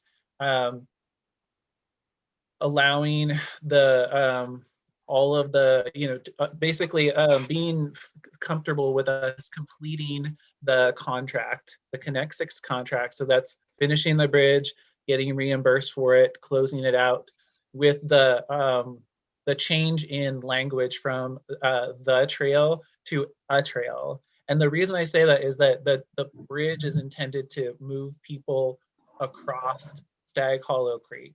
They've been very clear about that. They want it open to the public. That was open to the public was what I kept hearing over and over again. But with with Commissioner Chair Sterrett's comments, and it sounds like maybe former Commissioner Lewis had been doing some conversations, is that there still remains the possibility of having a pedestrian path that doesn't impact farmers and that they're okay with and that they even cooperate with. And so the reason why I suggest that maybe it's not this trail, but a trail, is a way to, in your words, kind of split the baby. Perhaps that's not something that you're even comfortable with and you wouldn't approve of, but I can see it being a path forward. Thank you for that. Commissioner Berschauer, did you have any thoughts on that? The A trail from the trail, so that we leave that door wide open for this project to never go away. Is that what you're saying, Commissioner Kula? Very crafty of you. That was good. Nothing like the article A and the, right, counselors? It means something. I'll probably give you a comma soon too. Depends on what the definition of is. And or shall and may. Okay, go ahead, Commissioner Berschauer. Well, to me, it sounds like ODOT's kind of already responded to this, that if there is a bridge, the bridge must be used for trail purposes per the grant. I mean, it seems pretty clear. So our option is potential mediation. I don't know how else to, I don't know that there's another route. If there is, then we should consider it, but I don't know. And I go back to the fact that it's fine to want to reconsider or reconstruct or reroute.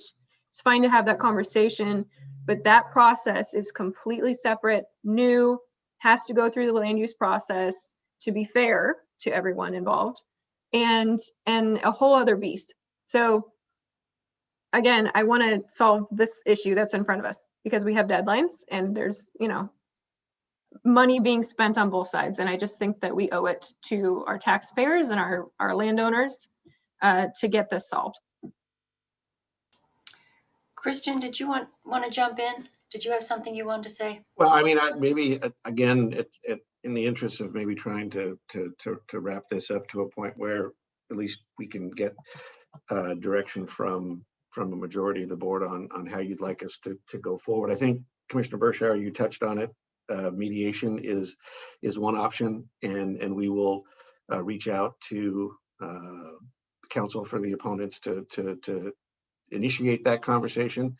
And I think if I'm hearing Commissioner Sterrett correctly, even though we heard from Sunny today, your interest would be to explore that a little further and have some additional conversations with folks at ODOT just to see if there might not be any other part of or any other path towards a solution. And we can certainly try and have those conversations. So that seems to me to be sort of where I'm hearing that you might be interested in having us have some additional conversations and try to come back with some additional information for the board to discuss and consider next week. Correct. So does that sound good? All right. We don't need any more motions. The other motion has been withdrawn, so we can pretty much wrap up that discussion and then regroup on Thursday with additional information. Commissioner Kula, does that sound good? I will be brief. Yes, thank you. I just want to say thank you. This has been a good conversation from my perspective, kind of working through some of the situations. So thank you for everybody for your respectful continued dialogue. And I think as I was listening to everybody, we've got polar opposite views here. And the one thing I see is the importance of, and what is it in farming, Commissioner Kula, a monoculture where you plant the same crop over and over and over and you kind of deplete the soil, but that's not good for anybody when you don't have the various crops. And I think, and I'm going to make as sort of the analogy to our supermajority in the Oregon legislature, where when you've got one group that doesn't, give, we can't come to any conclusions or anything different because everybody's saying it's got to be my way and you don't get a voice. And so that's why I think supermajorities of anything is not a good idea, because there is going to be something that comes out of this that might be a little different. Commissioner Kula? Oh my gosh, yes. I feel like we're talking about item I-4 at this point. Yeah. We are. But along those lines, before we move on to item I-4, that's what cover crops are for. Like clover? You think just because I was born and raised in Brooklyn, I don't know this stuff? I've heard about your garden. Come on, let's go. No, I think you probably could beat me in that area. All right. Well, thank you, everybody. If we don't have to do any more procedural stuff, we can move on to the next discussions, which are that would be item I-3, and that's the discussion of restaurant licensing fees. And we've gone rounds on the damage that the closures have done to our restaurant and hospitality industry. And my whole stated purpose in coming to the administrator and Health and Human Services Director is to basically say that under no conditions should anybody in this county pay a license fee to operate a business they haven't been able to operate. The question is, how do we go about getting these people to be reimbursed? And our county administrator has been up many long nights trying to figure out a way to do this. I know that we have to do it sort of according to what the law and the statutes say, but I'd like folks who have paid their license renewal fees to be reimbursed, although we can't use that word, and folks that haven't yet paid to be given a pass. And I don't know where that money comes from, perhaps economic development, video lottery, CARES, but a county administrator has hopefully more information. Yes, thank you, Chair. And Commissioners, just what I'd kind of like to do, because just kind of recognizing what time it is, and I know we still have a hearing that we need to open a little bit. So what I would like to do, Lindsay and I, we have some basic framework, and so I just kind of have some basic questions, and what I'd like to do is, based on your feedback today, if there's interest to proceed, I can work with Lindsay. We'll put it together as a formal proposal with the numbers and everything, and bring it forward for board consideration next week. Just really quickly, what we've looked at is licensing fees are on a calendar year basis, and so right now we have folks that are in the process of, they've either renewed their licenses for the 2021 year or they're pending renewal. And so what we'd like to do, because there's a lot of rules, and I'd like to make sure that if we don't have CARES Act funds, we don't have those resources available to kind of offset this.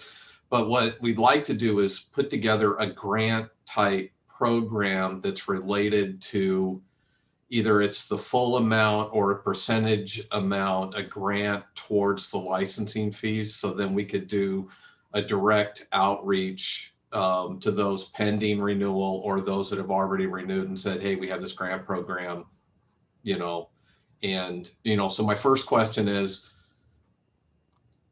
recognizing that there's going to be a fiscal requirement to it, that percentage, would you entertain something like a 50% or 100% or somewhere in between? That would be question number one.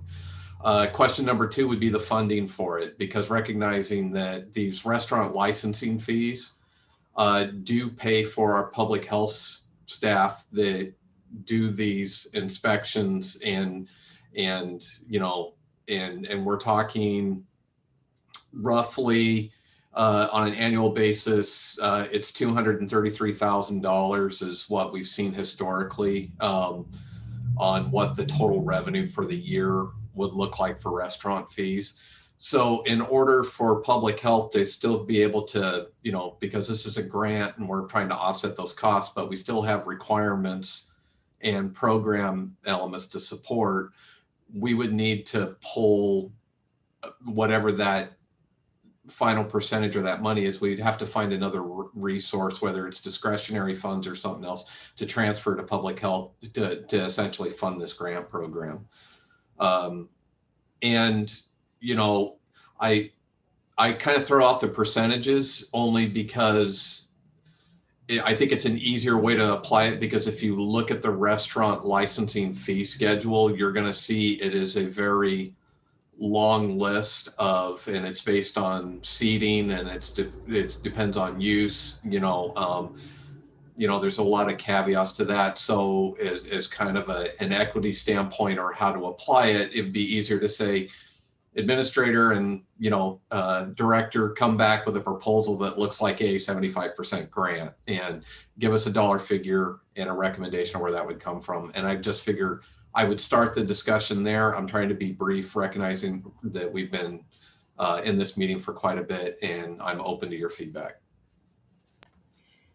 So basically, when you're looking at a restaurant like a fast food drive-through that perhaps is not experiencing any reduction or significant reduction in business, that's one fee, correct?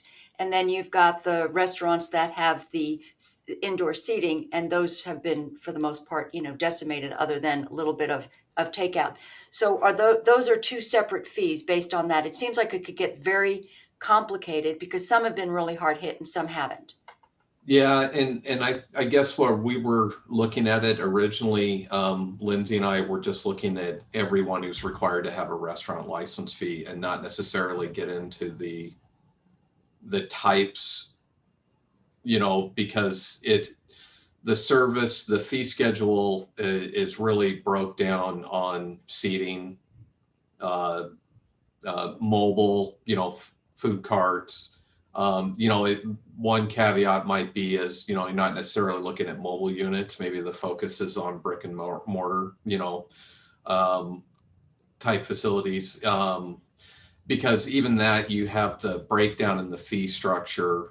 You know, it starts at 0 to 15 seats, and then it goes clear up to those venues that are 150 plus seats within the restaurant.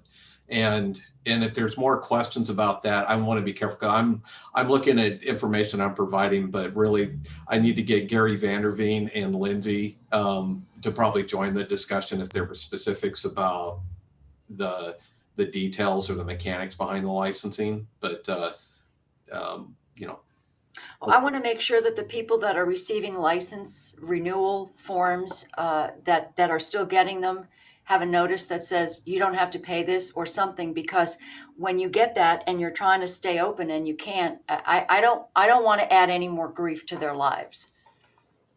Commissioner Kula? You know, if I could say that better, I would. So what I wonder is, and I recognize that there's urgency, it's time sensitive, as it were. I guess the question was for Ken, and I'm aware of our county's financial situation, and I think it would be best. I think it should be a priority for us as a Board of Commissioners to do what we can for restaurant licensees, including waiving 100% of their fees. And I do think that it's probably good to just be like, everybody's renewal is covered. But what I don't know is where that money would come from. And so that's kind of the question for me. But I really appreciate you bringing this up, and I really appreciate Ken doing the research on it. I just want to make sure that we don't delay this too much in a way that causes, as Commissioner Sterrett pointed out, causes grief to people who are like, I'm not open, how am I going to pay this?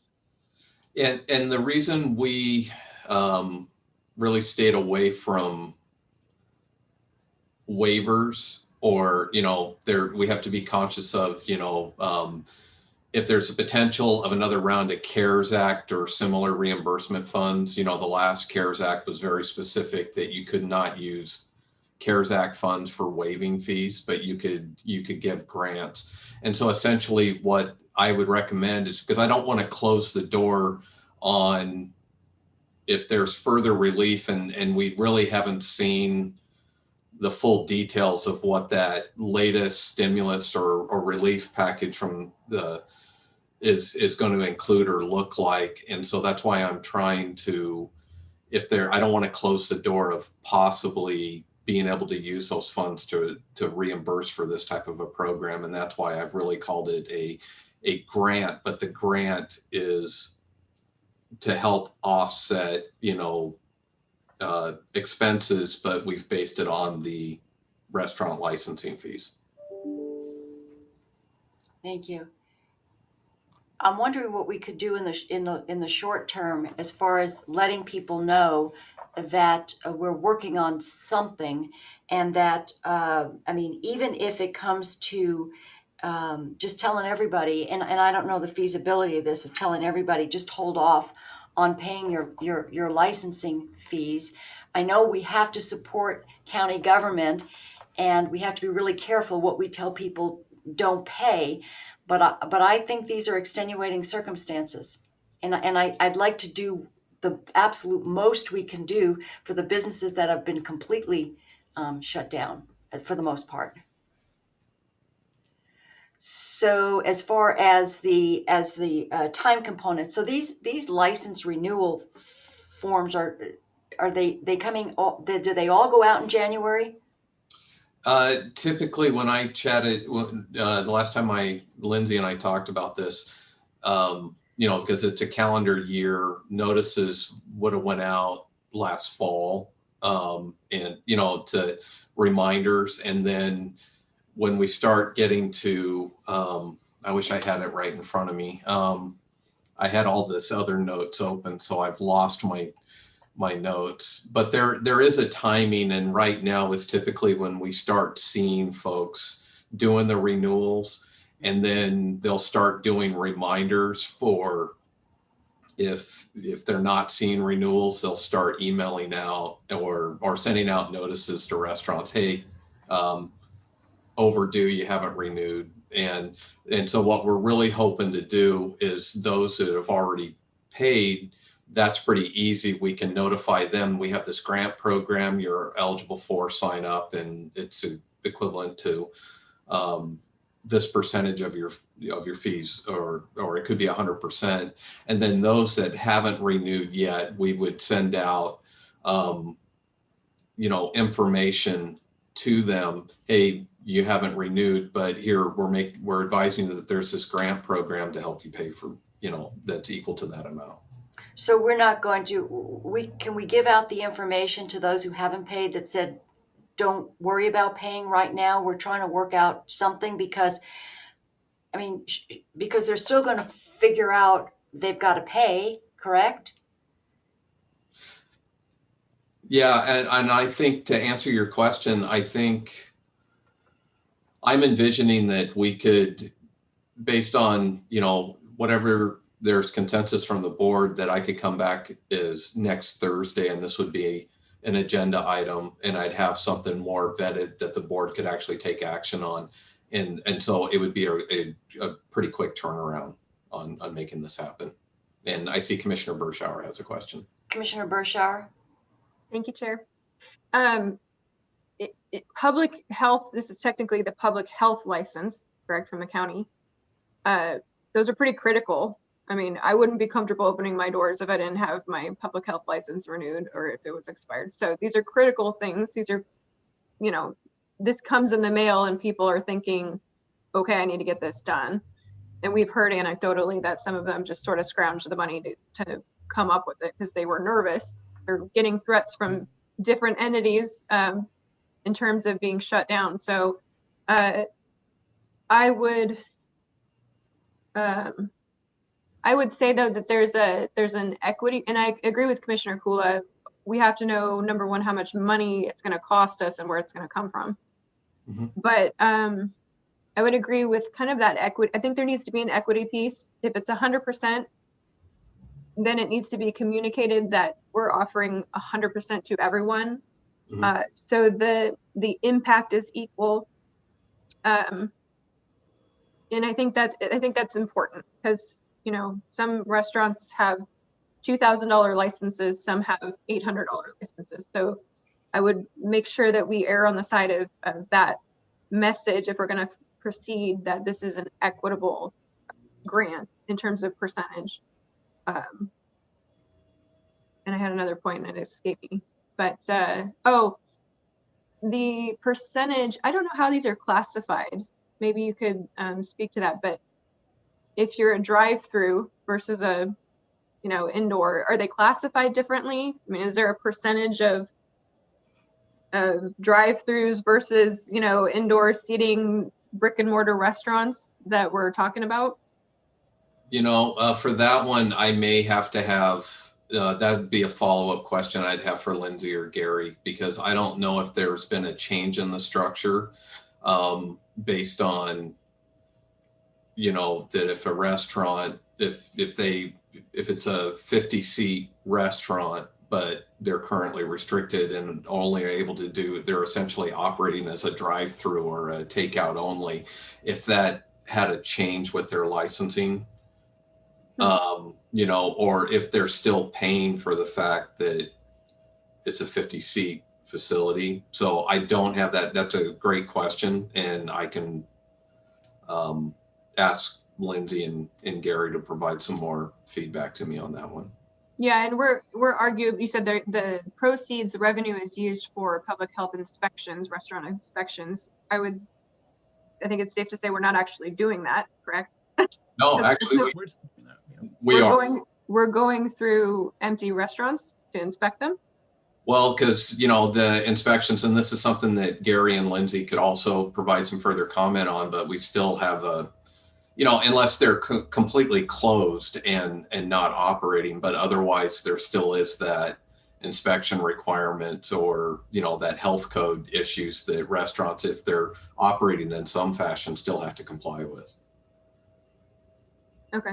So unless they're doing outdoor dining, they're not operating, but Takeout.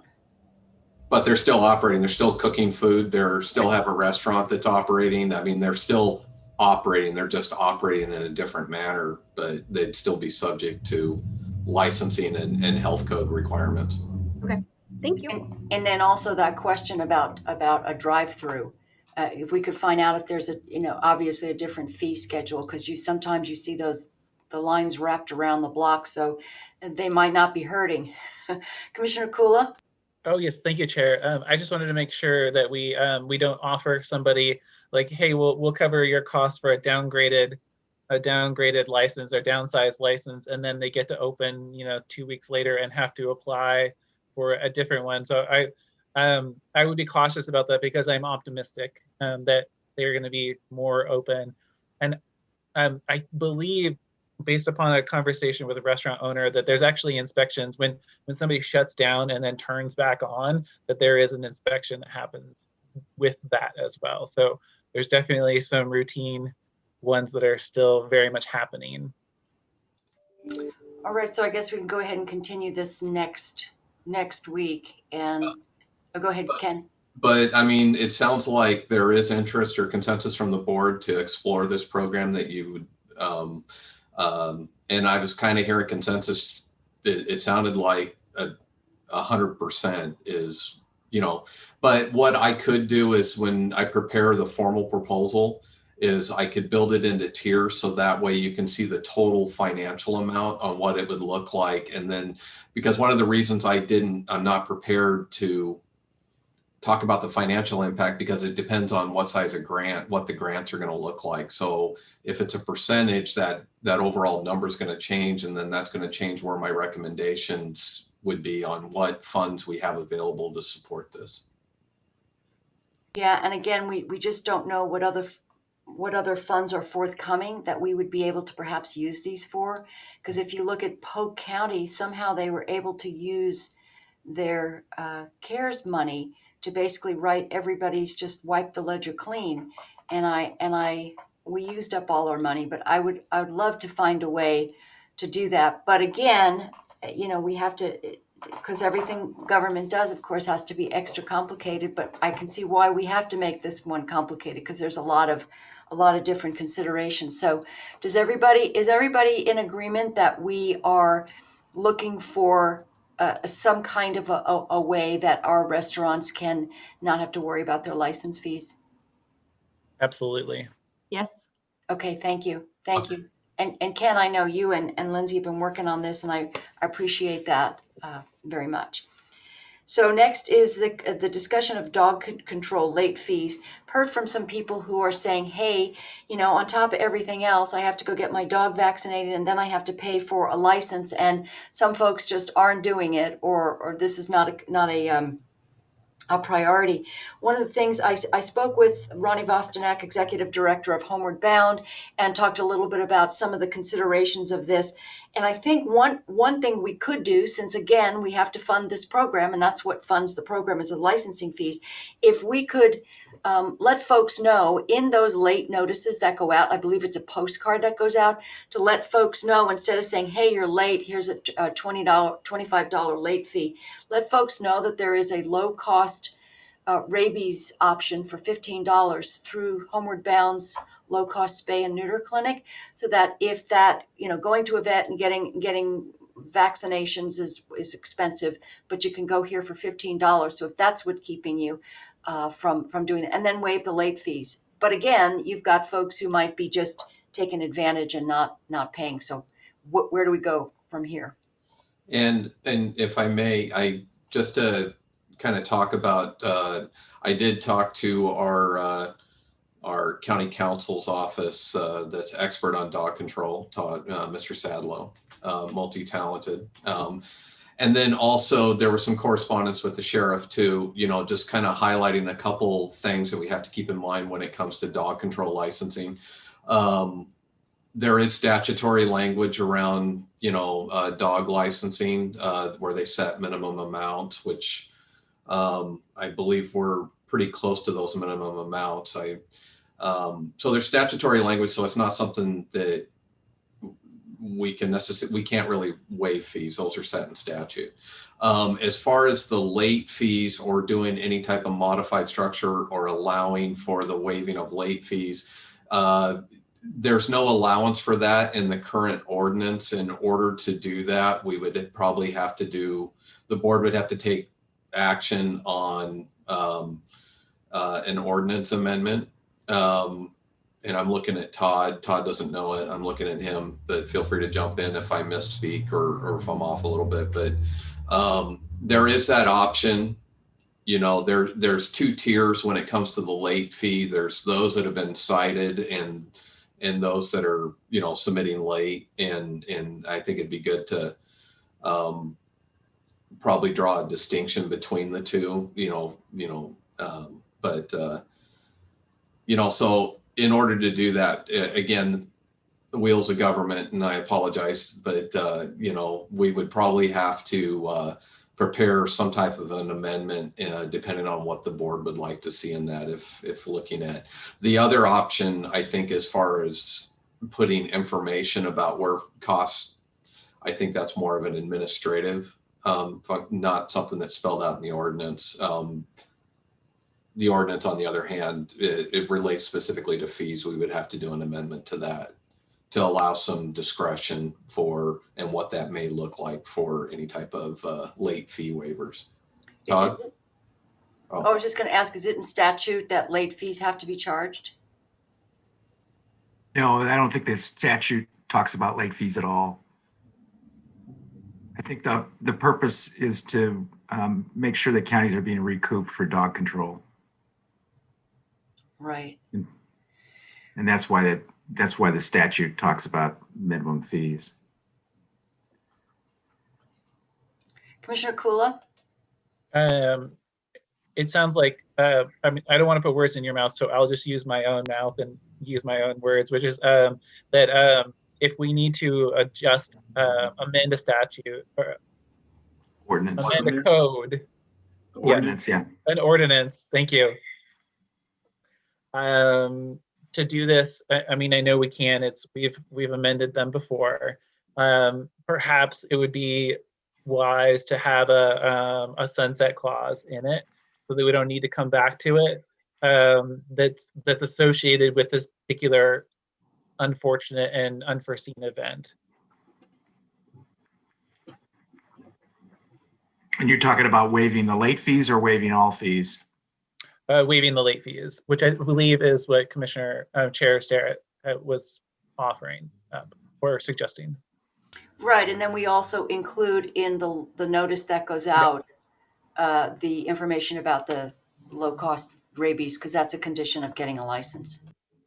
Yes, thank you. I meant to mention that. Yeah, make that very clear to people.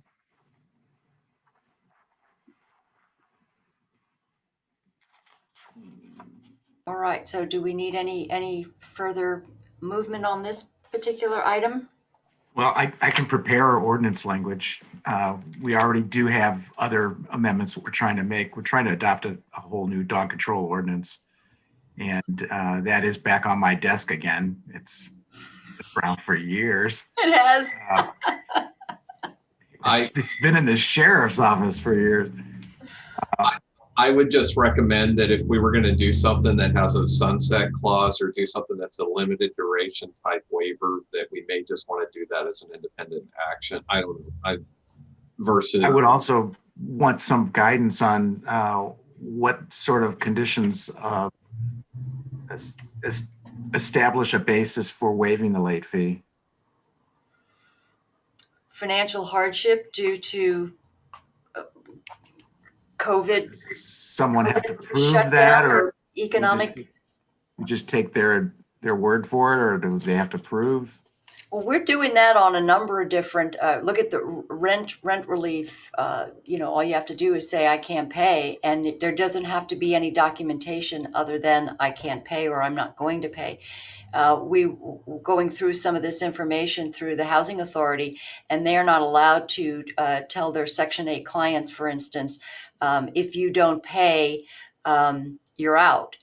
That they actually have to worry about harassment concerns. That if someone says to you, I can't pay, you have to accept that in the Section 8.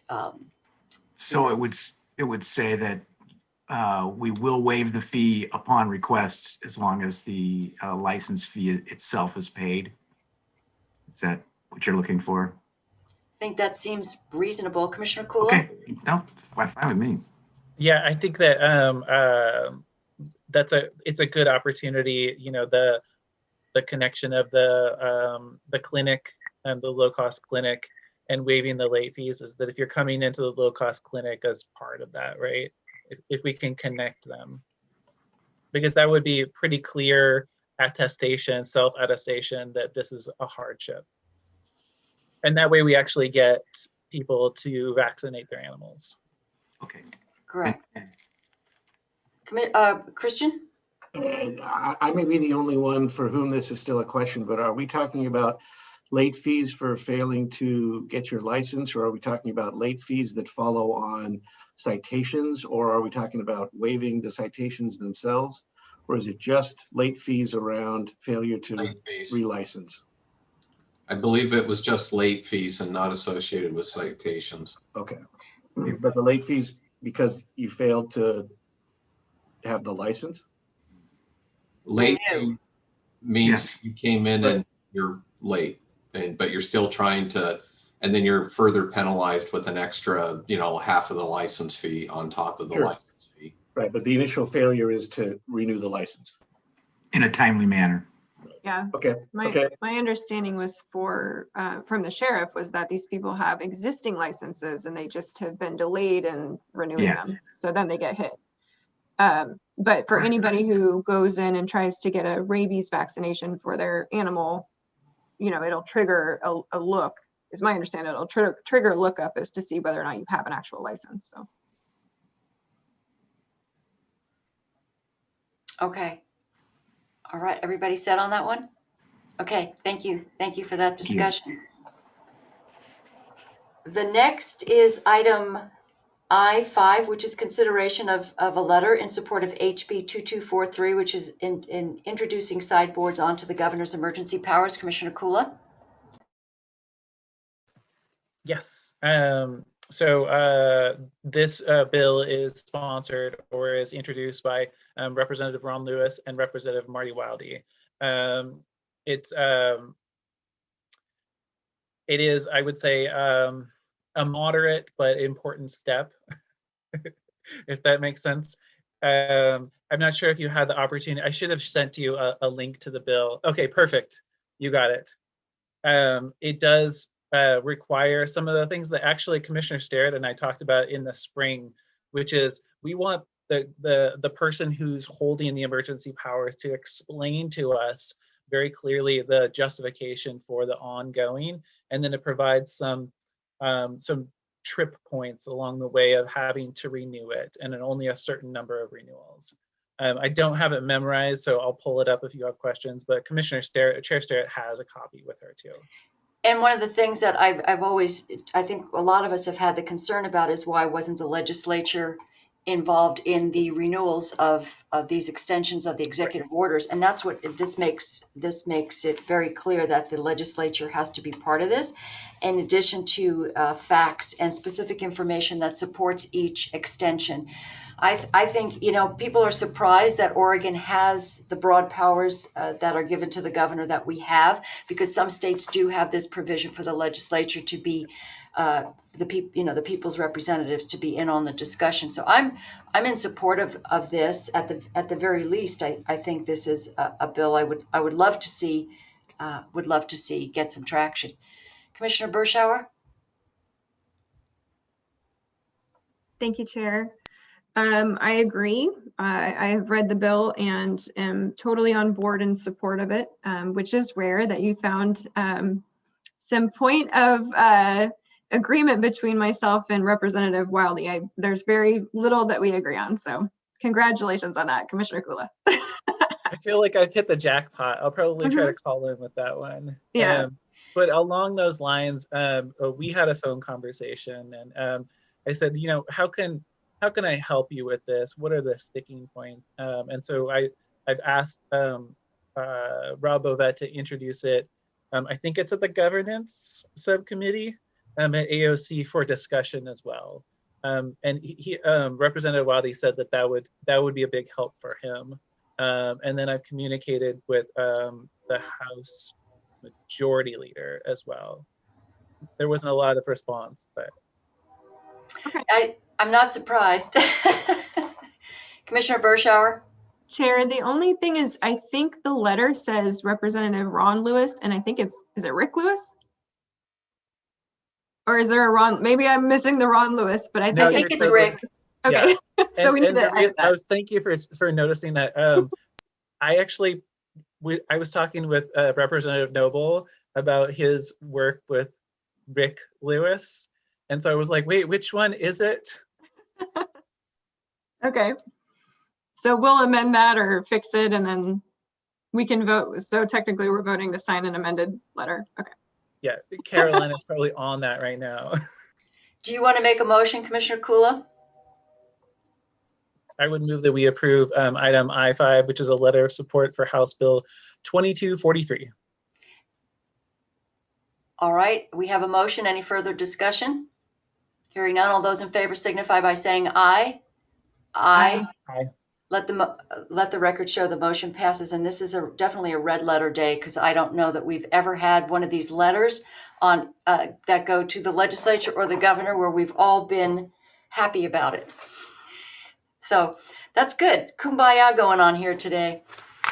All right, let's move on to our public hearing, which is item J, and that is in the matter of item JI, docket number FT 13-20, which is an appeal of the planning director's approval of a forest template dwelling, tax lot 5435-600. The applicant is Catherine Wright, representing Loyola Heights LLC, and the appellant is Dennis Brutke, and that is continued from November 12th, 2020. And I would like to ask for a motion to postpone until a date certain, which would be February 20th. Rather February 25th, because the appellant and the applicant are trying to work things out, and we always like it when that happens. So does somebody want to make a motion? I move that we continue this hearing to February 25th. 25th. All right, we have a motion. We have a motion to continue the postpone until the 25th. Any further? And then, sorry, Ken has a. Oh, Stephanie's here. Yeah, I just wanted to here. really quick before you actually took action on that. I wanted to make sure Stephanie and Todd and see if they had anything to add before. I just wanted to make sure you opened the hearing. I was just going to say I didn't open the hearing. I just rushed headlong into it. So my bad. So No problem. Opening that public hearing, and the public hearing is now open, and we've had this discussion. And Stephanie, anything to add to the fact that they've both been notified and are in agreement of the 30-day continuance? Nope, nothing more to add. It sounds like they're very close to an agreement and just needed a bit more time to sort out the final details. So. Okay, so thank you. If there's any other discussion, I can go ahead and close the public hearing. And then we can vote. Do we need to vote on that after that we close the hearing or before we close the hearing? I think you need to accept the motion and vote on it, and then close the hearing when you're all done. Okay, so we have a motion. Any further discussion? Hearing none. All those in favor of accepting the motion signify by saying aye. Aye. Aye. Motion passes. Stephanie, thank you very much. So at this time, I'll close the public hearing, and we'll go on to announcements. And I'm sure that everybody, in the interest of time, unless there's something of great, and Commissioner Cooley, you're really pushing it, but go ahead, knock yourself out. Now, I recognize that I don't have a friendly audience anymore, but I just wanted to put out two things. The local or the Oregon Employment Department, they're the person in charge of coordinating their work share program, has a presentation for businesses. And they're trying to get it out to businesses about the work share, which is essentially the state unemployment division covers some of the cost of an employee if they're not working full time. I wanted to ask you if you had an interest in having them do that presentation for us, kind of as a way to get it out into the public more readily. I'm thinking more in terms of that. I don't know that we're the vehicle, because I don't think that that perhaps is the people who are watching, but I would hope that perhaps our local media or our chambers and even, workforce Oregon, folks get that out. Commissioner Bershauer, did you have anything to add to that? No. No. Right, and they are, I believe that there is at least one presentation scheduled for both both of the major chambers, so Newburgh and McMinnville. Okay, great. Yeah. I mean, I don't know that this is the place. I would love to see the information out there, but I don't know that us talking about it is going to necessarily advance that. But well, I will make sure that you get a copy of it then. Thank you. And maybe we can, is that something we can probably not put on our website, right? That wouldn't be appropriate, Ken? Or even maybe, yeah. Because who's going to find it? It's that type of thing. Let's be realistic. Who's going to find that? It totally is, yeah. And yet it's been a lifeline to some businesses in McMinnville. So I guess school districts and then ADEC have put it to very good use. I know that. Okay, good. Yeah. The only other thing I have is that I heard about it's a notice of funding availability for community development block grants for rental assistance, and counties have the option to apply for it. So I just wanted to put that out there. I'm not asking us to make any kind of decisions or even look at it now, but I just wanted to put it out there. I believe we brought, Ken, did I send that over to you for us to put on the agenda? Or maybe, basically, yeah, because we're going to do that piece, and then YCAP would administer the rental assistance, and then Housing Authority is going to administer the landlord assistance. So those are those two components. So I don't know if we have to, anyway, we can talk about that offline, but I think that we were going to try to approve that as a board, and then let give YCAP the information. But yes, we're working on that piece. Oh, I do have the request. Sorry, I get so many emails. It took me a while to find it, but you're right, Commissioner. You did send me that, and you asked for it to be on the agenda for next week.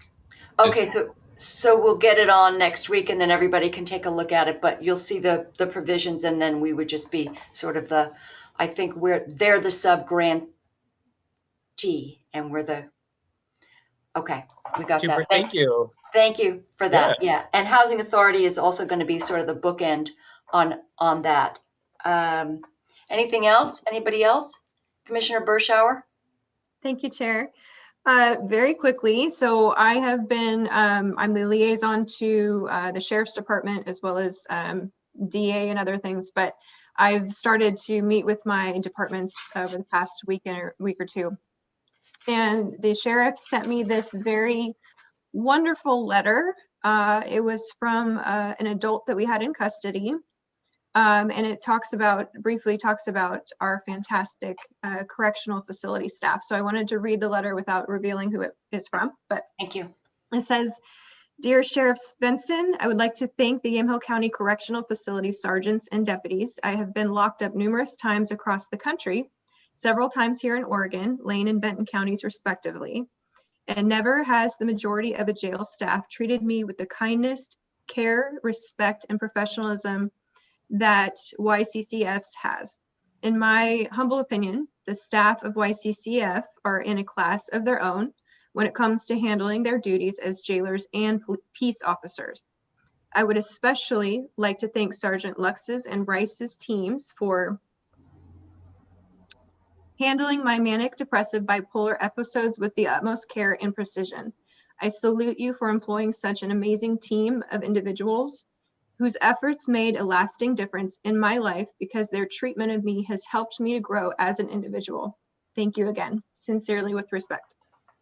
Wow. So I just wanted to share that. That's a wonderful, wonderful feedback, and it's probably pretty rare coming from someone that we had in custody. So it's extra special. So thank you for bringing that to our attention, and I hope that gets wider distribution, because it's we hear about all the negative aspects of incarceration, but I know that. I just hope that this individual doesn't like it so much right. that he wants to come back. All righty. Is there anything else for the good of the order? Because if there's not, we'll go ahead and adjourn today's meeting. And thank you all very much